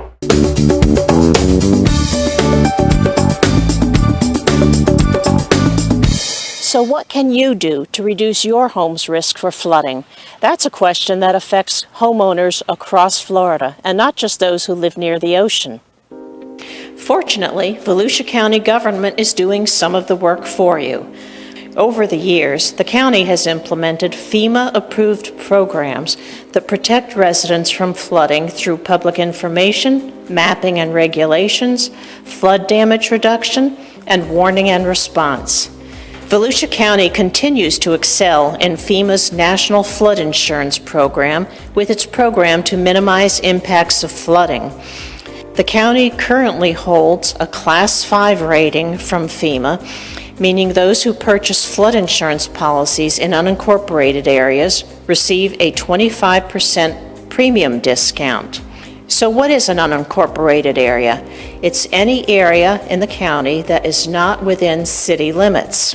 To maintain the county's excellent flood rating and protect manufactured and mobile homes from flooding, the Volusia County Council recently passed a new ordinance that's in keeping with FEMA's new requirements. According to the ordinance, all manufactured homes installed or replaced in special flood hazard areas in unincorporated areas of Volusia County must be elevated so the lowest floors are at or above the base flood elevation plus 1 foot. If you live within city limits, contact your city to see if it participates in the flood rating discount program. Every city has a different classification. FEMA has mapped every city and county in the nation and assigned a flood zone classification to each. So how do you find out if your home is in a flood zone and what type of flood zone it is? The answer is on the map. Just visit safewise.com. For Volusia Magazine, I'm Pat Hewen.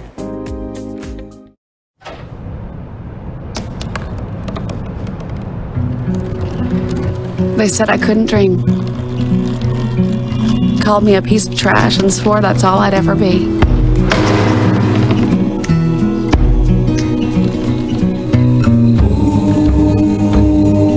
Said a bottle couldn't see the ocean.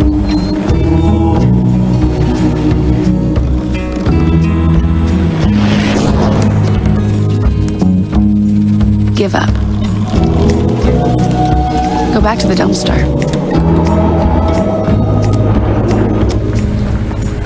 But I didn't listen. I made my way.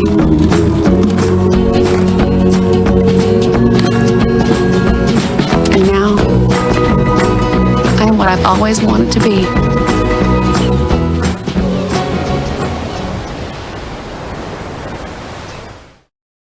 A massive project, decades in the making, is finally complete. But what is it? And why did it take so long? Have you ever heard the phrase, good things come to those who wait? Well, in this case, it has never rung so true. David Hunt has the story.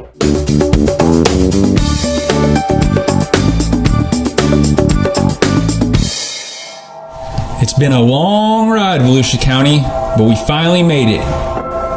Check 1, 2, 3, 4. Okay. Good morning, everyone. Start gathering towards the tent, and we'll get started here in a few minutes. It's such a beautiful day, not only to be alive, but I couldn't think of a better place to be than Volusia County right here, right now. We have some of the finest trail advocates in the state, and one of our very own living legend, Pat Northey. It would be hard to be here without her and her dedication. She served Volusia County for a very, very long time. Pat Northey, everybody, give Pat a great round of applause. As a former Volusia County council member, I tell people our trails in Volusia County are a 25-year overnight success story. This trail system that we are celebrating today began in the mid-1990s with the funding of the first mile of the Spring to Spring Trail, and while Volusia County had our county ECHO funds with an annual commitment of $1 million a year from that fund to build trails, it was the state commitment to the Sun Trail program in late 2015 that jump-started the construction of the East Coast Rail Trail. This trail, the longest rail trail conversion in the state, is an important segment of both the #1 state trail, the Coast to Coast Trail, and the St. Johns River to Sea Loop, the #2 state trail. Volusia County is at the confluence of these two great systems. It took us a while to get here, but with this ribbon cutting today, Volusia County has met our commitment to build the rail trail that began in December of 2007. I am proud of all the miles of asphalt that we have put down as we are providing nature-based recreation opportunities for not just our visitors who are creating economic value in our communities, but importantly, our residents who live here and call our beautiful county home. It was and continues to be their commitment to our ECHO and Forever programs that helped us get here today. And I would like to acknowledge the voters who voted last year to continue both programs for another 20 years. Thank you, Mr. Secretary, for your support of Sun Trails. What an awesome program that is. And finally, I can take a deep breath and know this system, this rail trail, was completed in my lifetime. I started this trails journey in my 40s, and I'm now in my early 70s. I often wondered if I would get to cut the ribbon on this wild and rural section of asphalt that traverses the county from east to west. Today is a good day. On behalf of the St. Johns River to Sea Loop Alliance, we add our congratulations and pledge our continued support to Volusia County, to the state, and its commitment to trails and nature-based recreation. Thank you.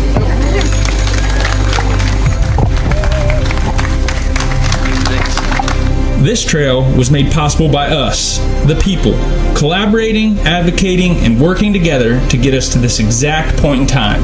So what does it all mean? We talk about being a great community to live in, work, and play. This trail will serve as a place to create memories, enjoy nature, get fit, have fun, travel, and explore. This unique partnership to coordinate across counties and various local and state agencies allowed the community to win big. Not only does this trail system connect communities, but also becomes an economic driver and creates tourism opportunities. So as of today, a bicyclist or pedestrian is able to travel on 65 continuous miles of dedicated paved trail through 4 counties in this region.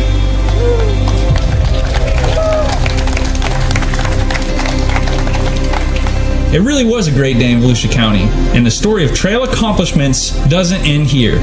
Let's send it over to Pat Kewen with even more great news on the trail front. I'm David Hunt with Volusia Magazine. Thanks, David. We're at the ribbon-cutting ceremony for the new DeLeon Springs Trail, which covers 1.7 miles near DeLeon Springs State Park. Unlike the Gobbler's Lodge Trail, this segment is part of the popular Spring to Spring Trail, which covers 27 miles in West Volusia County. This segment was funded by the statewide Sun Trail program and the local Volusia ECHO initiative. The DeLeon Springs community has really rallied around this trail, and they're looking forward to walking, jogging, cycling, and skating through this lovely wooded trail. It's a really huge step for the people that live here. You know what's happening? We're attracting people from Orlando, from Osceola County, from Titusville, that are coming here to our beautiful county to ride our trails, eat at our restaurants, go to DeLand, which is one of the best downtowns in Central Florida. We're drawing people here to spend their money right here. You know what else is happening? These trails are part of the future of not just Volusia County, but any smart community, because it attracts the kind of people that we need to be our future employment. It keeps my kids here. It keeps your kids here. It's a great thing for Volusia County residents. It's an economic driver to bring people in, tourists in. It makes us more attractive, and it's good for our workforce. It's good for the young people that I want to keep here and that we need to attract. Volusia County is a trendsetter. We are putting Volusia on the map. We're putting Northwest Volusia and Northwest District 1, which I'm so proud of, on the map. So I thank you all for being here. And we're proactively developing trails across our county. Knowing the difference that these trails will make in our community, I'm really proud of being a part of this trailblazing effort. The segment we're standing on runs 1.7 miles along Ponce de Leon Boulevard through the beautiful wooded area north of Spring Garden Avenue. It will be a valued recreational asset for De Leon Springs residents and the county for generations to come. In short, this is a great addition for our community. It will bring new people to our county, provide additional recreational opportunities, and enhance our quality of life. It doesn't happen overnight. It takes visionaries. You hear about Pat Northey, and you can't say enough good things about Pat because she had this vision along with other leaders, past Volusia County Council people, all the way through to our Volusia County Council now. But she had people that she aligned and got together with the same vision, and they pushed and pushed and pushed and didn't give up. And today we stand here because of people like Pat who made that happen. Walkers, joggers, inline skaters, bicyclists, and people with disabilities now have more trails to enjoy in West Volusia. With this new segment, Volusia County has completed 21 miles of the Spring to Spring Trail. When complete, it will stretch 27.2 miles from De Leon Springs State Park to Green Springs Park. The Spring to Spring Trail is part of the partially completed 260-mile St. Johns River to Sea Loop, which travels through Volusia, Flagler, Brevard, St. Johns, and Putnam counties.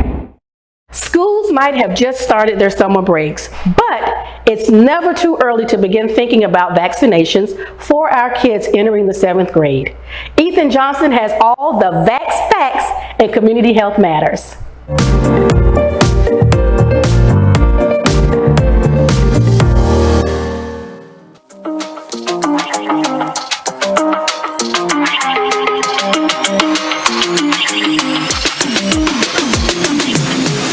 COVID-19 vaccination has been front and center over the past few months, but Department of Health in Volusia County wants to remind you that there are many other dangerous diseases vaccines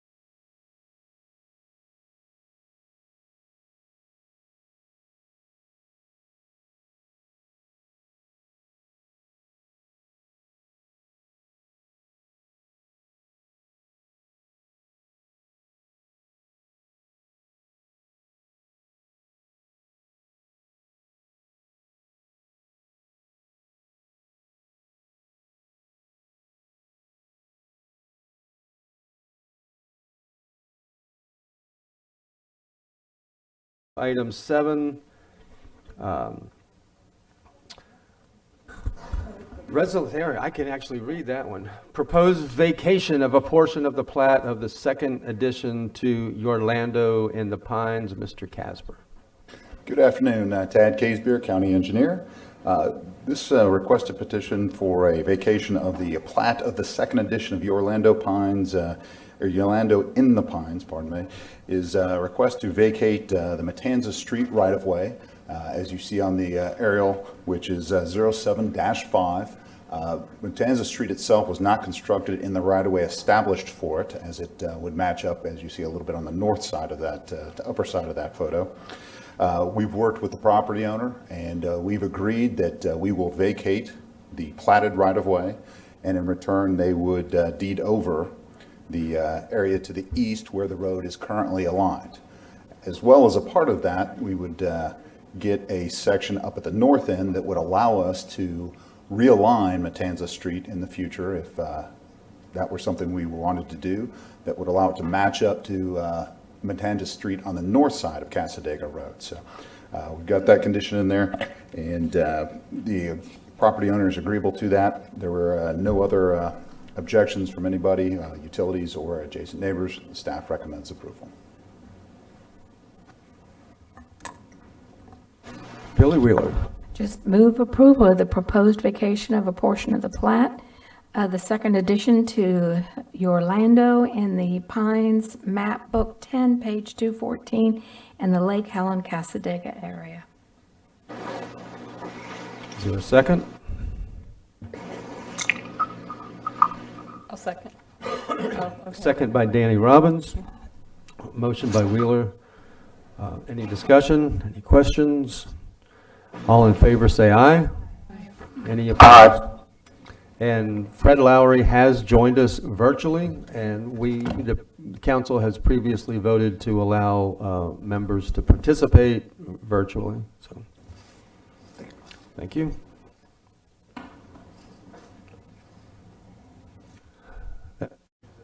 That brings us to item 8.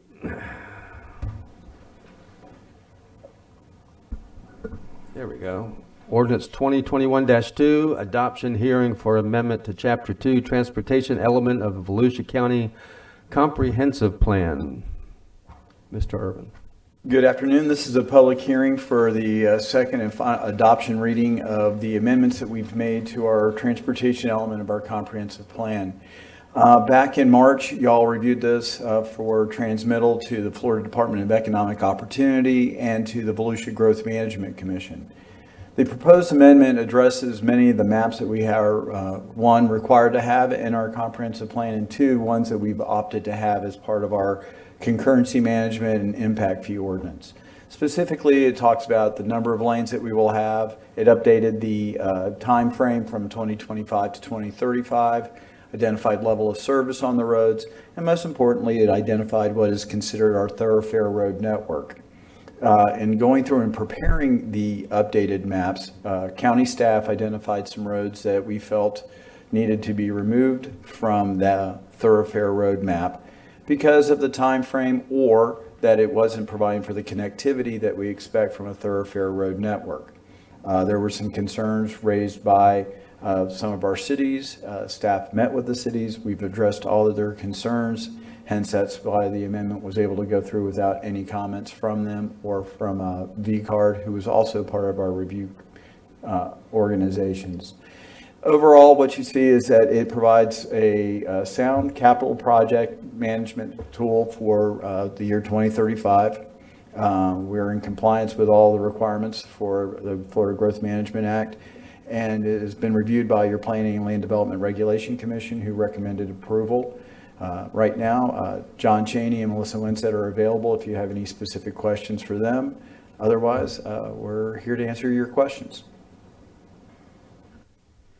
Any questions from council? Seeing that there are no questions from the public, I'll close the public hearing on this item and call for a motion. Motion to adopt by Wheeler, second by Robbins. All in favor say aye. Any opposed? And I heard Fred in the background, so that was 7-0 unanimous. And that takes us to item 9, also a public hearing. Anyone wishing to speak can fill out a form just like this from the clerk over here.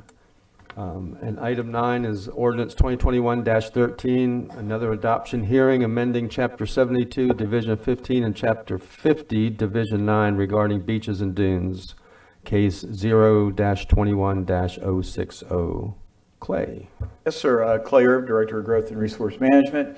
With me today is Ginger Adair, who's the Director of our Environmental Management, and Jennifer Winters, who oversees our protected species permitting section. What we're talking about today is a change to both our county-wide standards, which are contained in Chapter 50 of the Code of Ordinances, and those standards within our land development regulations that pertain to beaches and dunes. These are rules and regulations that have been in place since the early 80s. They were primarily identified as standards, and we did not have a specific permitting process identified in our prior ordinances. So what has occurred is that approximately 4 years ago, we were kind of caught in a situation where we could not implement a delegation of temporary permitting for emergency purposes after the hurricanes. And it was identified because we did not have a permitting process identified in our beaches and dunes ordinance. Staff went forward and initiated a change to Chapter 72, believing that that would address the majority of the issues. Unfortunately, literally the day before the ordinance was supposed to be adopted, we received some concerns from the City of Daytona Beach. Staff has gone back, met with the City of Daytona Beach, met with the town of Ponce Inlet, who also had some concerns in regards to some of the programs that we're talking about. And we believe we've resolved all of those issues. We have gone through the 30-day time frame because an amendment to the countywide standards requires a greater level of outreach and contact with our local governments to ensure they're aware of what we're changing, because Chapter 50 does apply countywide. And so what we have in front of you is a series of regulations which ensures that if someone is doing work on the beach, we are able to get a permit to ensure that they're going to protect and restore the dune systems as we need, and also to make sure that they're in compliance with our habitat conservation plan and a variety of other issues that are associated with working in that environment.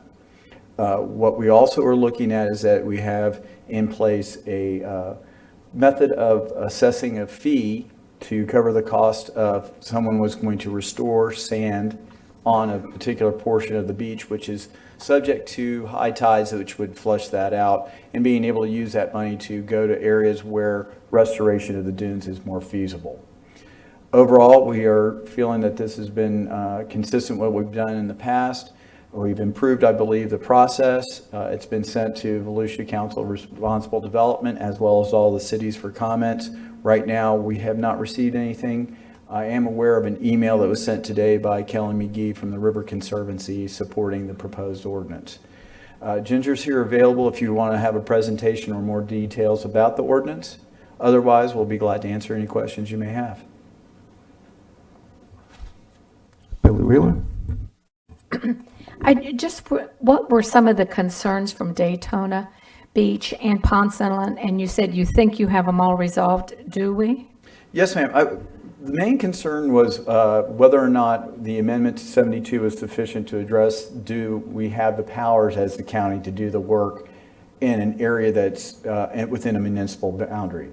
That's why we came back and included the amendment to Chapter 50. So therefore, we've got it both from a county-wide standard as well as the area that's associated with the unincorporated. Their main concern was home rule. You know, the fact is they did not want to see the county coming in and usurping some of their police powers for zoning and permitting. We are not stopping that at all. If anyone has to get a permit through the City of Daytona Beach, that's not going to be stopped. This is just an additional permit that if you are going onto the beach, we are making sure that you're following what is necessary to ensure protection of that resource. The town of Ponce Inlet's main concern was pertaining to that issue about a payment in lieu of restoration of the dunes. They felt that if it was an option of the property owner, anyone could buy their way out of doing that. And we clarified that that was not the case, and that it was only available for those areas where we have proof that it was going to be futile to try and go back and restore the dune system. We have portions of our beach where at high tide, the waters can hit up to seawall, so therefore, in our opinion, it doesn't make sense to make a property owner come in, restore the dune system just to have it washed out the next high tide. And it would only be at a county staff's discretion based on historical data to accept that payment in lieu of. So that was the primary issue. There were some minor wording issues with the town of Ponce Inlet we've also cleared up. So we don't believe that there's any further objections from either Daytona Beach or Ponce Inlet. So let me ask you, so the seawalls are actually the city or the property owner, correct? That is not us, correct? The way we Up to the seawall is us, correct? Yes, I mean, what this is pertaining to is that if you're working from the seawall out, we would like to have the beaches and dunes. If you're able to do all of your work from the private property side, in other words, the landward side of the seawall, and not going to be impacting anything on the beach, then this permit would not be required. Okay, and then the Dune Replacement Trust Fund, if an area has to pay to that, is that money defined for that area in general, or is it just defined for anywhere that might need it? I know that one of the concerns that we heard from the city was that they didn't want money collected from the city of Daytona being used to use Smyrna Beach or those other areas. Obviously, we're going to be able to, first of all and foremost, the funds are solely for dune restoration. And we would be looking at the most feasible, logical site given where it's coming from. So it's not necessarily that we're arbitrarily just picking and choosing. It would be at a critical location. To be able to sit there and say it would be used exclusively within Daytona Beach, we can't necessarily say that because there may be another area where that would provide a greater benefit. Thank you. All right. There's no other questions. I'll open it up to the public. Kelly McGee.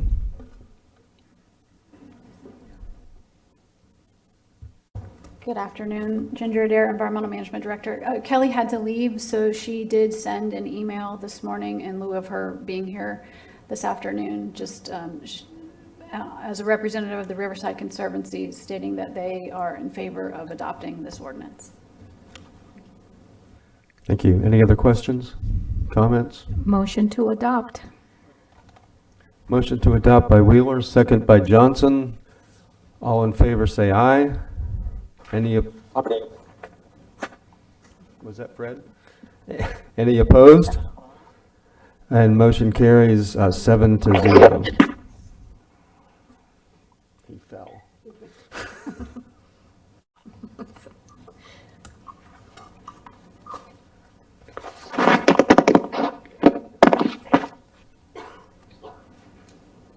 Can someone check on Fred? Okay? Yeah. I'm here. Okay. Okay. He's fallen and he can't get up? Pretty much. All right.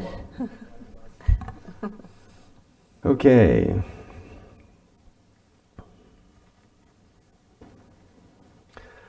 Ten's on my screen. I thought we were on 9. Okay, Clay's with us again for item 10, Resolution 2021 Adoption Hearing, amending Resolution 2021-18, Planning and Development Services Fee Schedule. Yes, sir. Clay Irvin, Director of Growth and Resource Management. This is just establishing the fees that we will charge for the implementation of the Beaches and Dunes Ordinance that you just passed. The rate is going to be $174 for the permit, $58 for the inspections, and a late fee of $412. These are based on staff's analysis of the times associated with the implementation of these permits, and is generally consistent with what you see that we do for tree removal, gopher tours, etc. Motion to adopt.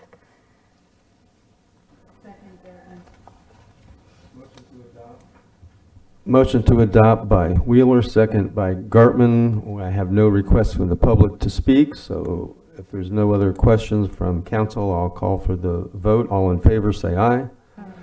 Any opposed? And I didn't hear Fred that time. Did anybody else? Aye. Oh. Aye. Aye as in 4. Motion carries 7-0. Thank you. Item 11, contract with Midcoast Construction Enterprises for the Knox Bridge submarine cable replacement. Good afternoon, Ben Bartlett, Road and Bridge Director. Before you today for your approval is a contract with Midcoast Construction Enterprises for the installation of a new subaqueous cable for our Knox Bridge up at High Bridge Road. Total contract is $1,621,970. We anticipate the contract time is 18 months. The actual installation of this subcable will take about 6 to 8 weeks. This is a custom fabricated submarine cable that not only carries high voltage power to run the equipment, it also carries low voltage control signals as well. It's a very unique type of cable. It's not something that you're just plugging and playing. So a lot of that contract time is because we're unsure as to the lead time associated with the construction and fabrication of that actual cable. So this project, we started a permitting. It's a unique permitting process. We have to go through Army Corps. We have to go through DEP. We have to go through St. John's, and we actually started this process back in 2018. So here we are, we're ready to go and start construction, which is good because unfortunately our cable is not operating properly right now, so we're on single leaf operations. So the sooner we can get this in, the better. So if anybody has any questions regarding the contract, I'll be happy to answer them. Heather Post. I'm just moving approval of the contract with Midcoast Construction Enterprises LLC for the Knox Bridge submarine cable replacement, 21-B101SR. Second. Motion by Post, second by Johnson was first, and 2 seconds, which means expedite, please. yeah, and no request from the public to speak. Close the public hearing and call for the vote. All in favor say aye. Aye. Any opposed? Motion carries 7-0. Thank you. Thank you. That brings us to item 12, a renewal of agreement with Boundtree Medical LLC. And Director Joe Pozo to present. Chair Joe Pozo, Public Protection. This is an item that we're asking approval for the first one-year renewal. On July 7, 2018, County Council awarded agreements to several medical supply vendors as noted in the item summary. Original term was for 3 years with 2 one-year renewals. There's no changes to the terms and conditions of these agreements. And again, this is asking for the first one-year renewal in the amount of $1,252,000. Heather Post. I was still up from before, but I'll move approval. Second, Gertman. You moved for approval. Post, second by Gertman. Any discussion? There being no input from the public, end any public discussion and call for the vote. All in favor say aye. Any opposed? Motion carries 7-0. Item 13. Mr. Chair, I do actually have one question. Will you take the question? Sir. Well, I'm not going anywhere, so hopefully you're not either. I'm looking at the expenditure sheet, but with COVID, we're looking at the medical supplies. So are we expecting that this will go down in future? I mean, we're asking for 12. No. How is it COVID related, and is it as well? It's not COVID related. These are our normal expenditures. There's actually 3 divisions that use the bulk of this. EMS uses the largest bulk. And I want to say our line item there is about $900,000 a year or so. And then fire uses the second largest bulk. And then there's some small expenditures that our occupational health clinic uses as well out of these contracts. Okay. So general supplies. All right. Yes, ma'am. Great, thanks. Okay. Item 13, this is a request to extend the current agreement with Aramark Food Services, who provides food services for our correctional facilities, both the branch jail and the correction facility. The original agreement was approved by council in August of 2014. It was a 3-year term with two 2-year renewals. We are coming to the end of the second 2-year renewal. And we actually purchasing did put a solicitation out on the street in May of 2021. However, we have been doing significant renovations at the jail, first to the branch jail kitchen, which is completed, and we're just finishing the correctional facility renovation, which was more extensive than we had planned. So we wanted to stop that solicitation to finish what we were doing with the construction piece, because vendors do like to come in and see what they may bid on, and we didn't think it was appropriate to have a torn up kitchen to do that. So we're asking for a 6-month extension, give us time to put the solicitation back out on the street, close it, and then bring it to you for award. Move to approve. Second. Move to approve by Gertman, second by Post. There being no public input, I'll close public comment and call for the vote. All in favor, say aye. Aye. Aye. Any opposed? And motion is approved, 7-0. Which brings us to item 14, a very interesting and item, award of contract with Communications International, Inc. for a P25 compliant radio system infrastructure and maintenance. And which one of you are going first? Good afternoon. Tim Barentine, Omnicom Consulting Group. You're here to present the negotiation results for the P25 voice radio system.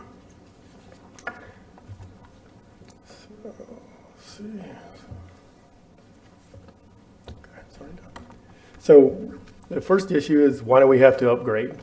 So your existing EDAX radio system was installed in the 1990s. It's been in service almost 30 years. And due to obsolescence, you're being forced out of that system. The manufacturer of the current system, L3 Harris, has ended support on many of the critical parts that support that system. That means in the future, you could experience a critical system failure and not be able to repair the system in a timely manner because of lack of availability of parts. That system is the communications backbone for all of your public safety radio communications in the county. Okay, so that means that ESOC, your EOC, your backup dispatch is a critical component of that. So where do you go from here? The new standard is called P25. That's the new digital standard, interoperable standard that's formed after 9/11. And most public safety agencies, when they replace their existing system, that's where they're going to. So P25 allows for interoperable communications during emergency with neighboring counties. Many of your neighboring counties are already P25. Flagler is already P25. Brevard County is under contract to go P25. St. John, Seminole, Orange, Clay, Duval, all P25 already. So your system is not a simple system. It's made up of lots of subsystems. So you have 2 major trunk systems, a national mutual aid system, also a P25 event system near the racetrack, backup VHF fire paging system, and another interoperable P6 system. In addition, all your consoles at your dispatch center, a new microwave system, 2 new tower sites, one jointly constructed with Flagler County up at Plantation Bay, and another to be constructed under this contract at Lake Harney to improve coverage in both the north and the south portions of the county.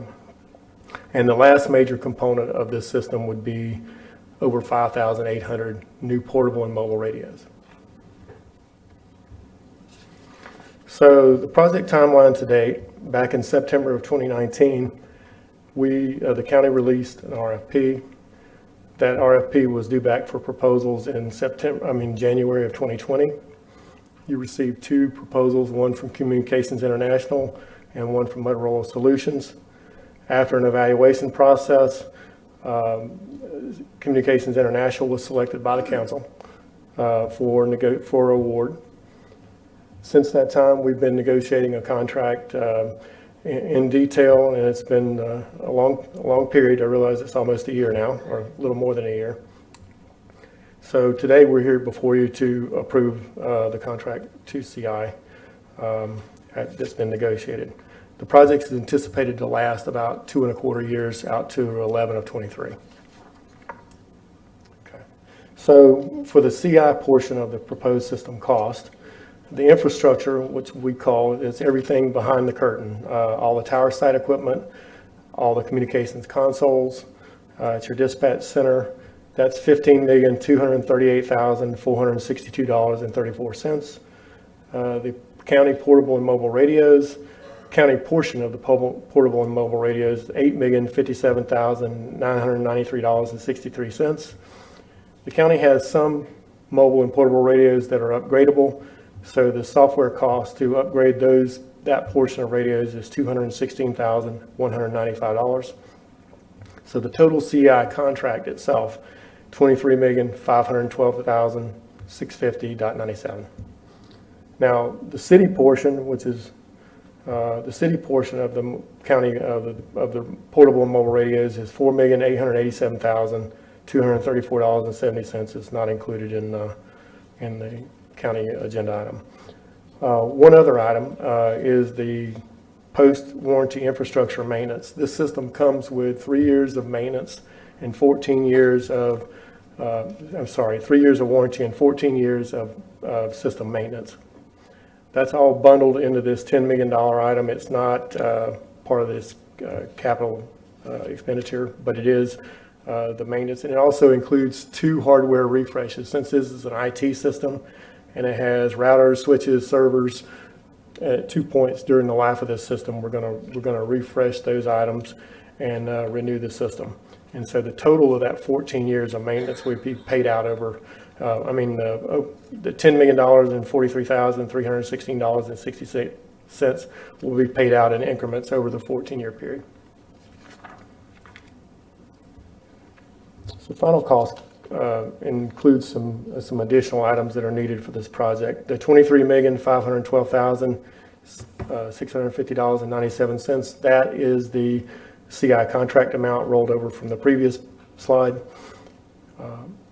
The county has 15 tower sites. Each one of those tower sites will require a structural analysis and, if needed, structural modifications. This $1 million budget item is an estimate to cover the cost of those structural modifications should they be needed, and the analyses. Also, for the Lake Harney site, one of the Lake Harney tower is under contract in the CI contract number up above. There's some wetlands mitigation and some permitting costs that are not included in that contract, and that's $110,000.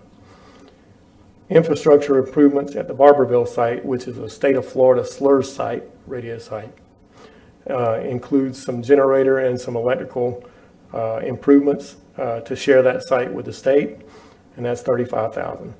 So the total capital expenditure agenda item is $24,657,650.97. That's the end of the presentation. I'm available for questions. Heather Post.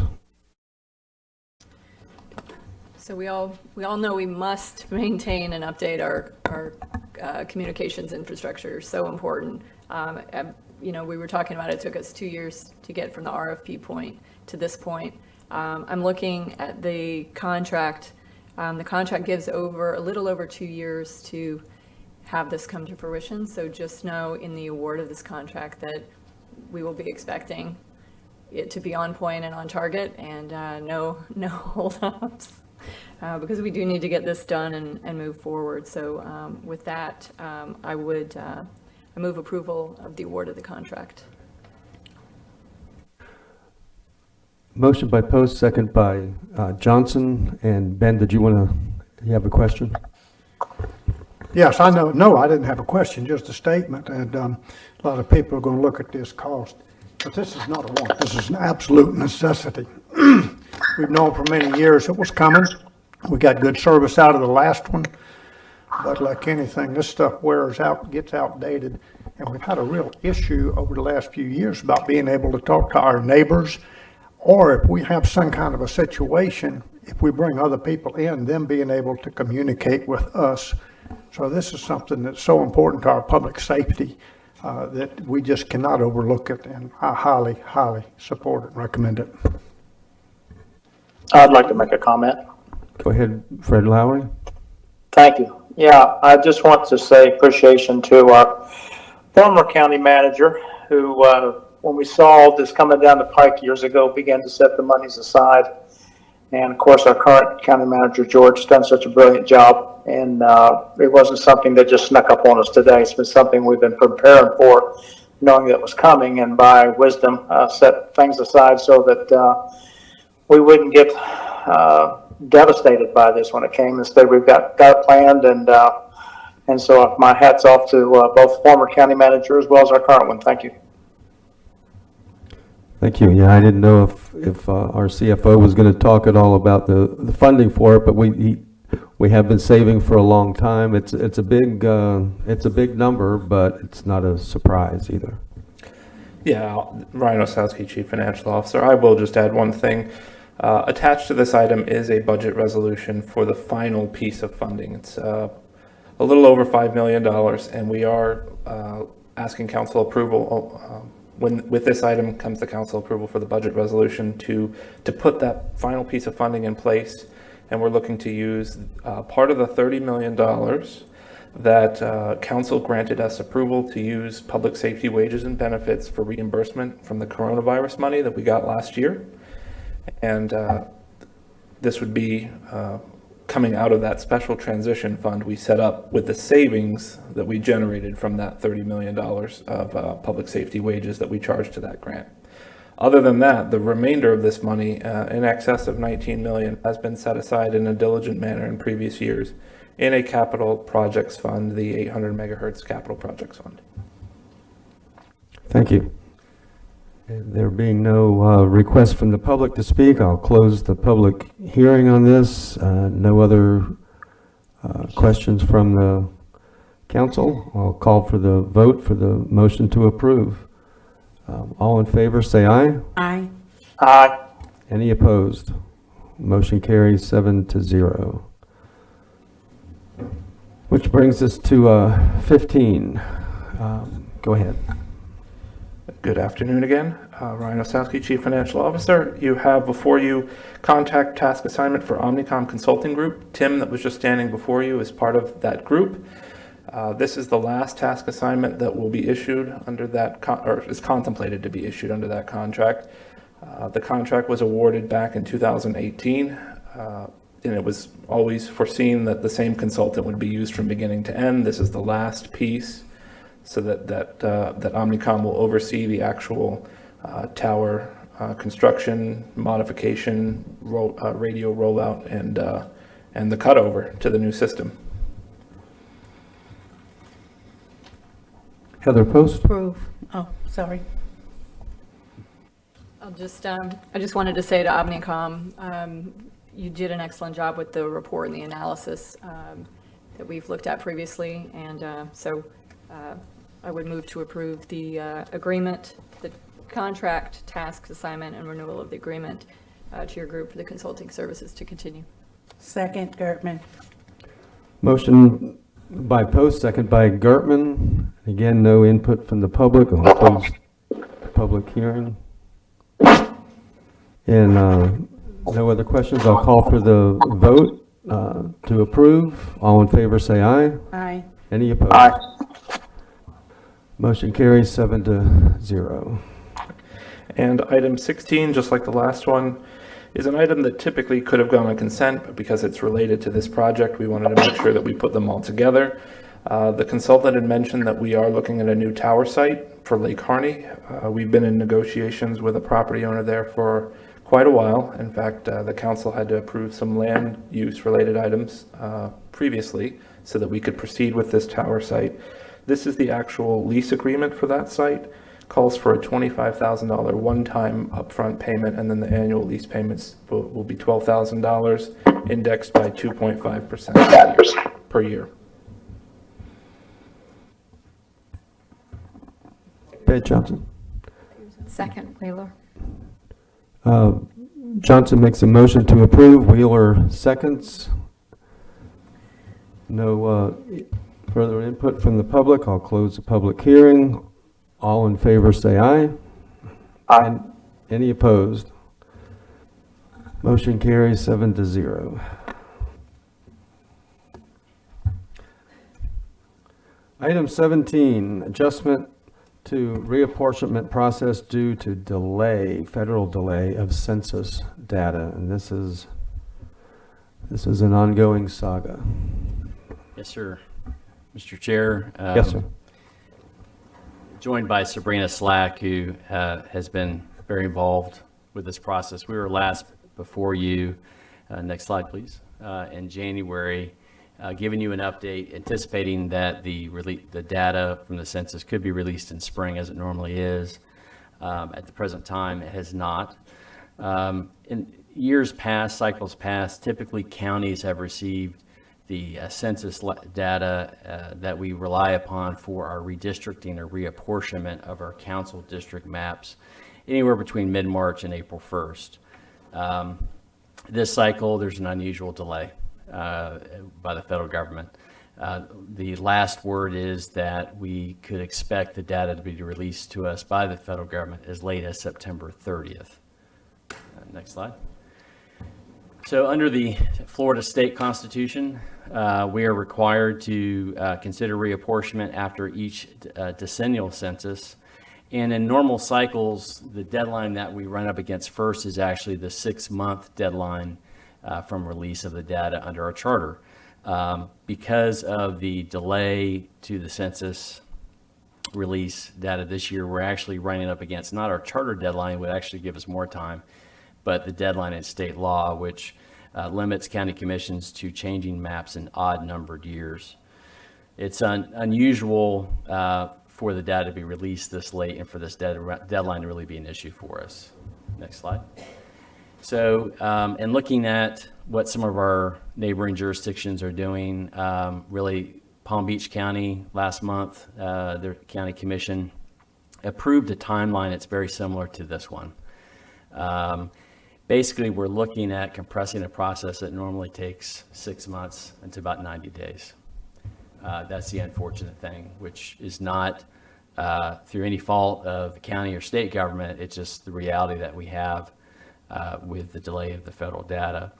So what we are suggesting essentially is to have some flexibility to work with council and collaborate with the school board as you previously directed, to have a process where we can hit the ground running when that data is released, assuming it's September 30th, that your GIS, your mapping staff would begin plugging in that data and running scenarios during the early part of October, and beginning in mid-October to schedule a joint meeting with this council and the school board to review different map scenarios and let you and the school board begin narrowing options. Essentially. And obviously we'll have as many meetings as you need to do that. There is no minimum number of meetings that's required, but whatever you do decide upon and the school board would decide upon, there would be a graphical map for those district boundaries. The more time consuming part is we have to write your staff writes a legal description for those boundaries, so that we've built that into this timeline. And the goal would be at your December 14th meeting to have council in a position to adopt an ordinance with revised maps to be adopted by you at that meeting. That would comply with the December 31st deadline under state law. There is, some may argue that we would have time beyond that. I had mentioned to several of you that there was a 1972 Attorney General opinion that suggested that if you start the process during the odd number year, but complete the process in the beginning of the even number year, it would be not violate the statute. But the opinion also stated that their answer was not without doubt, so it wasn't particularly helpful. I think Palm Beach County, I agree with their assessment of the statute, and if we can we'll get this done by December 31st, there's no question that we're complying with the statute. So if we're asking for you essentially to give us the flexibility to prepare a process that would comply with this deadline and similar to what's on the screen. And Sabrina's here, and she's here to answer any difficult questions that you may have on this process. Barb Gertman. I was wondering why we didn't get to hear from her, but. Yeah. You did. That was my PowerPoint, but it's okay. Yeah. I see what happened there. So my question is, will there be additional costs since you're rolling 6 months of work into 90 days? I don't anticipate additional costs, really. I think what we're going to be forced to do is, in speaking with Ryan and GIS staff and George, is that, what has changed over the last 10 years is we certainly have the ability to communicate information to the public in a more efficient way electronically and getting that information out. And so it's possible that, we could provide that information without actually having additional physical meetings around the county. Okay, all right. So I will make the motion to approve the process as stated. Motion by Gertman, second by Wheeler. And thank you, Sabrina. Yes, brilliant Great job. PowerPoint. They couldn't even see your lips moving. Thank you. All in favor of approval, say aye. Aye. Any opposed? Motion carries 7-0. Which brings us to item 18, Sunrail Phase 2 North construction has to be paid for. Yes, it does. On April 20th, Council authorized us to proceed with applying for and proceeding with the Florida Department of Transportation on a state infrastructure bank loan. We have completed our application and received back our agreement and the terms. As anticipated when I was here standing in front of you in April, the interest rate is 1.75%, which is a lower interest rate than we would have gotten if we would have went to the market to get a similar structured loan. In addition to that, because we're working with the FDOT, they've agreed to hold the funds not bearing interest until they actually pay a vendor. So if we would have gone out for a private debt, we would have had to have taken those proceeds from the bank. The bank would have started charging interest on day one, and then the FDOT would have been holding on to those funds until they needed to disperse them to the vendor doing construction.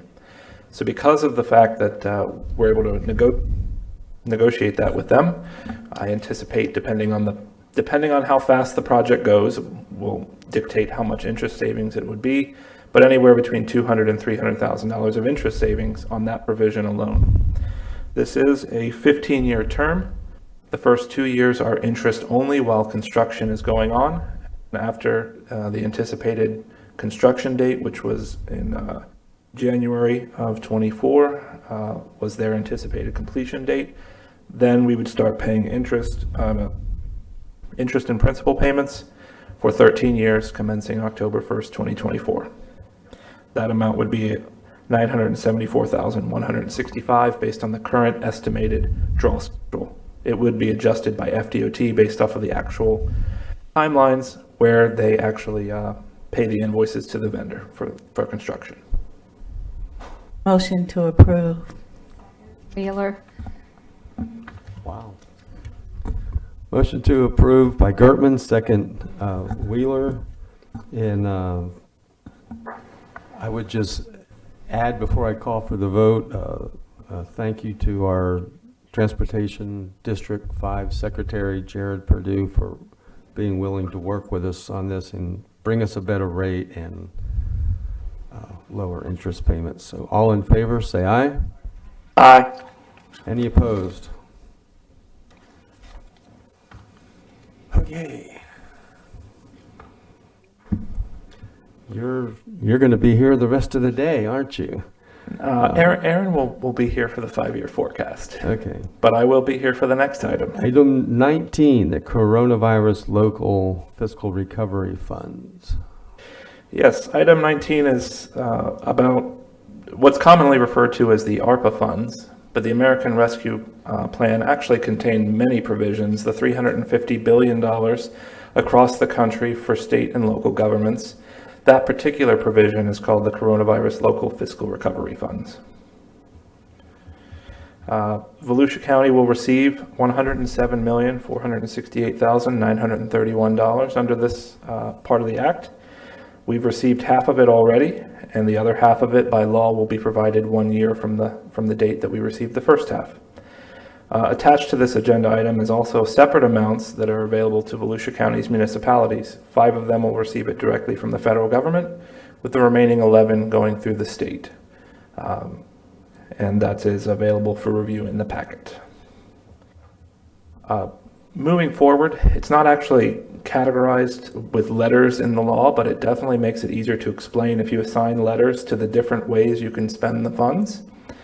And this is, it's not one category only. You can allocate 50% of it to one category, 25% to another category, and so on and so forth. So any one of these categories can be mixed and matched, and the 4 categories of use are responding to COVID-19 or its negative economic impacts, premium pay, revenue loss, and the final category of water, sewer, and broadband infrastructure. Under the first category, which I'm calling Category A, it is most similar to the Coronavirus Relief Fund that was provided under the CARES Act, the $96 million that we received last year. All uses of the Coronavirus Relief Fund are eligible under Category A of the Coronavirus Local Fiscal Recovery Fund with 2 exceptions.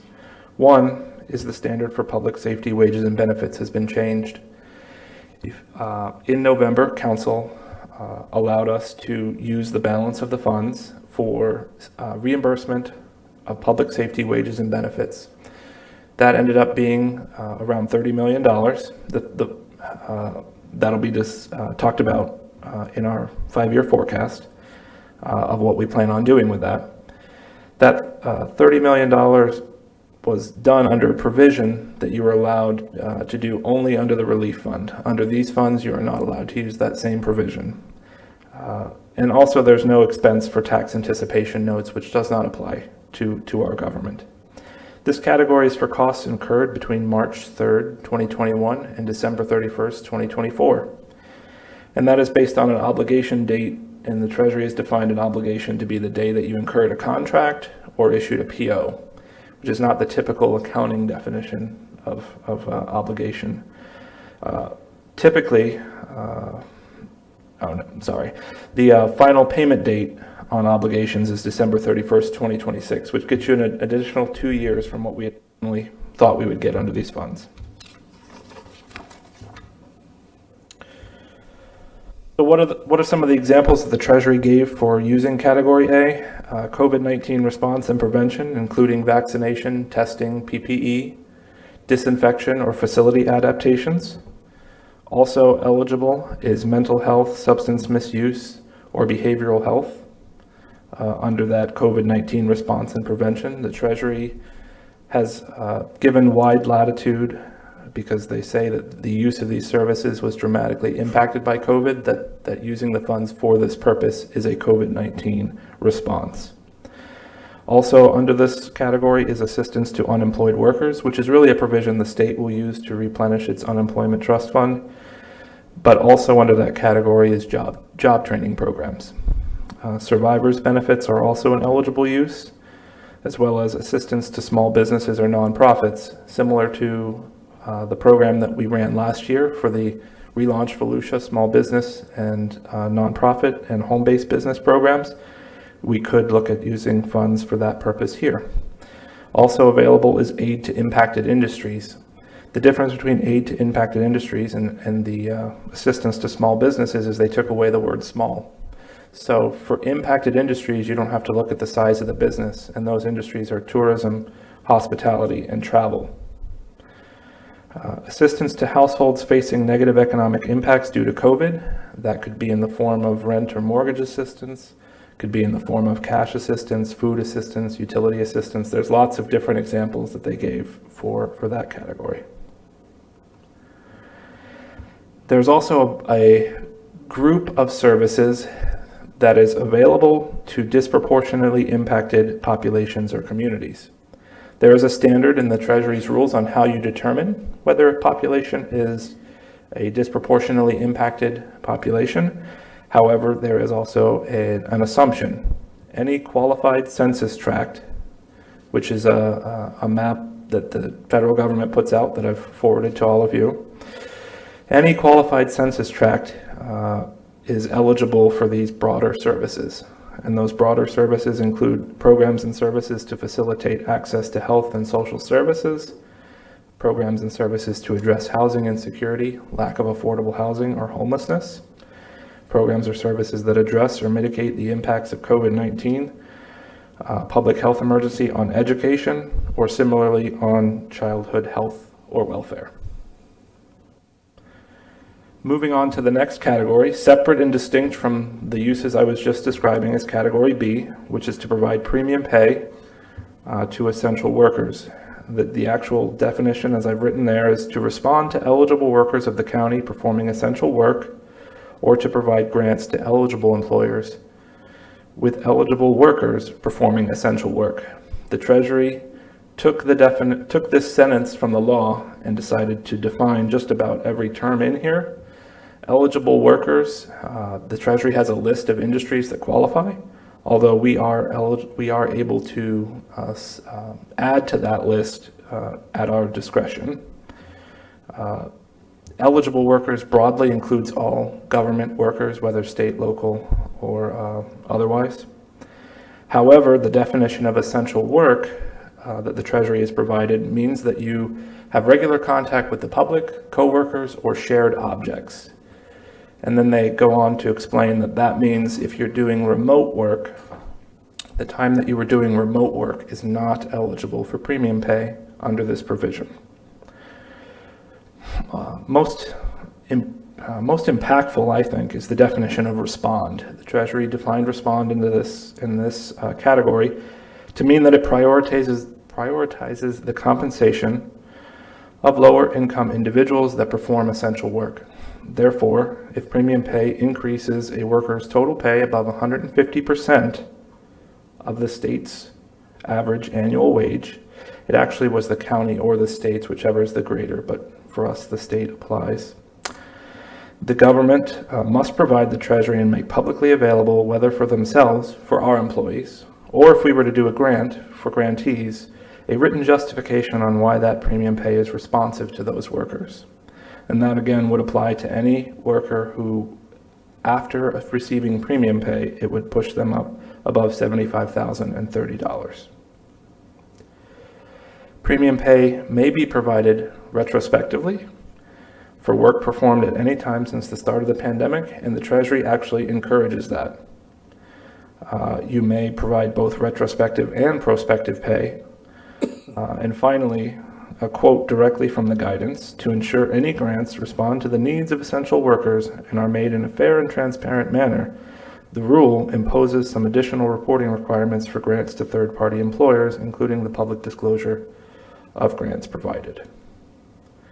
The third category I'm labeling as category C. I call it revenue loss because that's the quick way to understand it, but technically it's for the provision of general government services. However, it's capped at the amount of your revenue loss. So you still have to tell the Treasury what you're going to spend the funds on, whether it be for broad infrastructure projects or for wages and benefits or for other operating expenses. Any governmental expense qualifies There are a couple exceptions. One of them is paying debt, because they say that's not a government service that you're rendering now. Under this category, the amount is again limited to the extent of revenue reduction related to COVID. There's a lot of technical that goes into this, but I'm going to keep it at a high level. It is the entire government that is added together. So it's not just a single revenue stream. It's not sales tax went down. It's not gas tax went down. It's all revenues added together compared from one year to the next year. It is based on the Census Bureau's reporting model for its annual survey of state and local government finances. So the calculation requires you to do it 4 times, one for calendar year 20, one for calendar year 21, and then so on and so forth for 22 and 23. So part of this requires a projection into the future of what would 22's numbers be and what would 23's numbers be. However, projections of future activity can greatly impact that calculation. Investment income depends significantly on the market. If the Fed responds quicker to the inflation that's going on and raises rates, that will increase our investment income, but that would impact this calculation at the same time. State and local grants are included in the calculation. Federal grants are excluded, but state and local are included. So what grants the state decides to award to us with its funds and we use impacts this calculation. Future property tax rates impact this calculation. Impact fees and permit revenue are always hard to budget, especially 2 years away, as far as trying to figure out what we might be able to use this category for. And then other activities like the airport, ocean center, parking garage, and other tourism-dependent things like the tourism tax itself. There is some uncertainty to certain elements of the calculation, and attached to the agenda item is a 14-page small dissertation that I wrote to the Treasury on seeking clarification for certain uncertainties in the calculation. It is worth noting that I've also provided that to our internal auditor just to see if he agreed with the conclusions that I reached, and he did. Of course, I will caveat that to unless the Treasury actually responds to my letter and goes a different route. But based off of the assumptions and the evidence that I presented, he agreed with my positions. Category D is for water, sewer, and broadband infrastructure. It's the final category, and this category has no COVID-19 relationship at all. It was done on purpose in Congress at the federal level to not be related to COVID. It was part of the negotiations in order to get the American Rescue Plan passed. The Treasury states that necessary investments are those that are designed to provide an adequate minimum level of service. So they actually set a speed standard for broadband, and they set a standard tying it to the federal state revolving fund program for drinking water and for clean water, which is sewer and stormwater. Because of that, stormwater is also eligible under this category. Now I'll turn to from less of the what and now how we move forward. First, I want to talk about the consideration for using the money for revenue loss. Using the revenue loss provisions under this fund can give us flexibility. The way that you would do that is very similar to the way that we've done the coronavirus relief fund and the $30 million that we use to reimburse public safety wages and benefits. And I want to be clear that the $30 million was used to reimburse costs that we already incurred.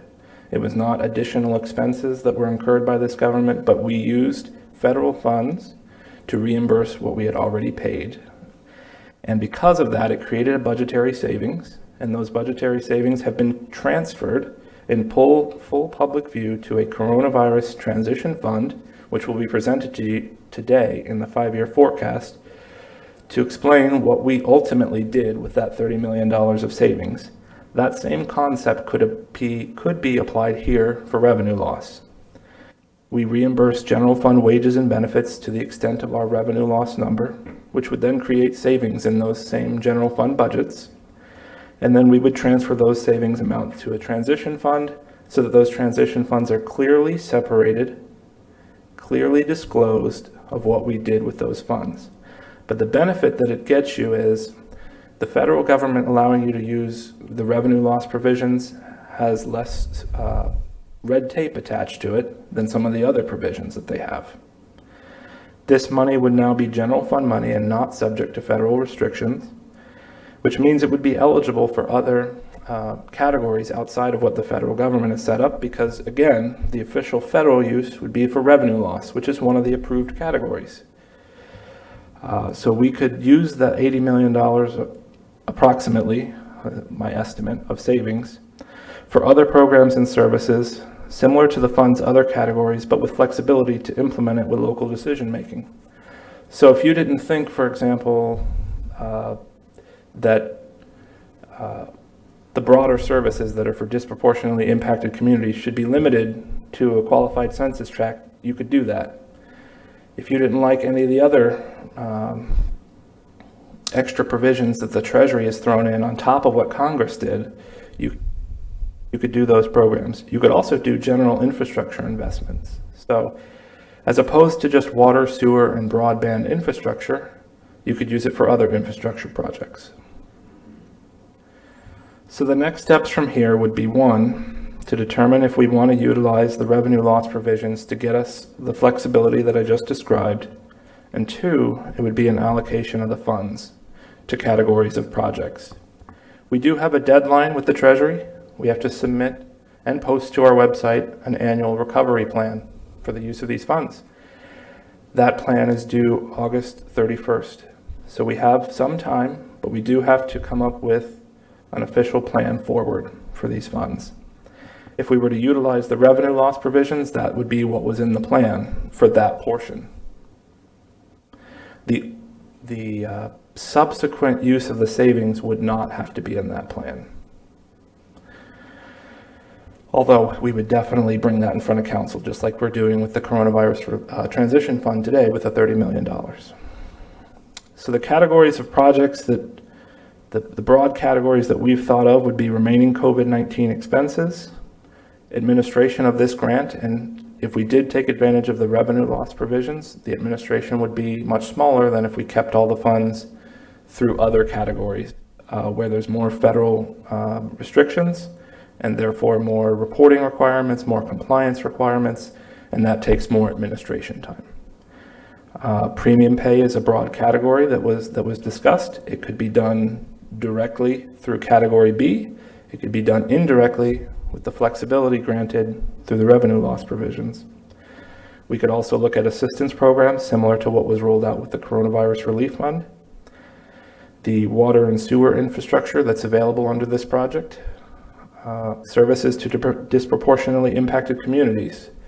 One of those, I was listening to public comment this morning, and one of the commenters mentioned the homeless. That is, like I just described, one of those services to disproportionately impacted communities. Also, affordable housing, not just homeless. General infrastructure through revenue loss, that could include roads. It could include other general projects like improvements at the jail. These are some of the broad categories I've thought of. I don't know if George wanted to add anything to the end of this here. I think Ryan's covered it. What we're really looking for today, rather than individual projects, is these categories and to start looking at an allocation. And he's going to go over in a minute, again, what he thinks the revenue loss by his calculations, and he's done quite a bit of work. You could be looking at a range that would take up a significant amount of the money, but still leave probably in excess of $20 million that would still fit in the other categories. And we do have COVID expenses. We do have remaining things that would fit well into that program. So, and I think, based on the discussions, it's important to maintain this flexibility, and it's also important to remember, which I know we've said, but it is one-time money. So when it's done, it's done. So I caution against getting it mixed into recurring expenses, because they're two different categories, and I don't want to give any false impression that we have money for programs going out ahead. But we certainly have capital needs. We have things that may be seed money and things we could use to bridge over to help people out. And again, I'm pretty sure that we'll come up with more than enough uses for the money that's there. And today we really wanted to start that process by at least getting an idea of some percentages of where we'd like to go.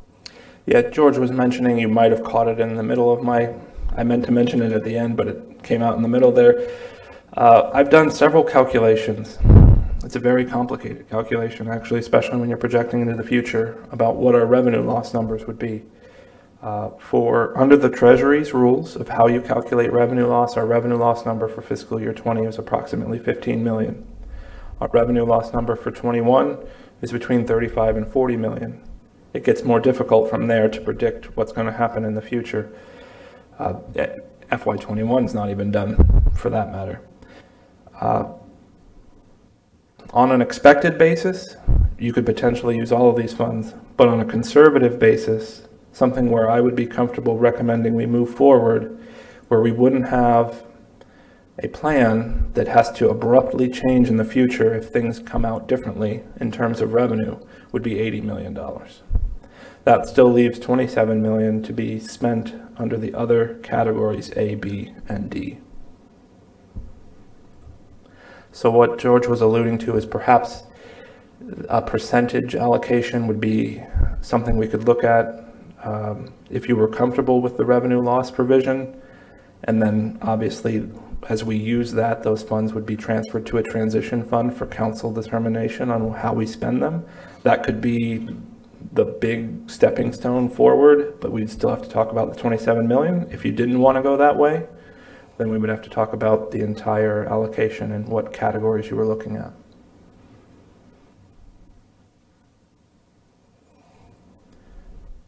You have several questions. Okay. Go ahead, if you're not done. I was going to say, I don't think we don't have to have a final decision today. This is just the beginning. Right, this is just the beginning of the discussion. So- Based on your questions, we anticipated on coming back with, a framework. Again, this money will always be held out where we can see it very plainly, and needs may change even within the period of time that we have to spend it, which is out to 2026, and there's some provision about what it means to have it spent that Ryan could go over. But basically, this is what we'll have over the next several years. I don't think we're coming out of this with a percentage on which way we're going forward, but based off of the conversation here, we would come back with different recommendations as far as percentages and seek your guidance at that point. So what is the deadline you're comfortable with? At the next council meeting, we would definitely need to present something. So based off of the dialogue here today is how we would move forward with different options that we would present at the next council meeting, because we do have a report that's due to the Treasury by August 31st. And that report is not just, here's the numbers, here's how we're going to spend it. There's a lot of details that have to go behind that. So we would need, I'll bring something back at the next council meeting based off of the discussion today. Because probably, I don't know if there's time to fit it in, but you're probably going to have 7 different sets of ideas of how to spend the money. It kind of begs for a workshop to really ferret all that out. But you do have some questions. Okay. Barb Gertman? Yeah, I agree that a workshop's probably going to be a good idea, so we can each hear from each other and see where we're crossing over and where it can be combined.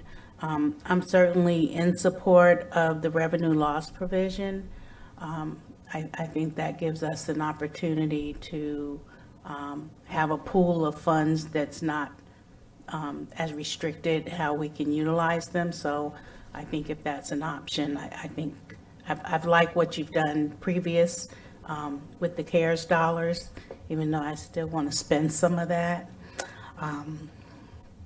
But yeah, I'm in support of that, and got a long list of wants for my West Side district. So so when we're ready to have that discussion, I'm ready, and I definitely want to seed mental health, want to support mental health programs.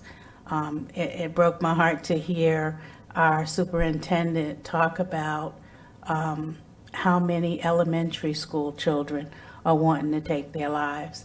And you know what's happening with our vets, and there's just a lot going on in our community that, you know, isn't in our face every day, but it's what people are going through every day, and we need to put resources behind a number of these challenges within our communities.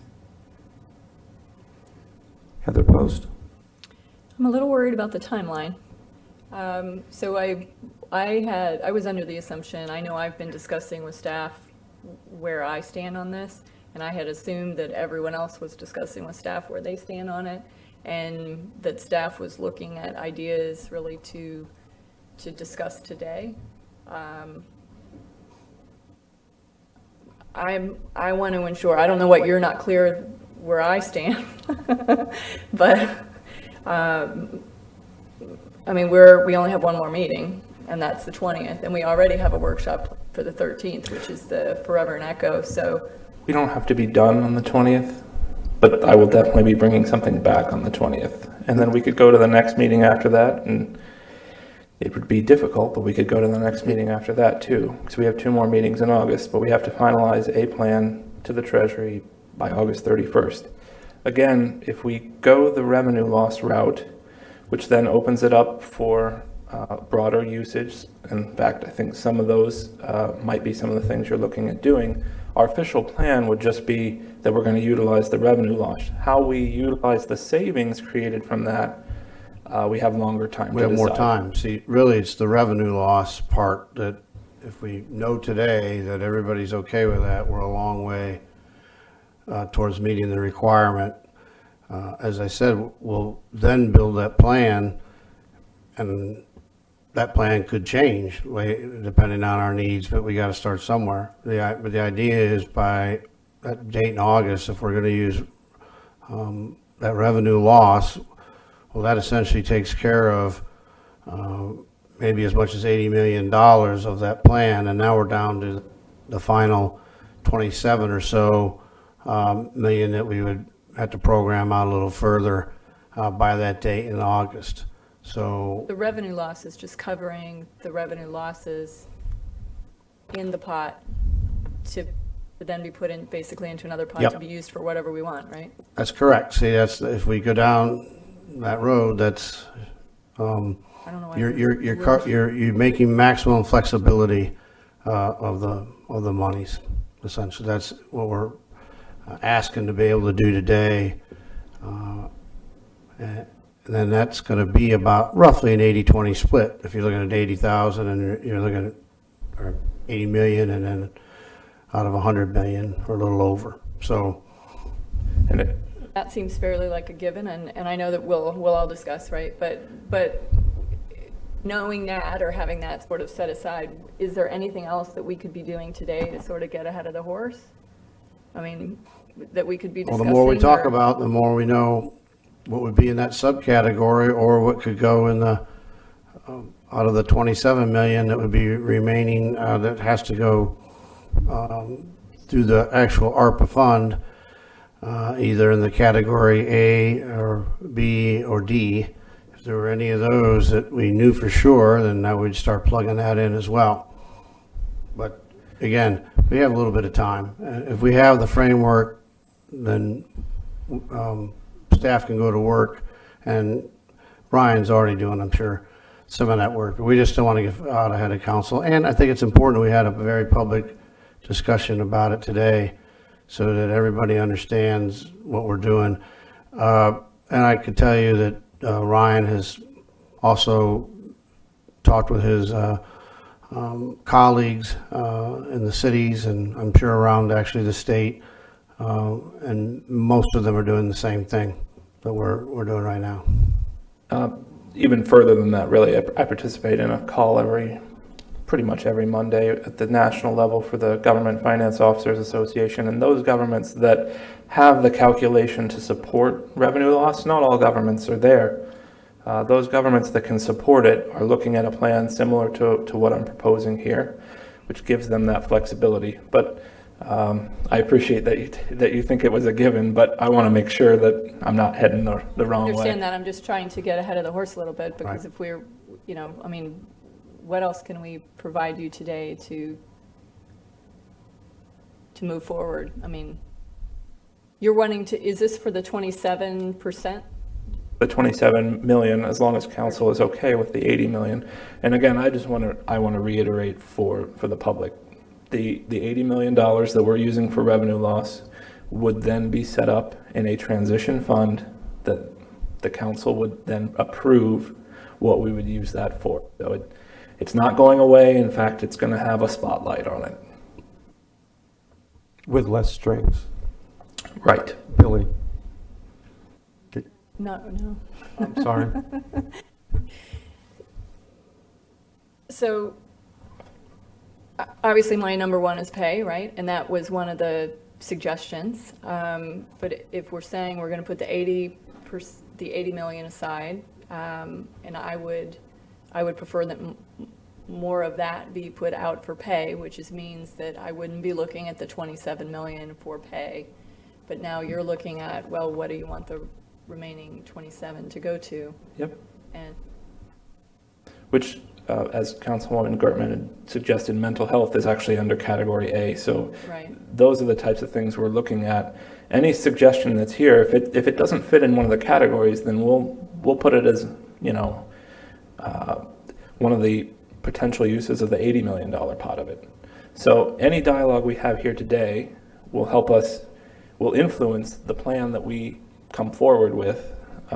In addition to the one-on-ones, we have not forgotten what you said, but do you the just need dialogue us here. to say it out loud? Or is that what you're asking, is for each of us to say it out loud? Or, I mean, you But have I the thought he information. said he wasn't looking for a list of our items. Well, that's what I'm, because We're not. I got my list. why are we, what okay. are we waiting on? If you guys are good, then That's my point. Which one you want? That's my point. We just So- need the 80-20, like you say, if you have got us in that direction. If you're good with the revenue loss, that's the most I'm just important wondering why decision today. that couldn't have been on the list for today of yes, but you already have the other information. So moved forward a little bit on some of the other things already. Getting our approval today. So do you need a motion for the revenue No, loss just- provision? I've got the consensus that you guys are comfortable with the proposal for the revenue loss provision, unless That's somebody my else says something direction. else here. Right. Okay, I That's my understand. direction. Do we need a workshop date, or are we We'll work on that. We'll see if we can get that together for a workshop. prior to the July 20th meeting? Is that the expectation? We'll try that, but it's not, because we have a little bit of time, because we know the 80-20 part, we really have to August, so it gives us a little bit more time to That's not slide the a workshop. I'm just, Yep. I'm not trying to shove it in. I'm just trying to ask what Nope. I'm trying to Very determine good. what's We our wanted to expectations, soon- so we're all on the same page. Yep, and I appreciate that, and now that if we know it's pretty much the 80 million, then we'll go work on a workshop probably towards the end of July, early part of August. I don't want there to be any point in here where you are unclear of where this money should go. I do have one question on the workshop. Are we looking to talk about the 80 million, or are we looking to talk about the 27 million? 27. Okay, all right. When we talk about all of it. That's why I'm asking. Why wouldn't we be Well, talking the about? 27 is critical that we have for the plan. The 27 is the most critical for the federal requirement. You can start planning out the 80 as well, but you could end up with some of it unplanned, and that's fine. it could be a balance, as, like I say, we go through and see other needs. But the 27 would have to be laid out to that government report that's due at the end of August. I say let's work on the 27%. Okay. That's kind of the deadline one. It is that the 27 million, the plan would be 80 million for potential revenue loss, and we would have to list out the 27 million. So that's the only undetermined thing that goes in the report to the Treasury, that where the deadline is. I say let's work on it all. Yeah, And you ship I'm with whatever you Heather. need to on whatever deadline you need to ship it to. Yep, I'm with Heather. If we're gonna come together for a workshop, let's put our list out. Right. Let's put our wish list out so he can better define if it fits in a bucket, and if it doesn't, then he knows that it goes towards the 80 or it needs further flushing out. There'd be no question as Yeah, to. I agree. Agreed. And you must have got the consensus of everyone, because all the names disappeared off the list here. Okay. So, are you clear? I'm clear. We're clear. Thank you. Can we state the direction then? Can someone state the direction so that it is clear? The direction is a workshop on the entire 107 million, with the understanding that 80 million of it will be more flexible because it's revenue loss. Excellent, thank you. Clear and simple. Thank you, Brian. Okay, item 20. You're not going anywhere, are you? This is more work on the budget. I'm just going to let you take it away and explain what you're going to explain. Good afternoon, Council. Aaron Van Cleek, Management and Budget Director. Today we're going to be going over the 5-year forecast for the Library Fund, Municipal Service District Fund, ECHO, the Coronavirus Relief Transition Fund, and the General Fund. Do you have that?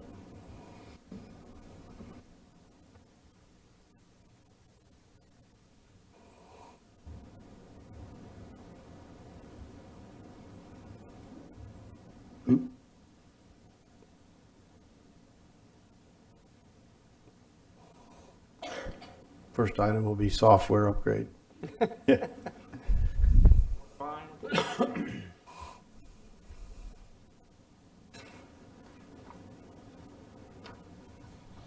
There we go. Never mind, it's good.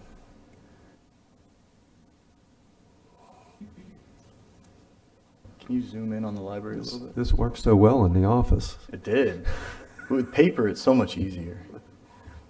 There we go. All right, so the first fund we'll be talking about is the library fund. In the library fund, we had a taxable value increase for FY22 of 7.4%. Of that 7.4%, 2.4 was related to new construction. We are estimating taxable values to increase 3% per year throughout the forecast period. Our operating expenditures for FY22 are increased 3%. We do have a 3% wage adjustment factored in throughout the forecast, in FY22 and throughout the forecast period. The total fund expenditures have increased 7.9%, and they include an annual transfer to the Library Capital Fund. That annual transfer is for the Port Orange Library Expansion Project. The Port Orange Library Expansion will provide additional space for youth services, including additional space for informal study, collaborative meetings and tutor space, and dedicated program rooms, and there's also some lighting upgrades involved in that.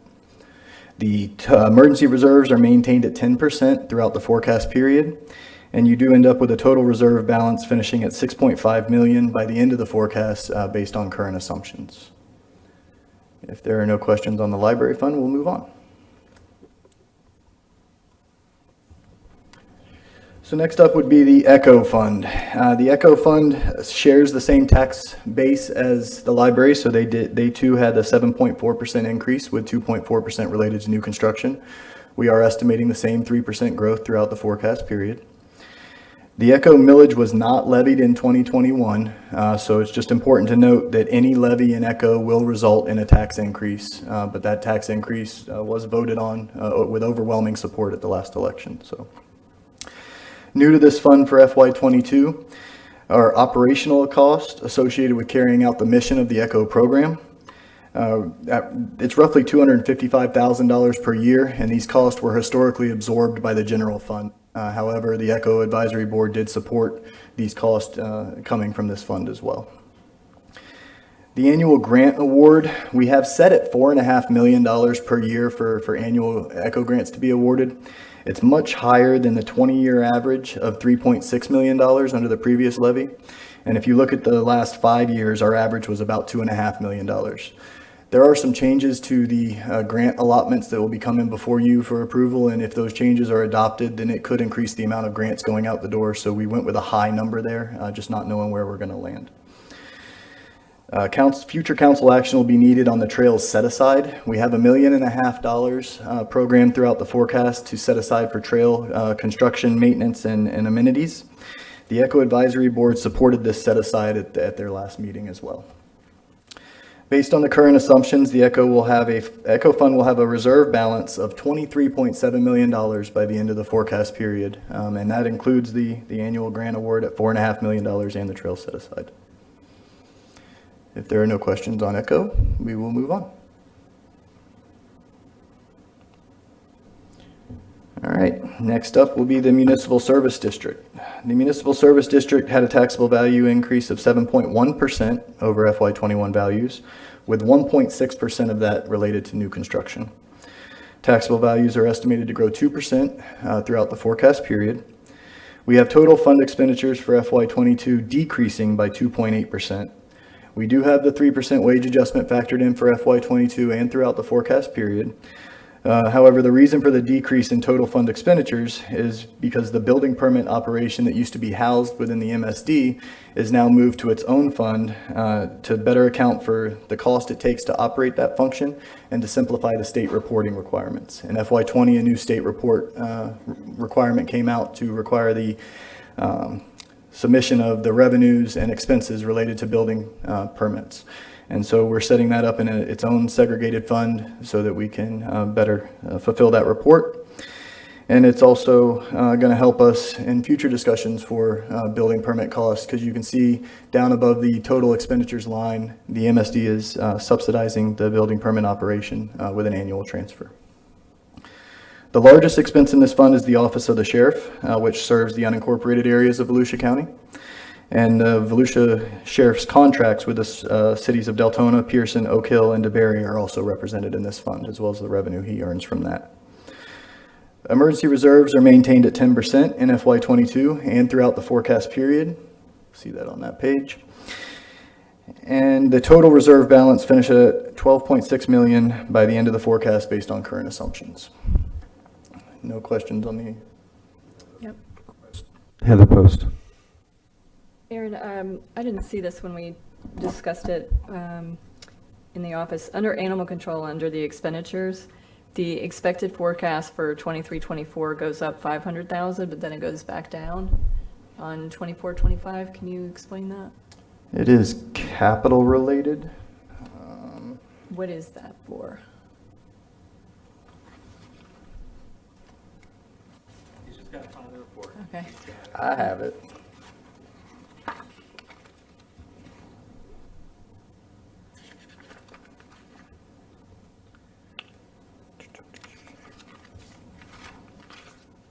Facility.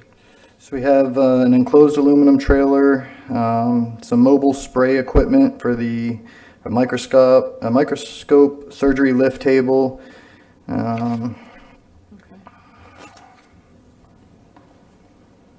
That's the capital outlay. Okay. And Thank then you. capital.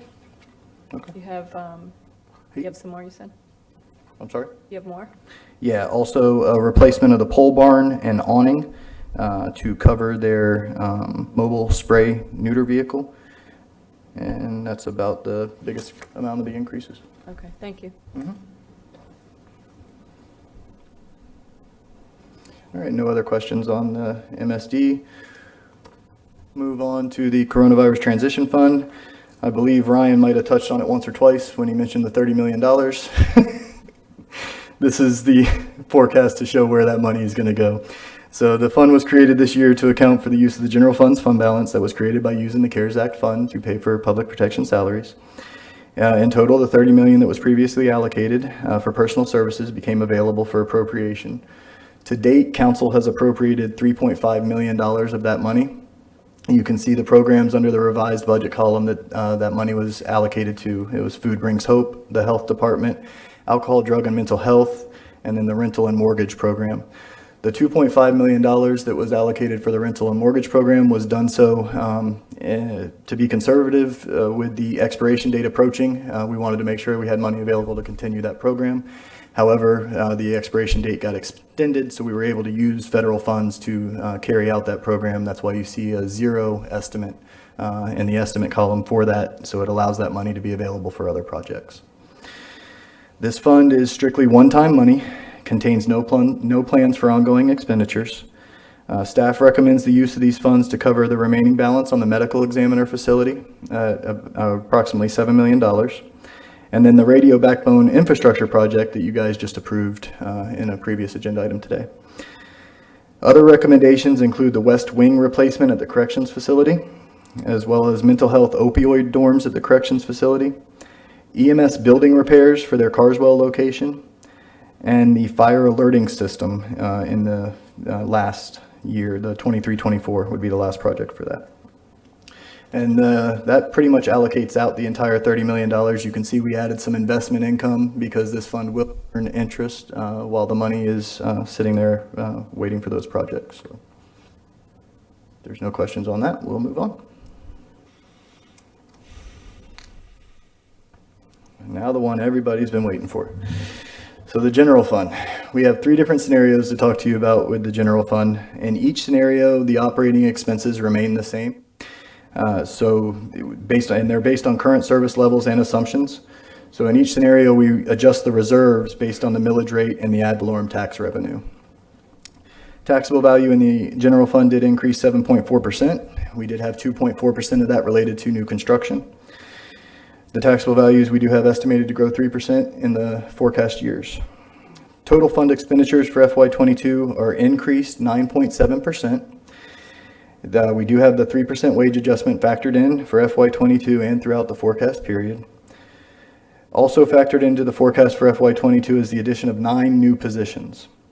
We're looking to add an accountant for the internal auditor's office, a computer support analyst for court operations, an information service analyst, and 6 corrections officers for the corrections division. And then we are, in future years, adding an additional 12 corrections officers to address staffing demands and FY 23-24 begins the increased cost of Sunrail maintenance, and that's one that we felt important to point out. So it is 3 lines below the subtotal of elected offices. You see FY 23-24 jumps up to $8.6 million from $190,000 the year before that. So 23-24 is when we really start to feel the impact of Sunrail maintenance and debt service cost. Major capital transfers for FY22 include the remaining funding needed for the Sheriff E911 technology at $4.5 million, as well as $250,000 for some Sheriff Evidence Facility lightning protection. There's been some problems with some power loss there, and Facilities has recommended that project to help solve that problem. We're also creating a set-aside fund for the Sheriff's helicopter replacement. He has 3 helicopters that will be in need of replacement, so we're establishing that set-aside fund to make sure we have money available in future years for the replacements of those helicopters. And then the other project is the corrections network infrastructure at the $1.8 million, and that'll complete the transfers for that project as well.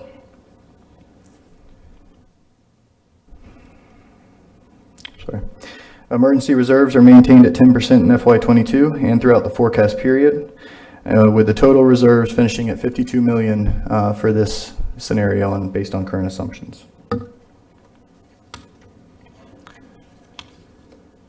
This pie chart gives you a breakdown of the equivalent millage rate by category. So it shows you that based on a flat rate of 545, the constitutional officers represent 1.8423 of the millage, with public protection representing 1.5890, and subsidies and direct cost, which include Votran, economic development, the CRAs, and Sunrail, at 0.4154 of the millage. Other county departments represent the remaining 1.6033 of the millage rate. The millage equivalent we determined by netting out the departmental revenue and then evenly distributing the non-departmental revenues equally among the departments so that we didn't just allocate property tax to one function. This pie chart gives you a high-level look at the increases in the operating budget. So in FY21, we had an operating budget of $268,630,284. FY22 in the general fund currently has an operating budget of $294,758,119. That is a net increase of $26,127,835. And you can see how that those increases are broken down. The constitutional officers represent 50.8% of that increase at $13.3 million. County operations represent the remainder of the increase and break down as shown with personal services at 12%, county operating expenses at 15.9%, and capital outlay, capital improvement at 21.3% of the increase.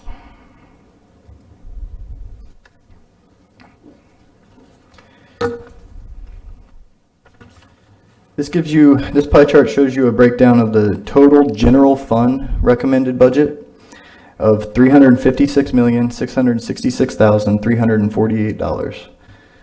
This chart is based on the flat millage rate of 545. There would be a reduction to the total amount recommended and a subsequent reduction to reserves under the other scenarios that we'll see here in a minute. External expenses and support represent the largest percentage of the recommended budget at 37.4%. And they include the constitutional officers as well as other external operations such as support for Medicaid, drug abuse and mental health, the Children and Families Advisory Board, Department of Health, etc. You can see the list off there to the side. Public protection represents the next largest percentage at 20.8% of the general fund recommended budget, and that includes the transfer to support EMS operations. Reserves represent 17.4% of the total recommended budget. And then we have operational support representing 9.9% of the total general fund recommended budget. So operational support includes your finance department, your facilities. We support not just the internal departments of the county, but also the elected offices of the property appraiser, the tax collector, the supervisor of elections, and the court systems. Obviously, the sheriff has his own administrative support staff, but they still utilize us for insurance programs. Other county operations, which include community services, parks, recreation and culture, growth and resource management, and public works, represent 8.5% of the total recommended budget. Public works is mainly coastal. There's a little bit of engineering cost in there, but that's mainly the coastal division. Remaining percentages are 2.6% for subsidies of economic development and VOTRAN, major capital transfers at 2.4%, and carry forward capital from prior year at 1%. Yes, ma'am. One question on that previous slide. Under reserves, what percentage of that 61 million is earmarked for specific projects? Do we have that? So that shows you, I'm sorry, for specific projects. So we have under this scenario, there'd be 31.7 million reserves for future capital, and that future capital goes down every year, and it's basically facilities capital that you're funding with those reserves. You have major capital of the sheriff's helicopter that would be a transfer in the future years of the 2.25 million. So some of that money would be going towards funding that set aside, and then other facilities capital within the operating budget of facilities. But of that 61, we don't have an exact number as far as how much of that is accounted for, like it's already spent or it's being saved for, a specific purpose. Right. It hits the operational capital. You can see it goes down every year down to 19 million. I would add that out of the 61 million, if you see there the emergency reserves at 26.8, that's council policy for the 10%. And as a coastal community, the auditors every year when they're here, they tell you that 10% probably not enough. The GFOA recommends 16%. So the reserve for future capital would also fulfill any other emergencies if we had one that went above the 10%. So in other words, we have a project to repair something here, or we would kick that out and that would go towards that emergency. So that's how we kind of live at a little bit finer level with the 10%, knowing that we got some capital money that you could push those projects out if we had to because of an emergency. Yeah, all the capital port though, there are projects, there are plans in the facilities budget, as they're saying. They just tend to be a lot of smaller ones, not the big highlighted ones. But, you know, those are the ones you guys see quite a bit when we, like just recently you saw the engineering for some fuel tanks for our emergency generators. Things like that add up to a lot of the projects that are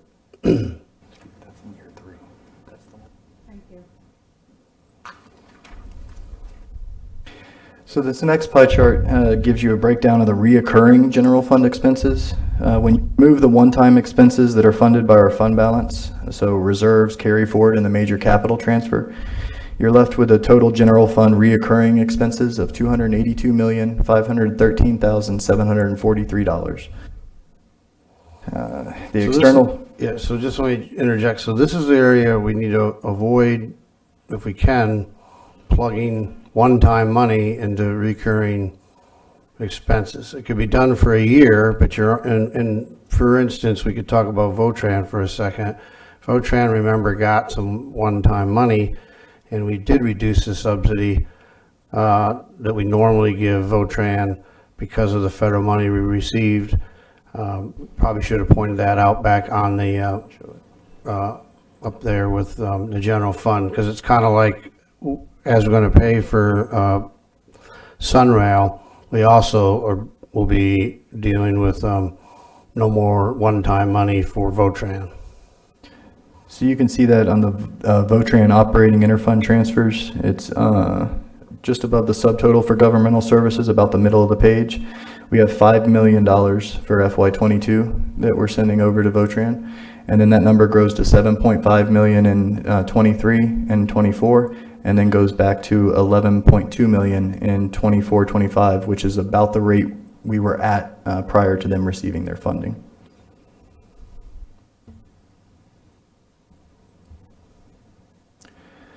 So just on the reoccurring expenses, the external expenses again represent the largest percentage at 47.3%, followed by public protection at 26.2%, operational support at 12.5%, and other county operations at 10.7%, with subsidies at 3.3%.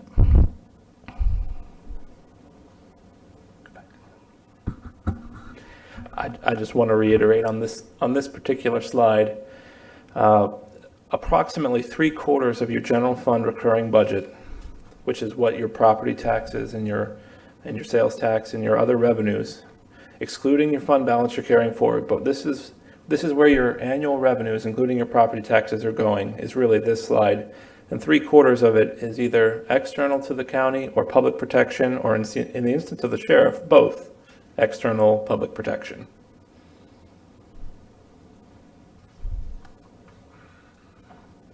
So this next slide gives you a comparison of the three different scenarios I spoke about at the beginning.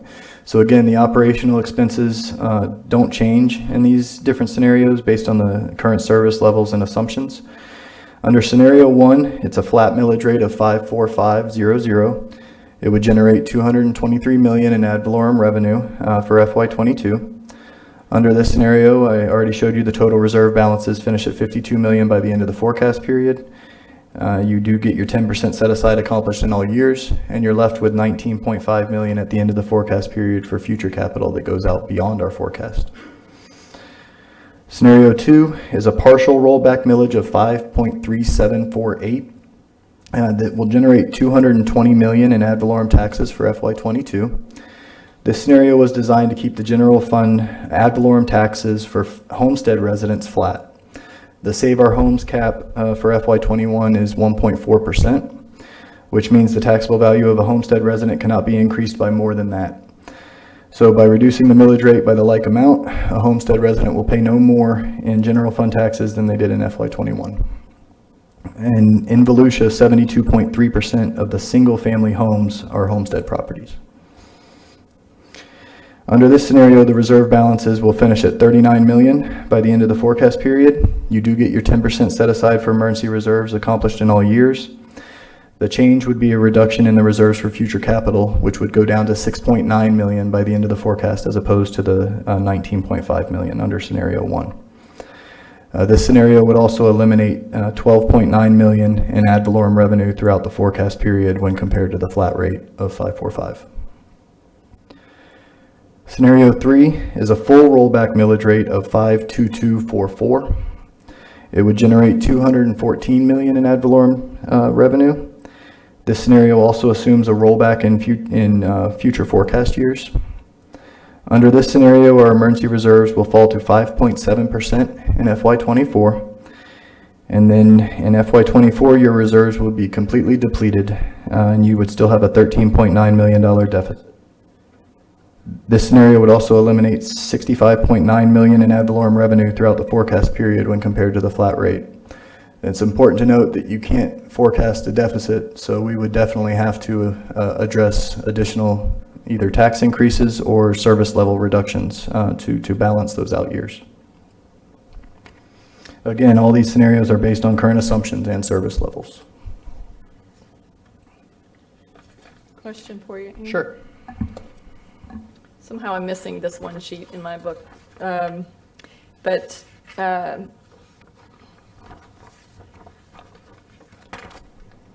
Staying at the 5.2244, the full rollback, I'm looking at a 14, basically it's 13,894 deficit in fiscal year 24-25. So a few years out, we would be in that deficit. Is that 80 million something that we could set aside for that to sort of put us ahead of the game? I know we were talking about moving things around. If we were to put, say, 20 million of that in order to not raise taxes through the 2026 fiscal year, is that feasible? If you look at there's a little bit of math to this, but I'll tell you, you can see the number, and I'll tell you the number as well. If you look at the scenario number 3, the reserve number of $15 million, and you compare that to the deficit of 14 million in the next year, what does that mean? That's a $29 million difference. Okay. That's $29 million of reserves, one-time funds that would be plugging the budget in 25. If you were to, yes, you could put $80 million there, but then you'll be in the exact same scenario 2 years from then. Mm-hmm. Because the 80 million The is rollback rate one-time is money. never the same every year. So every year we look at the rollback rate. So for us to say, oh, if we do it this year, in 10, 20 years from now, the rollback rate is going to put us in this spot is not, I mean, we look at it every year. So I get what you're saying, but I'm just asking if that's a feasible option. Is it doable? Looking at recurring revenues versus recurring expenditures, it puts us in a position where we would have an imbalance. We would have recurring expenditures in 2025 without a service level change or a tax increase like Aaron was referring to. In 2025, you would have $29 million of recurring expenditures in excess of recurring revenues. And you could take $29 million of one-time money and put it in there. But then next year would get even worse because costs go up, they don't go down. So you'd be looking at a $30 million deficit. Right. I would not recommend we, as knowing all the numbers that we have and that we're facing, I would not recommend using one-time revenues to plug a recurring deficit. That's correct. I mean, maybe a very short-term period, but putting that 80 million really is a huge kick into the can, where you would be faced with a big tax increase, farther out. The other thing, and we don't know, is, again, these are forecast numbers. Things like Sunrail, even, which is a big number, it's not built yet. So I'm not sure what that number, it's what we've been told by the Department of Transportation, and they have worked really hard to give us, I think, a better estimate. But in even fairness to them, I don't know if they know what that could be. So, conservative, we try to do this conservatively, I'll admit, but usually within a few $1 million, not $80 million. So in looking at,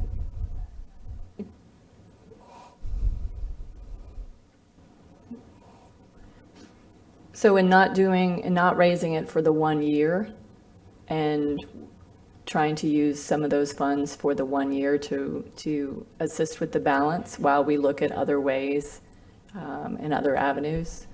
I know we discuss all the time about cutting services, but we've also talked about ways that we can be looking at to save additional funding. We've discussed VOTRAN. I know this council, we've approved 3 times since I've been here. So in the last 5 years, we've approved millions and millions of dollars for VOTRAN bus routes that are no longer in existence. So there are things coming that perhaps maybe we shouldn't be putting into effect. And that's, those are things we can be looking at. It's not always just we have to cut, fire service, not. But there are things we can be looking at. So I understand the 5-year forecast. I get it. And I understand what you're saying about the recurring costs. And I understand your hesitancy as a money person. But what I'm wondering is if for the 1 year, if we did the number 3 scenario and inputted some of the funding from the federal government that we're getting, this is now, this will put us over 250 million that in totality that we've gotten from the federal government, putting some of this in so that we're not raising the taxes this year while we are looking at our priorities and our, what exactly we're doing with our fund, I think would be a wise decision. I'm asking if that's doable, and to me it is. It is doable for 1 year, but then the next year and the year after that, it becomes more unsustainable without some sort of change. If no other actions are taken, totally got you. That's what I'm saying. The VOTRAN service changes that you were talking about, the routes that were canceled, those are already factored in here. If you wanted to look further at VOTRAN, exactly what you just said, other routes, that's the type of thing that you'd be talking about. Ryan. I understand we're not going to get that Do you money. guys have the chart of the, Hold on one second. I understand we're not getting the money back from VOTRAN, but that's that's money, also money that we pissed away. So, do you have the chart of the millages over a period of time? Is that the next slide, or is it, no? While Aaron's looking at that, I do want to point out one thing. Can you recenter this page?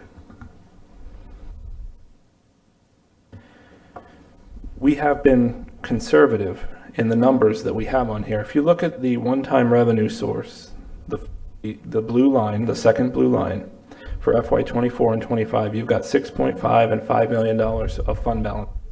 This is in the full millage scenario. What that means is you're using 6.5 and 5.5 million, or sorry, $5 million of reserves to balance the budget at that point. We don't, we have capital numbers in there, but the main reason you're plugging that hole is because of Sunrail. Another thing I would point out, as George pointed out, the VOTRAN number, that's going to keep going on in future years at $11 million. We've been asked before about other costs and looking at, are we reasonable about projecting in the future?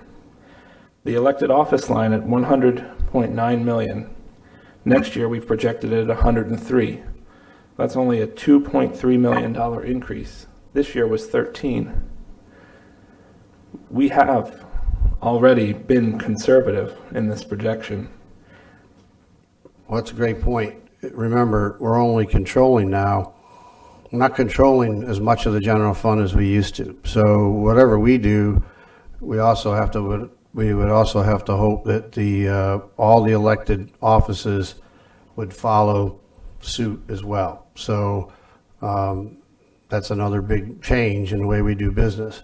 I just wanted to point out, just if you look at our rates, going all the way back to 2000, you could see that, we kind of peaked out there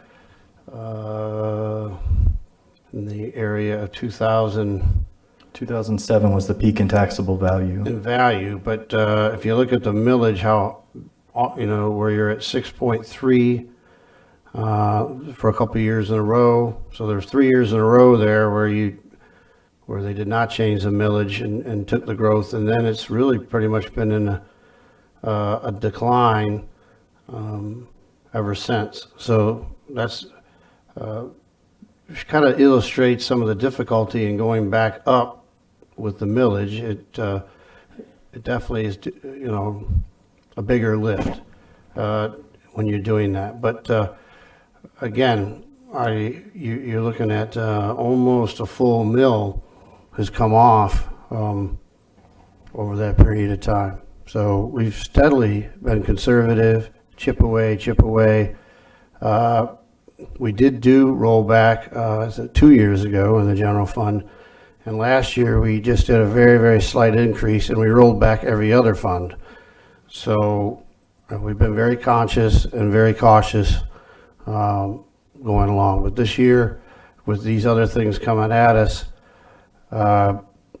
it would be very hard to recommend a full rollback, but we have given the scenario of the partial rollback. Were you done? Yeah, I'll be back. Go ahead. Okay. I'll let Ben go first. Go ahead, Ben. There were more pages. What we have to be careful about is a short-term political gain for long-term financial crisis. And we could put this county in the long-term financial crisis if we're not careful. We've had some things we've been saddled with that we didn't ask for, but we've got them and have no choices. Amendment 10's unreal. Vote ban's going to cost us more money. Raises to keep ourselves in the marketplace. These things are going to cost us money no matter what.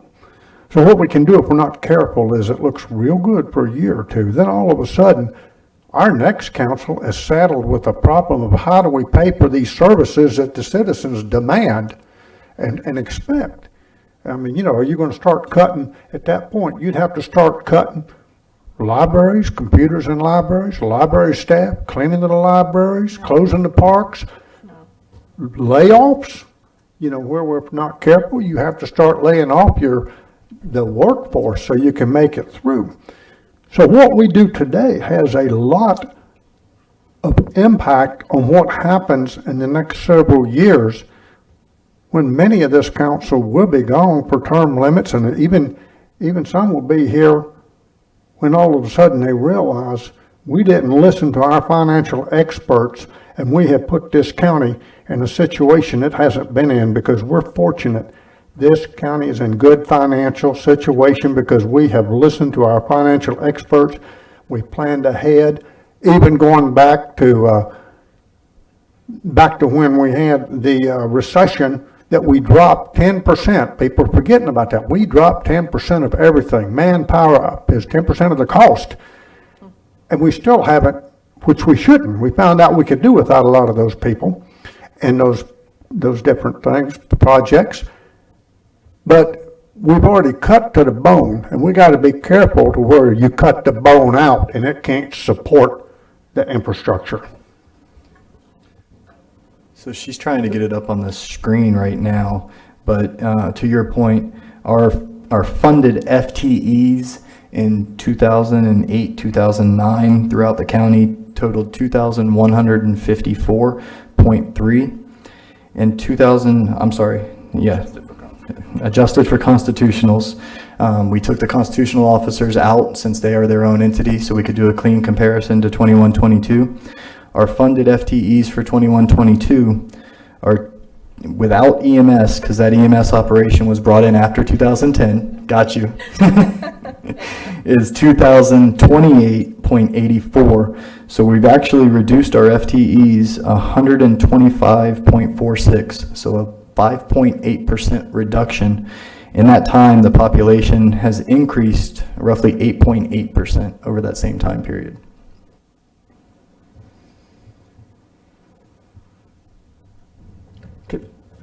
I would like to interject something and have your response. You know, Ben has mentioned a short-term political gain of cutting taxes, and that's one way to look at it. But you know, the three of us have talked about this. We also have a responsibility to look after the taxpayers of Volusia County. Their property taxes are going up because the property values are going up. New homes costs are going up a lot. It's exorbitant. So property taxes are going up, and we do have a responsibility to consider that as well. What can they pay? I mean, it's read the local newspaper and read our reputation of being the high tax county, regardless of everything that was just said that we're doing, and previous councils have tried to hold the line. It's not a short-term political game to look after the pocketbooks of the taxpayers too. We can't do that in a way that puts us in poor financial shape. Nobody is suggesting that. Heather suggested, you just showed us a slide that over the last 2 years of your 4-year projection, a $28 million deficit, combined deficit, taking $28 million of this money that we have and holding it in reserve to cover that if we need it is not a bad idea while we are looking at other things. But my biggest question is, you are through this projected period, you're projecting what level of growth? Growth in tax revenue. I mean, everywhere you look in Volusia County, there's trees being cut down and homes being planted. There's homes, properties that will all be taxed for property value.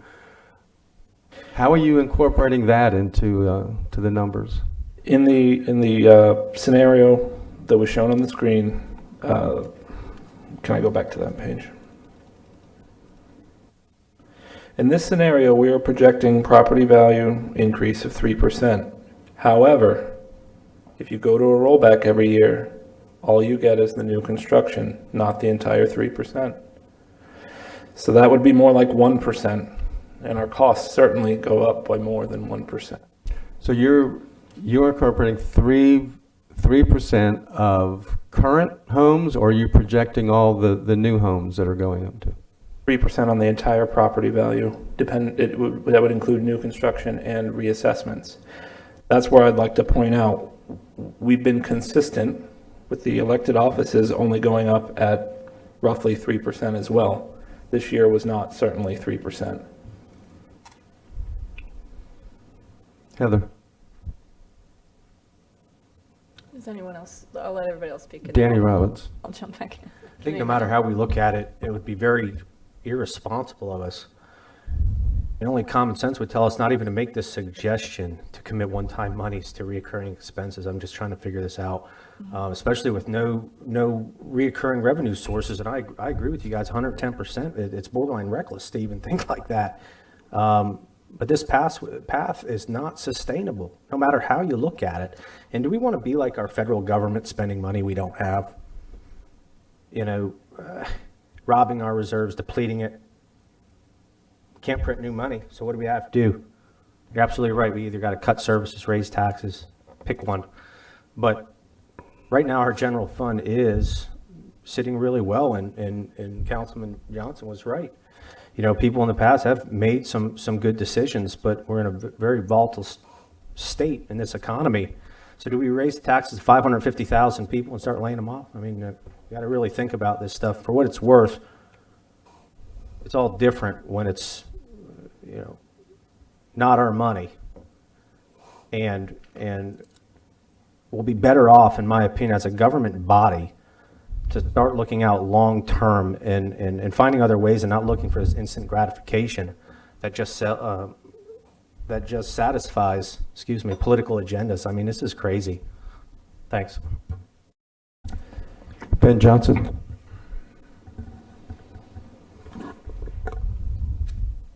I'm very much in agreement with looking after people's property taxes because I'm a taxpayer myself. One of the things that's often lost in this about taxes in Volusia County is we only have certain funds we control. And I think I saw something the other day that you put out that the difference in the taxes for most homes would be approximately, what, $35, something similar to that. $35. There was very, very little. I may be wrong on that. From 645 to 627, is that what you're talking about for the general fund taxes? On Yes. 125,000? Yes.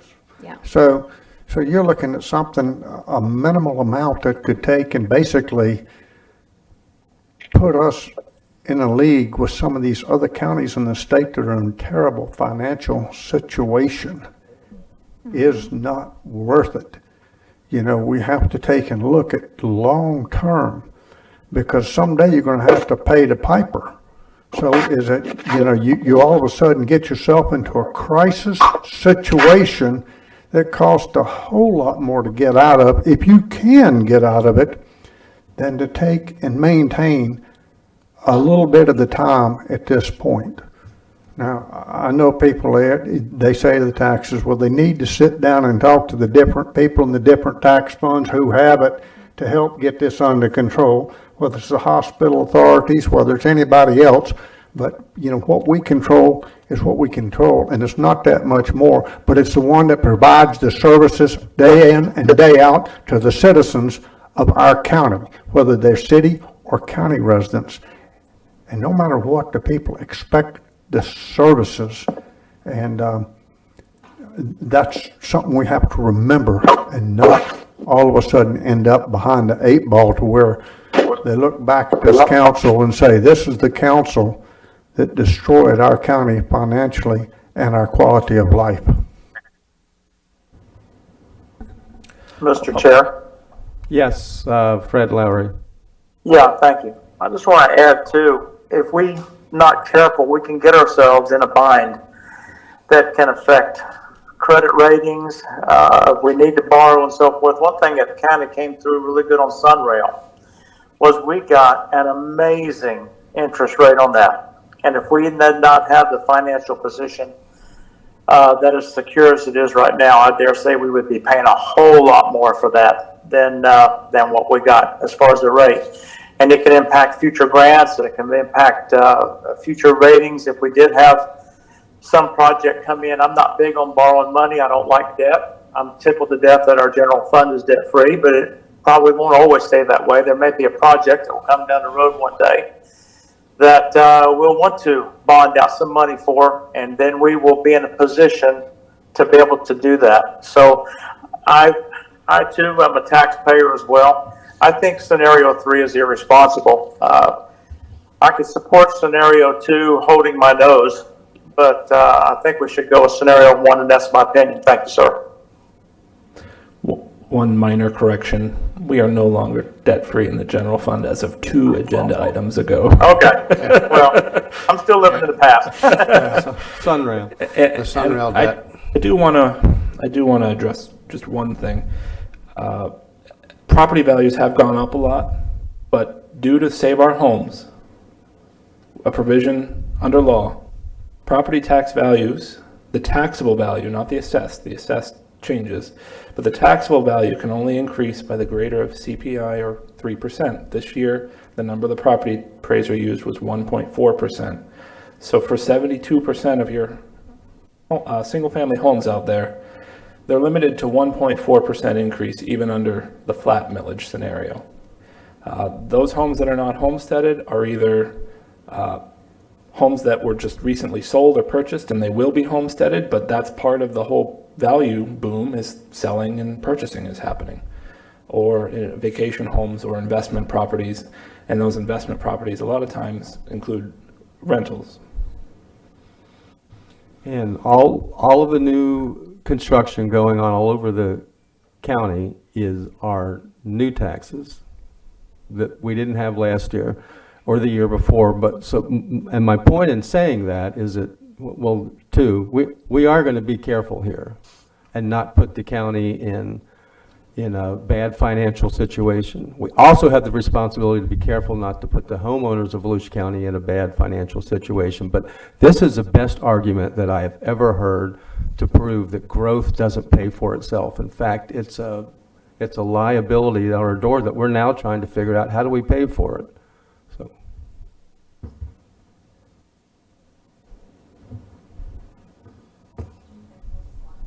We do. I think there was a couple more slides. There's 2 more. So actually, this one here just shows the effect of the reserves under the 3 different scenarios. It's just a visual line graph. It's not a very favorable one. And then the last slide is per the request at the last council meeting for the cost of hourly increase, $1 an hour for all employees. So it's broken down into 2 different columns, $1 an hour for hourly employees and what the cost of that is by fund, and then $1 an hour for salary employees and what the cost of that is by fund, and then the total cost of that dollar increase by fund. None of these numbers are in any of the scenarios you've seen today, or obviously not in the scenario you saw last week.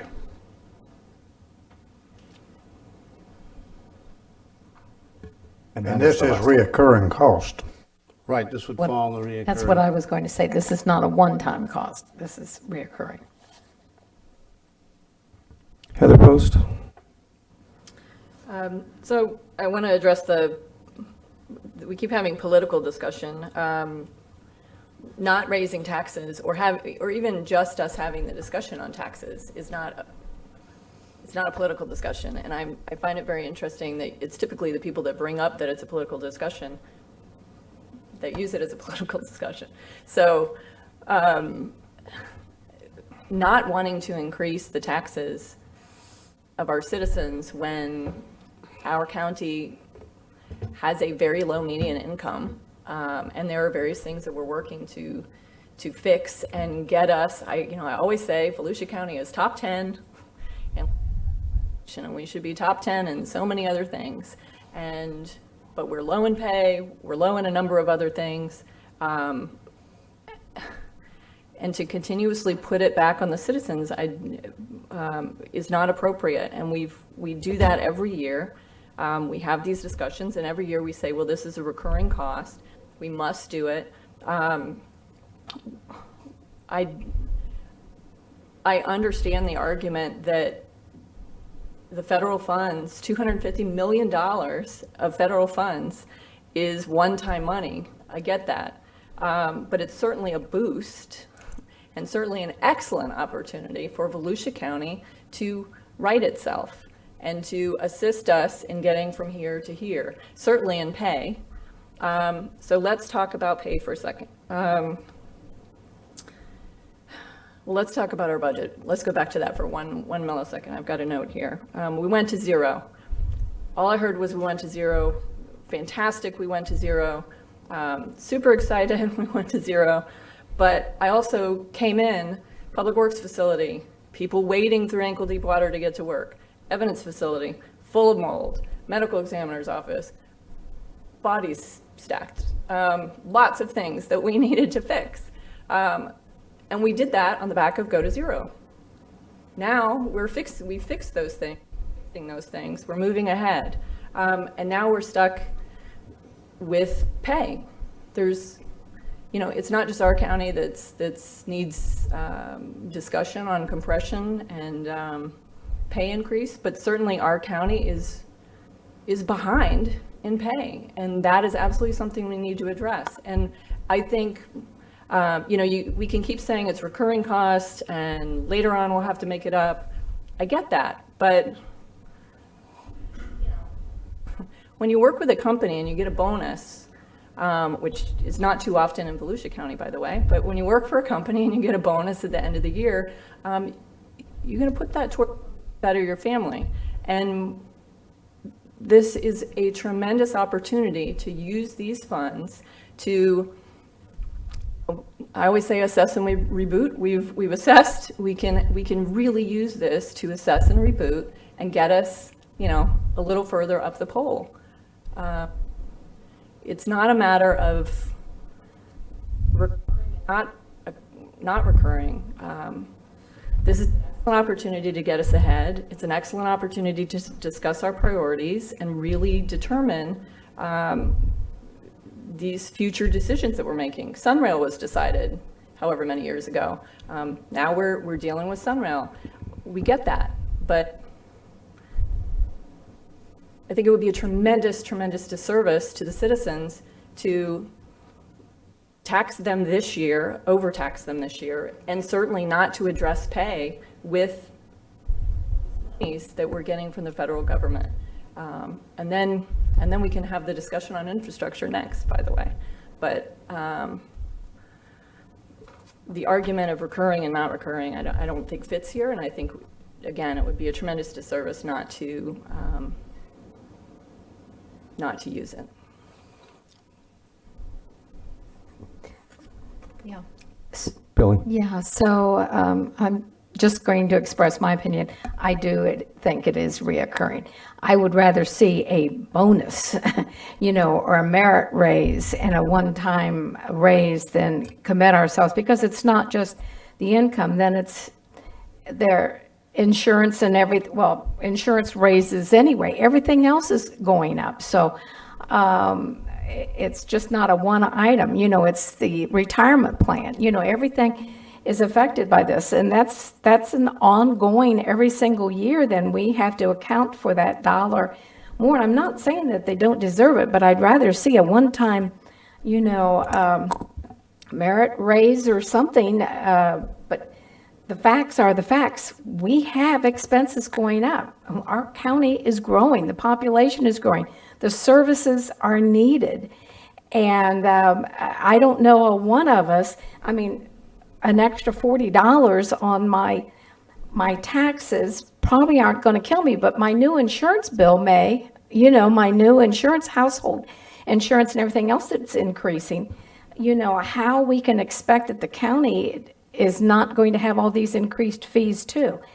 I don't know how we can possibly go to rollback or below rollback for sure. I'm moving towards one. I do want to, several. Hold on. Were you going to answer her? It was about what she said. Okay, thank you. And then Barb Gertman. Related to the $40 number, that is the difference in the taxes under different millage rate scenarios. But for a homestead resident, it would actually be less than that because the 1.4% cap would be in play. Would you repeat that? The approximate general, not approximate, the general fund taxes on $125,000, which is approximately the taxable value of a residential property here in Volusia County. Right. Under the flat millage would be $654. Under the full rollback, it would be $627. The difference there of $37 would be actual difference on that same valued property. But a property that was worth $125,000 last year will not be a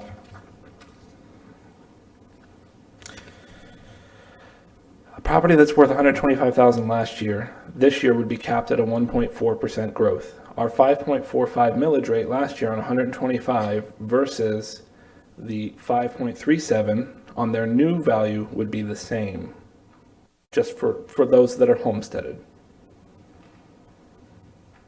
Barb Gertman. Thank you, Chair. So if I'm looking at this scenario comparison correctly, doing it to rollback will deplete all reserves. Yes, that scenario assumes rollback for FY22 and rollback in the future years. Right. So that answers the question for me. There's no way we're in position to do that without, giving some security for the unforeseen. So I get that there might be, like you said, an average of a $30 increase for the year. But we've had a lot of impacts over the course of this time. So to deplete our reserves and utilize the one-time funds to try to make up for that difference, I mean, I would think the public would be supportive of a $30 annual impact over, and knowing that we had some security in place, than to take that risk. So. You're talking about scenario 3? Yes. That's full rollback, right? Rollback is especially scenario 3. 2. Full rollback is scenario 3, partial, and what we call partial rollback would be scenario 2. But either way, it's depleting our reserves, which are already low in comparison to what the recommendation is. So if that wasn't the case, Heather, I'd be with you, because I think it is important, but we're just not in that situation now to have a firm foundation with reserves if we do it that way. The difference between scenario 1 and scenario 2 on a $125,000 value is $9 a year. And that's again, the 53748 was devised to take the millage rate and lop off 1.4%, since that's what was the homestead capped increase. So that is a middle ground scenario.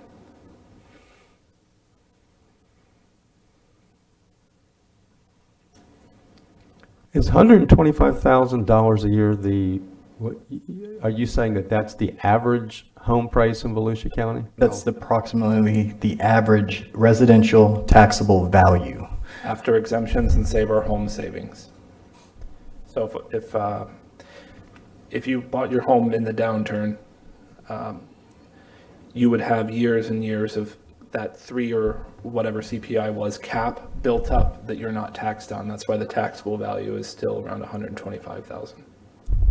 That's the risk we run, is that you can fall at any rate, but you can only grow back at a capped rate. That was even, I remember very clearly the discussions back during when we had the collapse, that it would take literally years, which it has, because you can only grow back at a capped rate.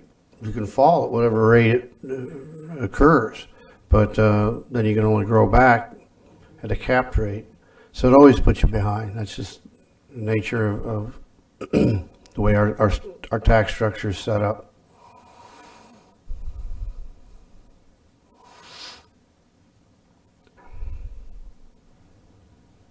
I don't see any other questions for you.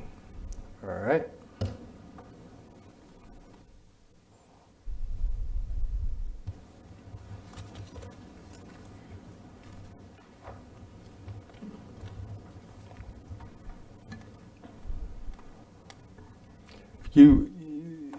For the public listening in, this is not the end of the discussion. It goes on all summer long. Pretty much. The next action will be setting of the trim rates at the next council meeting. Okay, and you were done? Barb, you're done? Okay. Thank you.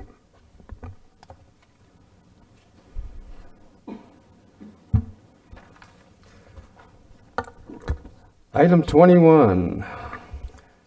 Mr. Chair, this is the 67th proposed extension of the local state of emergency.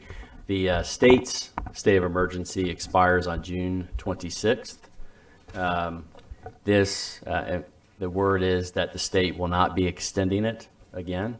So I confirmed with the manager, this is the last recommended extension for 7-day period, and it would expire on June 27th.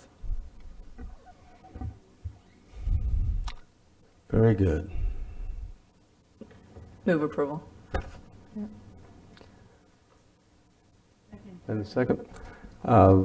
Motion to approve by Post, second by Gertman. All in favor, say aye. Is Fred still with us? Aye, aye. Then it's 6-0 with one not in the room.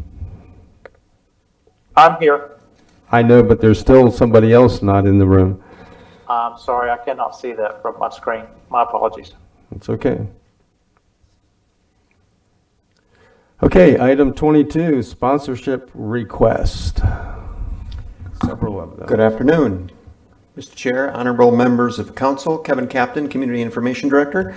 Item number 22 is a sponsorship request from Kappa Alpha Psi Guider White Development Foundation for their virtual scholarship presentation that'll be held at noon on August the 7th. They're requesting $1,500. It's the first time Volusia County has been asked to sponsor the event, which will be used to help graduating male seniors in Volusia County. Motion to approve. Motion to approve by Gertman, second by Robbins. All in favor say aye. Aye. And motion carries. Did you vote on that? Motion carries 7, unanimous. And you're doing the next one? Sir, again, item number 23 is another sponsorship request. This is from Pay It Forward for their 4th annual Backpack Bash that'll be held on the 31st of July from 9 to 2 at Jackie Robinson Ballpark. This is going to be used for quality backpacks and supplies, haircuts, and school uniforms for the upcoming school year. And they're asking for $1,500, and it is the first time that the county has been asked to sponsor this particular event. Motion to approve. Second, Wheeler. Motion to approve by Gertman, second by Wheeler. I'll just add that this is a great group. I see them all over the county. They're very active in the community in a lot of different areas besides their own events. So, all in favor, say aye. Aye. Any opposed? Motion carries unanimous. And Kevin, would you give us a community events update? Would love to. Kevin Captain, Community Information. I'll give you a quick update on the events. So this week is Mosquito Control Awareness Week. We had Miranda Tressler on the radio this morning, and she was telling us a little bit about the events that you can see on both their Facebook page and their on their page on the webpage for volusia.org. Incidentally, too, they're having a blood drive on the Holly Hill event on Thursday, and she said, make sure you try to, donate blood so that the mosquitoes don't get it. It was pretty cute. Just to give you an update on the Affordable Housing Initiative, we have the webinar scheduled for every Friday in July, as well as the upcoming initiative, the summit in August the 27th. So Community Information is working closely with Community Services on that very important initiative coming up in the next couple of months. Just to talk a little bit about the campaign for vaccinations, we still continue to push and advocate for vaccinations. We have 3 continuing campaigns that will run through the end of July. Right now, as of yesterday, for each campaign, we've reached about close to 100,000 people. So it's definitely working. And I'd also like to mention, when it comes to social media, we're working with corrections on their recruitment campaign. And through this, we're doing social media and pay-per-click ads, which is being used for social engine marketing. So every day, our webmaster and our marketing specialists look at the key terms to see what can they do to further optimize that. And they're targeting areas in the Northeast, as well as the Midwest. And also, they also have a local effort as well too. So there's a lot of really good things happening with the search engine marketing and the efforts for corrections recruitment. And just to give you an update on the public meetings, again, on the calendar for July, when you click on it through the website, we do have all the affordable housing webinars listed on there as well for the general public. Volusia Magazine, we had a couple of new features on there that included our trails. We had 2 great ribbon cutting trails this last month, so we had those on the show. And we also very warmly welcome Ethan Johnson, who's been participating from DOH Volusia, giving us some materials. So he did a feature on vaccinations along with other partners in the local office here for Volusia County. And for Volusia Today, we are going to be moving this to Fridays after Labor Day. So it'll move from Tuesday mornings to Friday mornings. And this is just kind of a little picture of when we had Helena Wetherington on there on June 1st. So that will be coming in the fall, just for a little change of the day of the week. And Suzanne Schreiber and Rebecca Chaffee mentioned about trash earlier, and I just want to mention that we will be working with Coastal to ramp up some campaigns for efforts on trash mitigation for this summer. So definitely something that we're going to be very active with. Any questions? Yes, Barb Gertman had a question. Thank you, Chair. Thank you for all you're doing and your team. Thank you. Gary, thank you for all you do. I had the pleasure of doing a proclamation for Miss Mackenzie Graham, and she's the Miss Volusia Volusia County Teen USA. And you might remember her because she was a well-spoken teen that came and asked us about the seating for graduations, and we were like, she's going places, right? You remember her.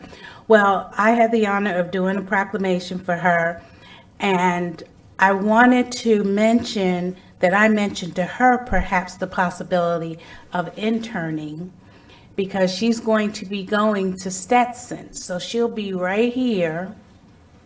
So since she communicated so well, I wondered if that would not be an ideal, department for her to perhaps intern. So just planting a seed, if that is something that is needed within the department, to have a young eye and a young voice. She is extremely well-spoken and put together. So I would love to see her on your Volusia Today and Volusia Magazine and have the voice and perspective of a young person. So just planting the seed if that's an opportunity.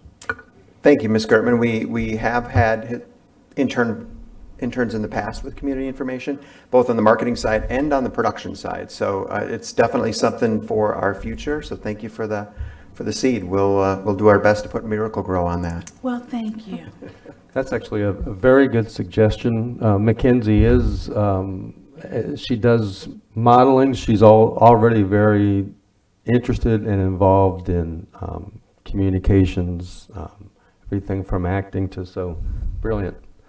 Thank you. Thank you, Kevin. All right, and that brings us to item 25, the appointments for Volusia Growth Management Commission. And with that, I'll add that I had asked Dwight Lewis if he would consider serving on that board, and he said he would. He filled out an application, although late, and Carissa was able to get it. He's not approved? Carissa was able to get that.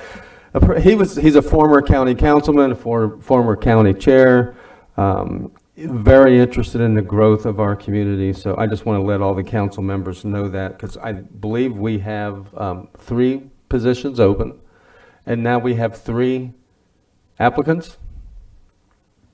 We would actually have 4 positions. Because one's vacant? And because one is a vacancy. And you have 3 applications, so you'd still be short 1 person. So that 1 person could eventually fulfill that vacancy. That would end in 2023. Okay. Do we have nominations from the council? I'd like to nominate Jack Charette. Heather Post, you had your name up, I'm sorry, and then Danny Robbins. The nomination. Yes. It doesn't matter. That's fine. You're both vying for Jack Surratt? Okay. Jack Surratt is nominated. Danny? Keegan Green. So Chair, were you nominating Dwight, or? I will be glad to, it would be my pleasure to nominate Dwight unless you would like to, Barb. It would be my pleasure. Okay. I will nominate Dwight D. Lewis. He'll be glad that we fought over him. Yeah. All right, and that's all of the nominations we have, so you're still going to need one more, Yes, for the Yeah. remainder of a term. and we will, we'll work on that to get somebody applied for and approved.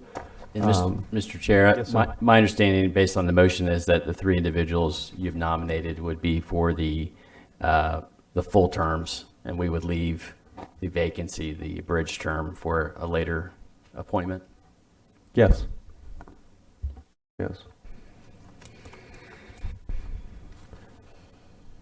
Okay, Can I have a motion and a second and a vote yes. for the slate? I'm just looking to see who else wanted to speak, but there it goes, it just disappeared. Motion to approve. Motion to approve a slate by Wheeler, second by Gertman. Gertman.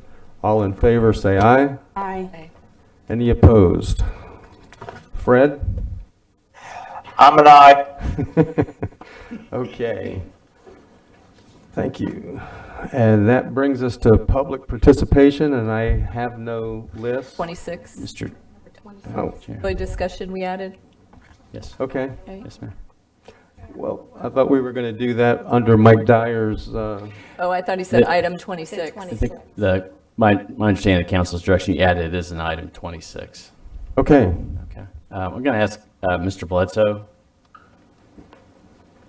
to come up and give an update. I appreciate you accommodating us. We've received some very recent information involving the litigation with the Purdue company. Yes, thank you for agreeing to add this on. Kevin Bledsoe, County Attorney's Office. Purdue Pharma is an opioid manufacturer which has declared bankruptcy. The County of Volusia, along with multiple subdivisions, has filed claims as creditors in that bankruptcy action. We spoke to our attorneys this morning. They're asking us to agree to the Purdue bankruptcy plan. This plan is going to, we believe, bring approximately $5 billion to public creditors, state and local governments nationally. We're estimating how much that might mean for the state of Florida. They believe that that will be about $300 million to Florida governmental entities. Money used for the opioid abatement activities that we had discussed before with the memorandum of understanding. The plan is that Purdue ownership would transfer, so Purdue Pharma, as we know it, would no longer exist. They would be governed under a charter where they would continue to provide products such as medications for opioid addiction and recovery, but they would no longer exist. Basically, when we spoke to our attorney, they think that the plan as it is in place is favorable to the public entities, that we come out well under the plan. And so he's asking all of his clients to agree, and that's why we want to come to you. He has to file his election, or our election, on his behalf on July the 14th. And so he's hoping to get all the answers by July the 9th, which is why we needed to come to you without haste. So with your approval, we would like to tell him that the County of Volusia would be acceptable for the bankruptcy plan for Purdue Pharma. Move approval on that, yeah. Second, Gertman. Motion to approve by Post, second by Gertman. Thank you. All in favor, say aye.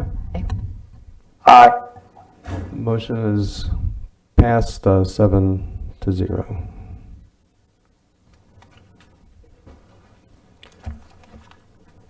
The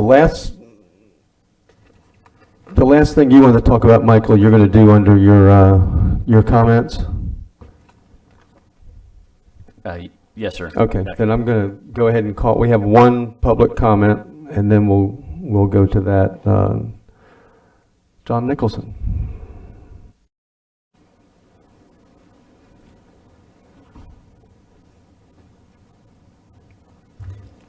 John Nicholson, Daytona Beachside. You told me I had to talk. During a discussion on taxes, Daytona Beach had a mayor who was very, very proud. For 7 years, he rolled back taxes. And they gutted our police department. They gutted everything. And they ended up doing a 27% increase because he wanted rollback for political reasons. I caution you about rollback. I also cautioned our city to increase very minimally every year. Adding $1 or $2 or a couple of dollars doesn't hurt anybody, but when you ask for $700, $800, perhaps $1,000, when people don't budget it, it's a great deal of money. Secondly, is there going to be any discussion whatsoever on the reapportionment? 10 years ago when we discussed this, one of the county council persons said that the center of the county was on Nova Road, that half the county was east of Nova Road and the other half was west of Nova Road, which I couldn't fathom that. But to her, the line for Zone 4 was at Nova, and that's where the land would go, at Nova Road. And it just did not correlate to me. So I'm very interested in where the lines are going. Third, some of you may not have realized it, but a week and a half ago we had what was called Truck Week over in Daytona Beach. And the other cities around us didn't even notice it, right? Ms. Wheeler? I will be discussing it here in a moment. Good, because I want to add a couple of things. I'm asking you for all of your support, your employees, your road signs that give information, anything and everything that you can, because it doesn't just affect Daytona Beach. It affects all the cities over there, and it affects you all on the beach. So Ms. Wheeler is going to be speaking about it, and I ask you please to do as much as you can to help us. Thank you. Thank you, John. County Manager George Rechtenwald. I don't have anything at this time. County Attorney Michael Dyer. Yes, thank you, Mr. Chair. Unless council has an objection, as a follow-up item to your prior direction at your meeting in July, I'll place an agenda item for discussion on meeting rules, decorum rules. Okay. No opposition. All right, thank you.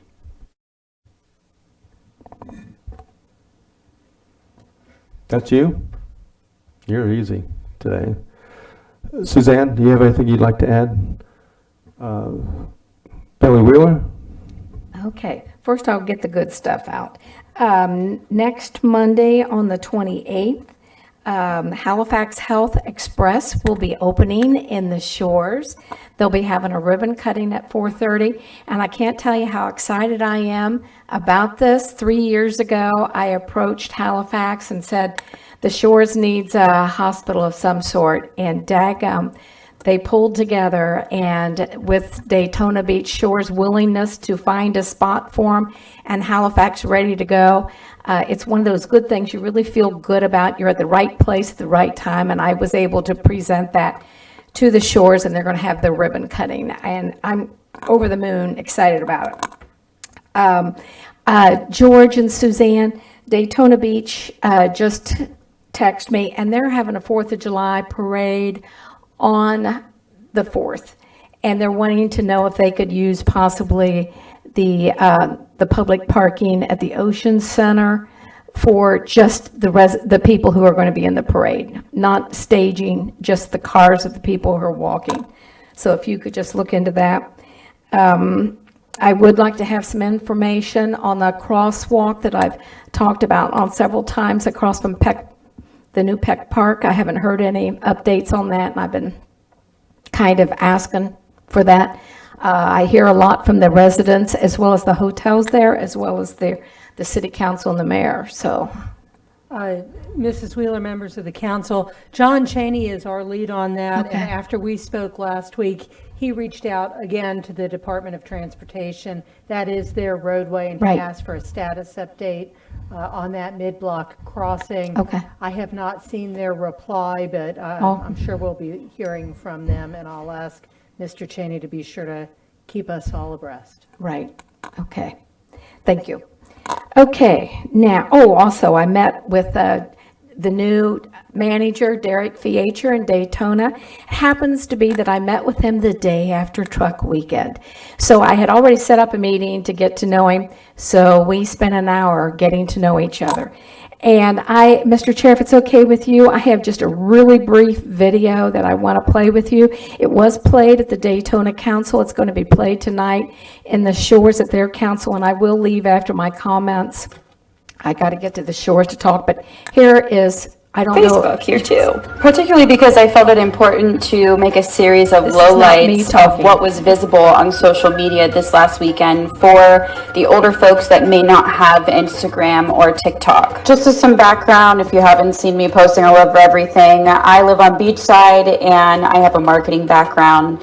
And the reason I wanted to do this is because I feel like Daytona Beach is very out of touch with the way that it's being marketed. And despite the efforts of the Daytona Beach News Journal to control a narrative about the city, this is actually what people are seeing. Via Instagram, particularly those videos posted by What's Shady in Daytona Beach, a lot of videos went viral. And here on TikTok, some of these videos you see here, they have hundreds of thousands of views. And if you're asking, okay, lady, well, why is this important? You know the saying, birds of a feather flock together. And who's flocking here lately? It's people that via a social media perception believe that they can come to the city of Daytona Beach and quote unquote take it over, which ultimately has led to the feeling for residents that some of these events are getting out of control. So I want to pose the question, how do we change this perception? An observation I've made with this event in comparison to others is the sheer volume of social media postings encouraging people to be destructive to our roads, our beaches, and our city as a whole. The undertone is that people are undeterred by ticketing and actually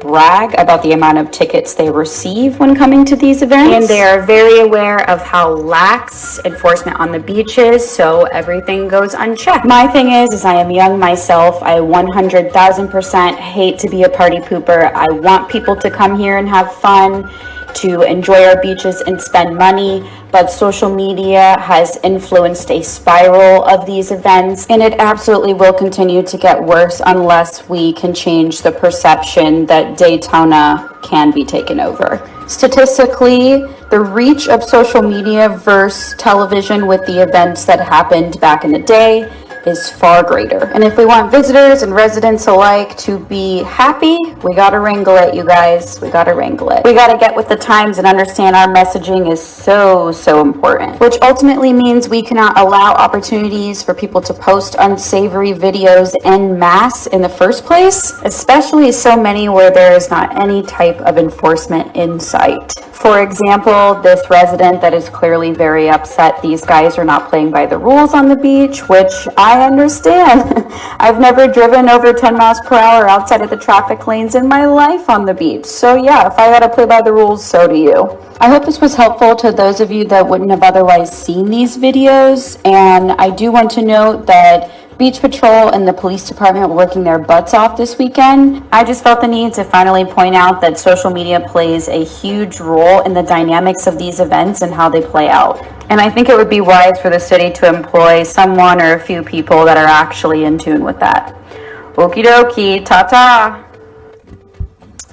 Okay, I hate to show that, but it was so public, it went viral, everyone saw it. It was played at the Daytona Council, and it, like I said, it will be played tonight in the Shores. Their chief of police is playing it. This, I'm speaking, number one, as the county council person in that district that has the beach side from Ormond Beach to Ponce Inlet. I go through over to Tomoka Farms Road, but I have a huge amount of the beach. Plus, I'm speaking as a resident. How these things grow is just crazy. Now, everybody wants to blame the Speedway. However, what happened at the Speedway was controlled. What happened over on the beach, over the bridges, was social media driven.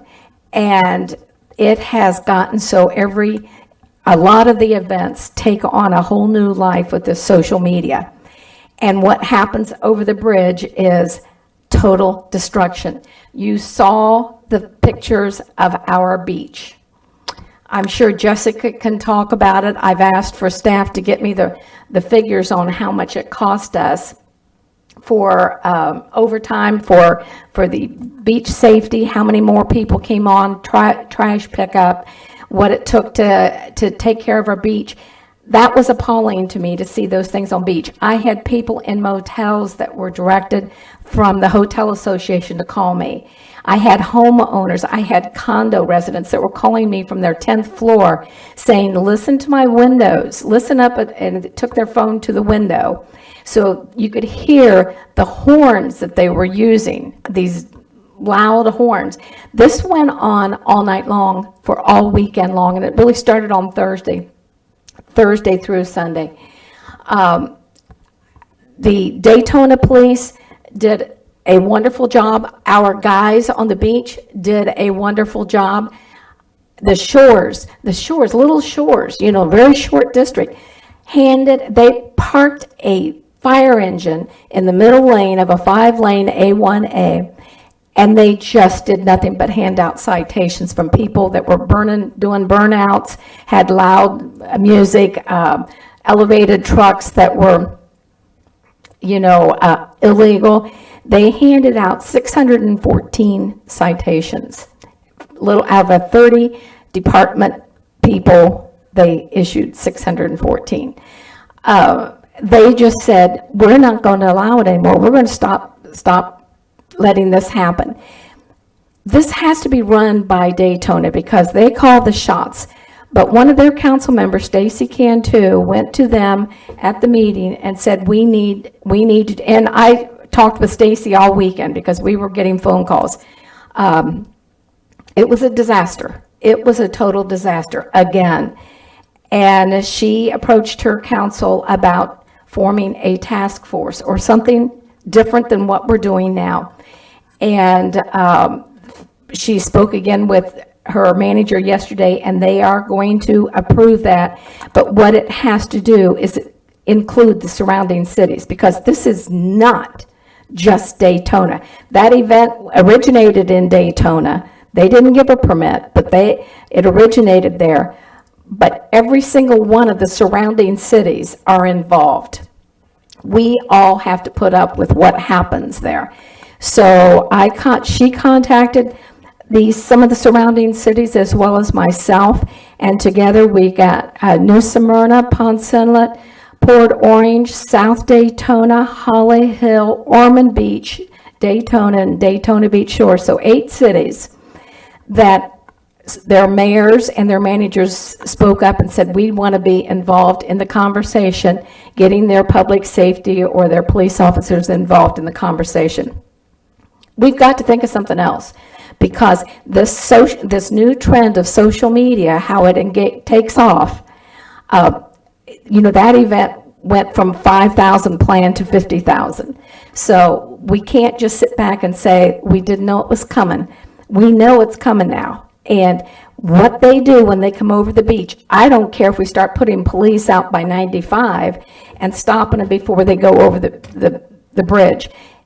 There is no reason why beachside residents, and this affected on US 1 also, that we should have to put up with the law breaking that goes on, continues to grow. And it is insane, the destruction that's left behind. And it is costly to all of our citizens, and why we have to be the blunt of all of this. It's got to stop. So I am going to be meeting with the city of Daytona, and I've talked to George about it, and he knows I'm on fire about this. But I have these other cities involved, and they said, we're all in. Whatever it takes, if it takes a unified message, a unified ordinance, I don't care what it is. But we can no longer continue. They're already planning Trucktoberfest, and their comments on Facebook, social media, or Instagram was, well, they want to try to run us out, now see it. Now see what we bring back. So it's not just the truck event. And I want to make clear, this is events that now have taken on a new run with this social media. So it's not singling out one event. It's behavior, how they behave when they come to special events. I love all the energy from the events, but I think it's really time that Volusia County should not have to tolerate and pay for the destruction and the disrespect that goes on in our county, and especially beachside area under these events. So I'm asking everybody's support on this, and I will be on the task force, George, and I would hope that my council would support me on that. We have to look at other alternatives. We all have to have our heads put down to the grind, and this is ridiculous. It's time to end. Ben, did you want to go now? Go ahead. I've just got some follow-ups on what Ms. Wheeler said. This is nothing new. It's a renewal. Back in the 60s it happened. In the 70s, we had spring break that was out of control. Matter of fact, we had a Easter riot. BCR, out of control. And you've had several other events. You can fix it, and the only way to fix it is you have to start thinking right now about calling in mutual aid, plenty of law enforcement, and you don't tolerate any misbehavior. You set up, once again, on the beach side, you set up your booking areas so you don't have to leave the beach side where you book these people in jail, and that's how you stop it. They left here, the spring breakers, which all they brought was destruction. They left and went to Miami and other places, which at the time, Miami and some of those places were glad to get them until they decided it was time to get rid of them. The same thing with BCR, which now is the invasion. And the same thing with these trucks. You know, you've got to set it up so you have enough help coming in so that you can overwhelm the situation. And yes, it can get carried away even when you have the help. But that's the only way you're going to do it. Don't reinvent the wheel. Drag out the old plans from days gone by when there were issues. Yep. And then you put it in your law enforcement's hands and support the law enforcement. That's it.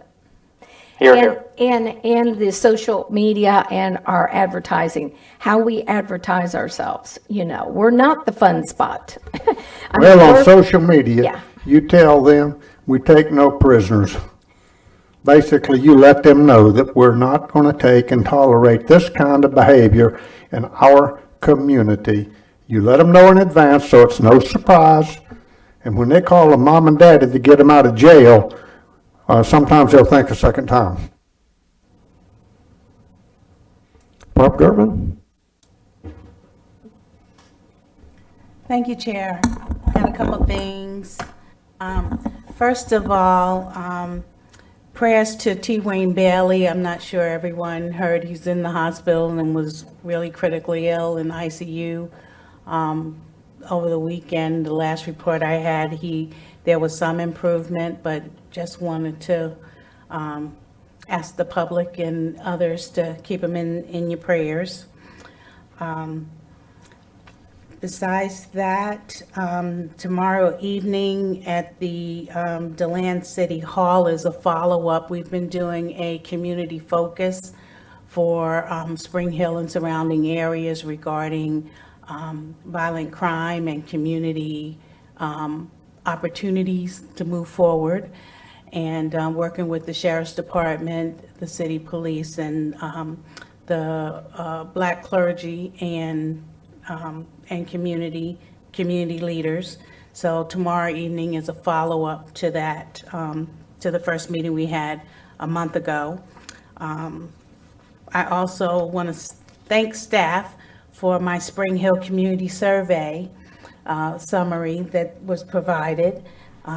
Thanks to staff for collecting, coordinating the survey, and summarizing the information that gives us some idea of what some of the needs are within that area.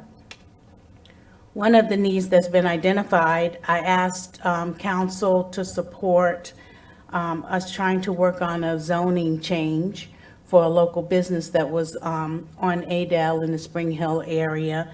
And I thank Clay and his staff for helping to work us through that. But what I realized is what I think would be beneficial, not only for this community, but like communities, is working on what's called an overlay district for certain areas that are challenged. As we talked about hub zones, we talked about census tracts that meet certain criteria.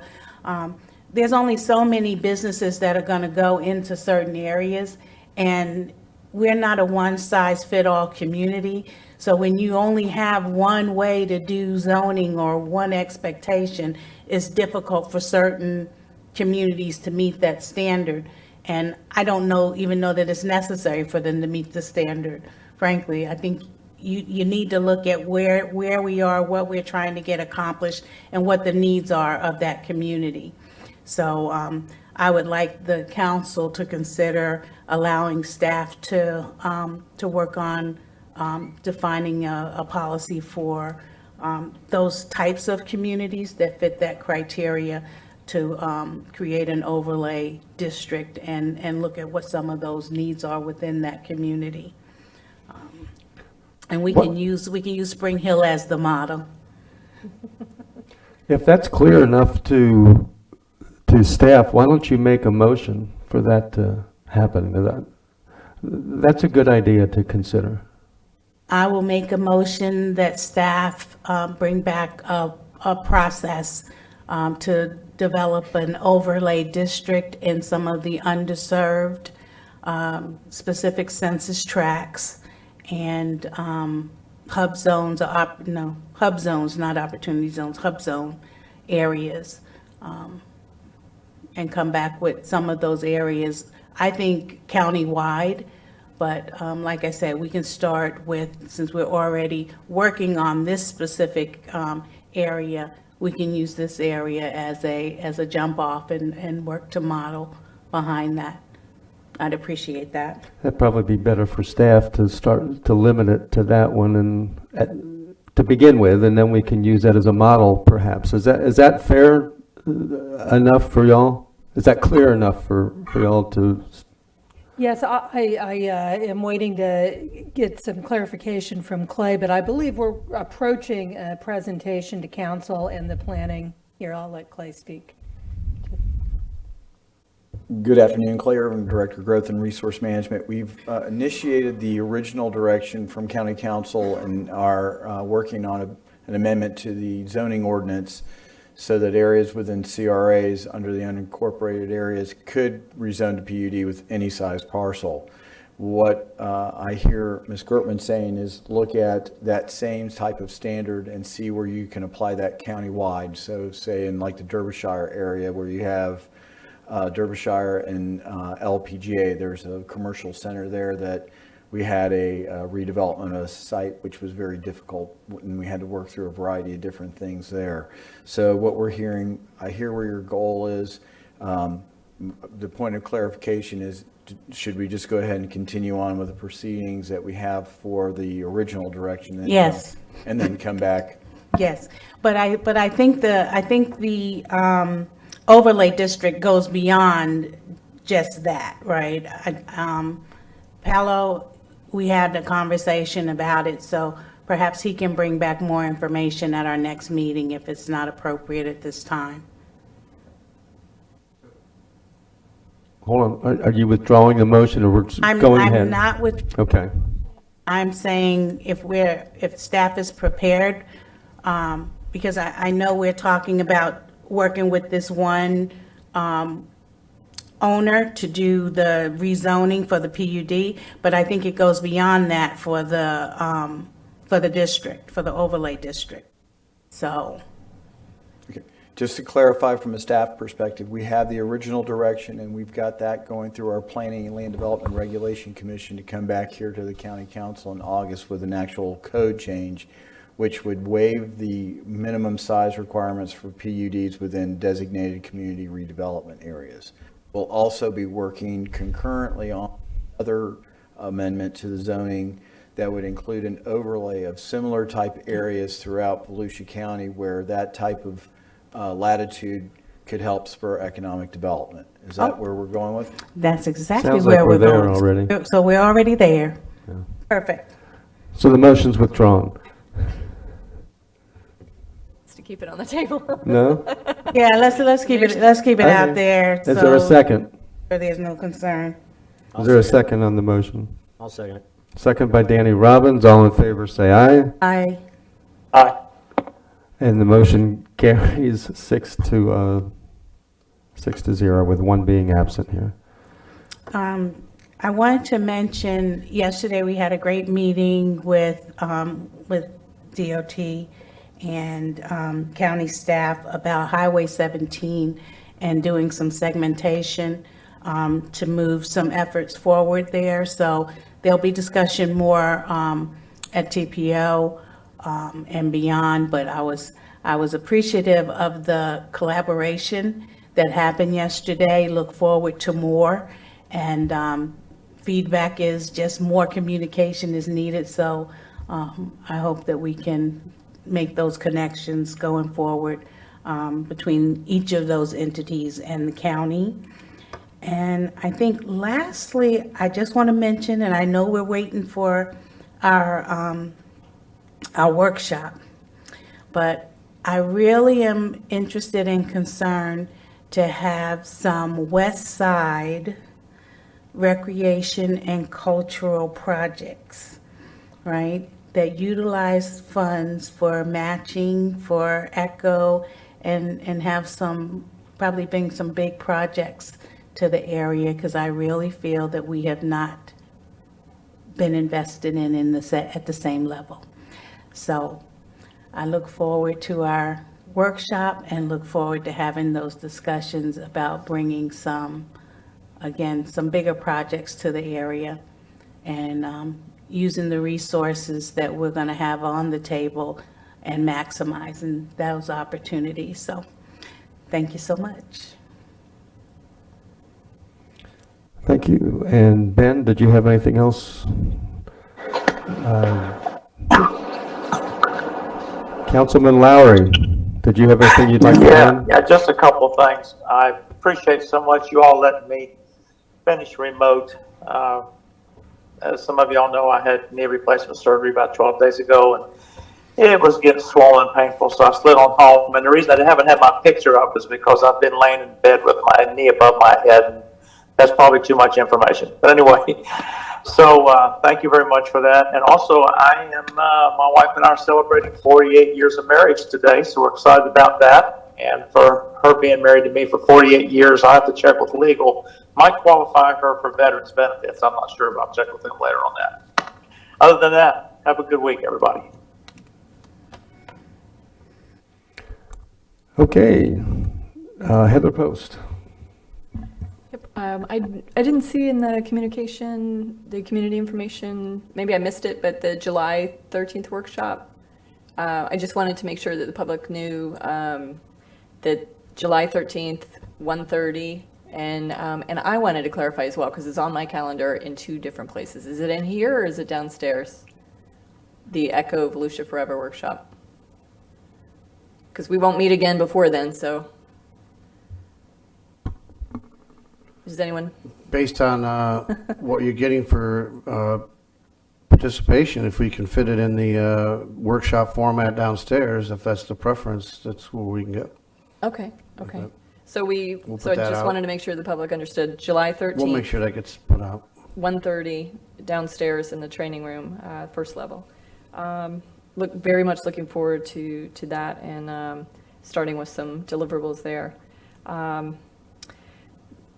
Met as well with Derek, the Daytona Beach City Manager. Good news as well. He expects, we discussed the elected officials roundtable meetings amongst a number of other things, but he does expect to regularly start attending those. So I know that Daytona has been a little hit and miss in the last several years, and so it'll be good to have them at the table as well. And I wanted to talk about the Ormond Beach Library. There has been so much discussion in the public about it, and I see Lucinda out there too. There's been so much discussion. Apparently, at one of the Ormond Beach City Commission meetings, the mayor brought up the possibility of the county not renewing the Ormond Beach Library lease, which is up in 2023. So obviously a lot of people have reached out saying what's happening. I can tell you that I reached out to him. I've reached out to, I talked to the Ormond Beach city manager. Has no information on them not renewing the lease. I've talked to our county manager, our staff at length. Lucinda, no one on county side has any clue where that's coming from. And additionally, it's very important that we put out that the probability of that happening is potentially zero, because the Ormond Beach Library is actually the busiest library in the county. It has the most attendance. It's got, we have a ton of programs. And it was actually the first one that we opened immediately as soon as the coronavirus restrictions were lifted, because of the attendance and everything there. So certainly a value to the citizens of Ormond Beach and the surrounding areas. I definitely want the public to know that that is not something I think that the county is anticipating. And that we absolutely do value our library system, and that we do value especially the Ormond Beach Library. So we certainly will be having more discussion with them on that. But I'm not going to leave without saying happy July 4th, everyone, because I won't see you before then, but we live in the greatest country of the world. And please think about that on July 4th when you're visiting with family. Please don't let that go by without thinking about that. We do live in the greatest country in the world. Thank you. Danny? Thanks, Chair. Before we go, and I'd just like to, something I was reviewing, and I'd like to try to seek council's opinion, feedback, exploring policy for adding criminal background checks to our applicants, to our boards, on top of our existing vetting and good standing process. And the goal of this is to raise, first and foremost, our standards to ensure that not only our employees are of good character and upstanding members of society, but to also give us a peace of mind that they will reflect good on this body, Volusia County and its citizens. A perfect example, just here in my notes, anything to do with untruthfulness, fraud, especially to do when you're weighing in with the allocation and spending of public funds, pedophiles, assigning them or not knowing if there is pedophiles when they're going to potentially children's and families boards and weighing in on that sort of stuff. So I was just trying to see how you guys felt about it and see if it's something worthwhile to send to legal or send to staff for their feedback or discussion. Thanks. I have a question about that. So our application forms have the criminal background information, and so one would assume, and I guess I had assumed that we were actually checking that. Are we just taking their word for it that they have no criminal history? Correct. So for the advertising authorities, such as Southeast Volusia, Halifax, and Area Advertising Authority, as well as West Volusia, they do have criminal background checks. All of the other boards do not. They go through what we call a good standing check, which is a part of the resolution that's attached to the agenda, and it's basically asking if they owe any monies to the county. Like if we could come up with something more uniform or across the boards, just consistency, the people that we appoint reflects directly upon us. And, we're responsible. We're putting our names on some of these folks. And at the end of the day, you can't always take people's word for it, and just like putting a lock on your gate, we got to keep people honest.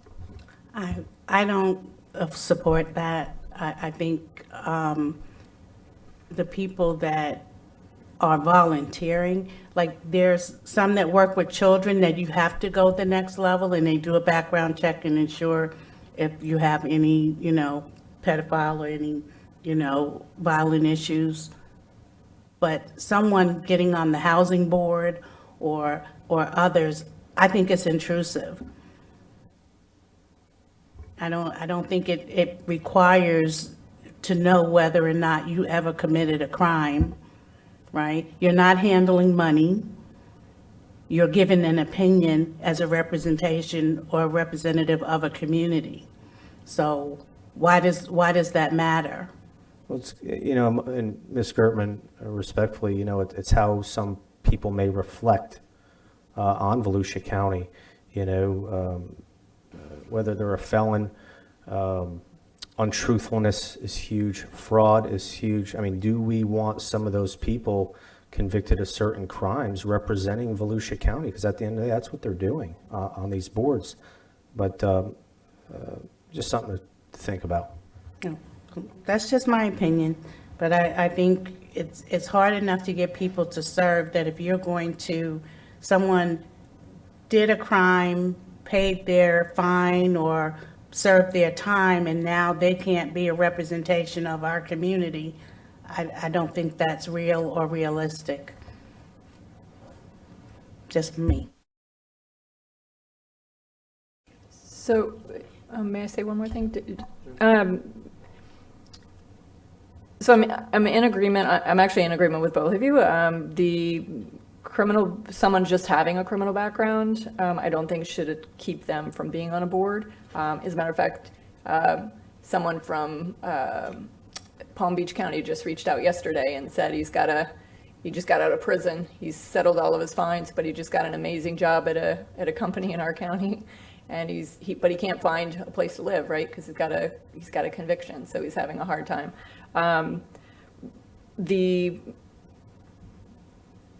Perhaps maybe if we just look at the boards, so if there are specific boards so now I'm wondering, the children and family boards, we do check because certainly we don't want any. Kind of like Heather, what you're trying to say, like more target specific Files or anything, right. More target specific to each board. Is that right? So if can we look at what the guidelines are for each board maybe and bring that back?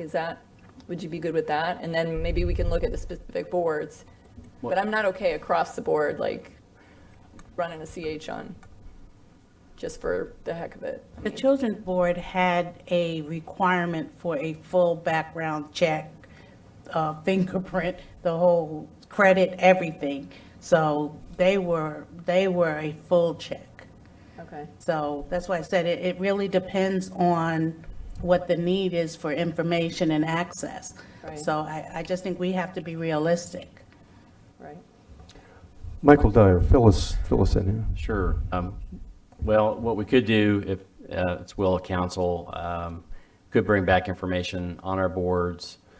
As Carissa said, that, in looking at some of the history on it, a prior council had required the background screening for the advertising authorities. My understanding was the rationale was because they have their own budgets, they have final budgetary or the spending authority outside of council, although you approve their budget. We could just bring back some information on what different screening standards are available and get some direction from you, if you wish. I support that. That sounds, to me, that sounds reasonable to look at each board. Is that what you're getting at, Danny? As long as, and I'll be happy, as long as we're 110% vetting, and making sure whoever we're putting our name on, that they maintain the image of this county and this body and our reputation. And I just want to see the best for this county. And excuse my French, but I just don't want to put any ASS in a seat here. I want good people, and that's it. Thank you. Ben Johnson. One size doesn't fit all. And I agree with Barb on some of this, and And a board is a possibility of somebody to start coming back around to society after they have gotten in trouble. It's something we want to be careful about though, because yes, we need to look at it, but something maybe that brings the question to our, a background to our attorney that they feel like it's an issue to be brought in front of us might be a way to do it. I wouldn't want to weigh out somebody publicly that's trying to change their life and us basically either destroy them or stops them from applying. So I think if we do it, it should we should be able to put it in the hands of our staff to decide, does this rate coming to us as an issue rather than us putting an issue, because whatever we do is public. And I just think that there comes a time for when somebody's tried to rehabilitate themselves that we should take and help them, not hinder them. Heather Post. So I'm actually going to sort of, sorry, Danny, but I'm going to withdraw my support on that only because in looking at the application, it has, have you been convicted, including withholding adjudication, pled guilty or pled to a nolo contendere to misdemeanor or felony, including any criminal traffic sites. But it says on here, failure to accurately report this information may result in removal from the board. So I think if, they're putting on here, if they've been arrested before and if they fail to accurately report it, then we can remove them from the board. But individually, hopefully I know that we all, reach out to whoever is suggested for the district and whoever we appoint to sort of vet them a little bit. So maybe the onus is on us to vet them a little bit better. And because you can be a bad person and have no criminal history. So maybe we should just be doing a better job of vetting ourselves, I think. No, I agree, Yep. And either that or after the fact, if there's a brief follow-up, just to ensure what they do put down on their application is accurate and they're in good standing. I'd be happy with some sort of checks and balances, because right now, just appears it's a little open-ended.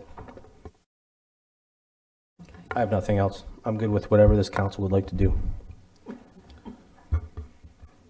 Okay, you finished? Heather? All right, I don't have much, but I'm not going to say much because of the hour. I was hoping to.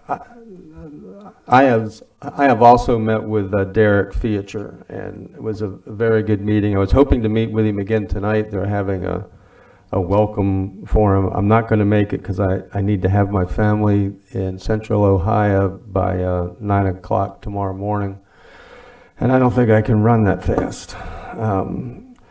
So I won't see him tonight, but I'll call him. He is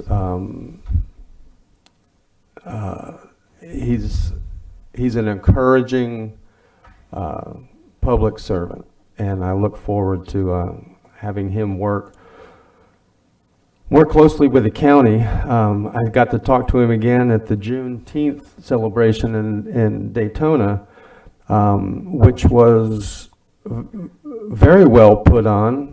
Beautiful musical talent. I actually learned a lot, and I hope that I know the county did work with the city of Daytona with the events in West Volusia as well, and I hope that will be even better next year. I don't want to leave without saying something about the truck event in Daytona, and I couldn't agree with Billy Wheeler more that there needs to be a more unified approach to this. I hope that Daytona Beach will agree to that, to work with us. If it was a speedway event, that I'm positive that they will as well. It seemed like the events at the speedway were were well controlled. The events anywhere else were problematic. I am a beach driving proponent. I'm a proponent of our beautiful beaches, and it was an embarrassment. It will hurt the whole concept of beach driving, of safety, of trying to attract families to Volusia County, and that is our that should be our main tourist attraction, is families to come here, come from Disney, whatever, and it was a disaster. It was an embarrassment. There was hard work put in by the Daytona Beach Police Department, by the Beach Patrol, and it's almost overwhelming. So yes, it does need to be unified for those who said that, with and probably with the Sheriff's Department. And all of that leads to more cost and overtime. And I think if one of the municipalities is choosing to have that kind of event, then there needs to be a cost sharing or a picking up of the cost for overtime for that. But we can't have a repeat of what happened. It made national news, and that doesn't do Volusia County any good. We're better than that. And I think Ben Johnson said it. We have ended other events because they were so out of control, and we couldn't get them in control. So I look forward to working together with the people in Daytona for next year's Juneteenth, and for whatever happens with truck events, especially if they're planning one in October. So with that, I'm going to end my remarks. Wish everybody a happy July 2nd, which is truly our day of national independence that we celebrate on July 4th. Heather, you are absolutely right, and I know every council member up here agrees that we live in the greatest country in the world, and that comes with the responsibility. And so I thank all of you in this room for your service to keep it that way. So with that said, we will call this meeting to adjournment at 5:27 p.m. Before we adjourn, we want to remind the public when our next meeting is, and what is that, July 20th? July 20th? Correct? I'll have to look at.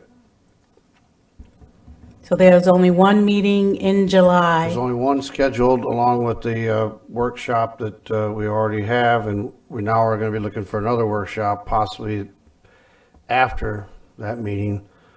So just to get it on the public record, that it is one meeting in July, and that's July 20th, beginning at July 20th, right? Right, beginning at 9:30 for a public comment, or we start at 9:30. Right. Thank you.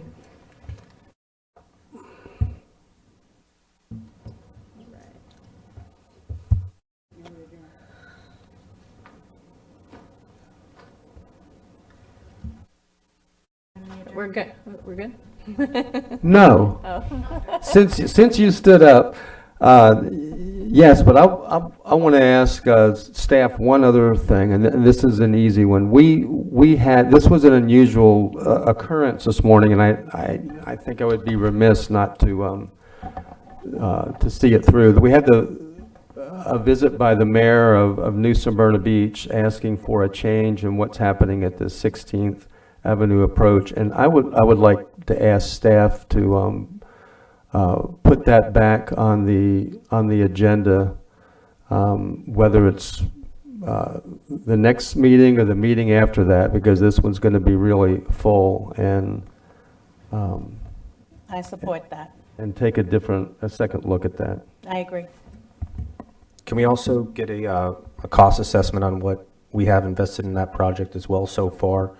And also if they would, because it was that originally, from what I understand, their direction that we followed, and see if we can come to some sort of agreement or explore how much that was, and if we the county, if that's the direction that they would like, we get reimbursed for that. Yeah, we can put together a status of where we're at. We actually had an administrative hearing that occurred. It is in the judges or the administrator's hands now. They're not going to rule for some time, so my understanding, at least a month. So we should have plenty of time to put together a status of the project and bring it to you. Sounds good. Okay, this meeting is adjourned.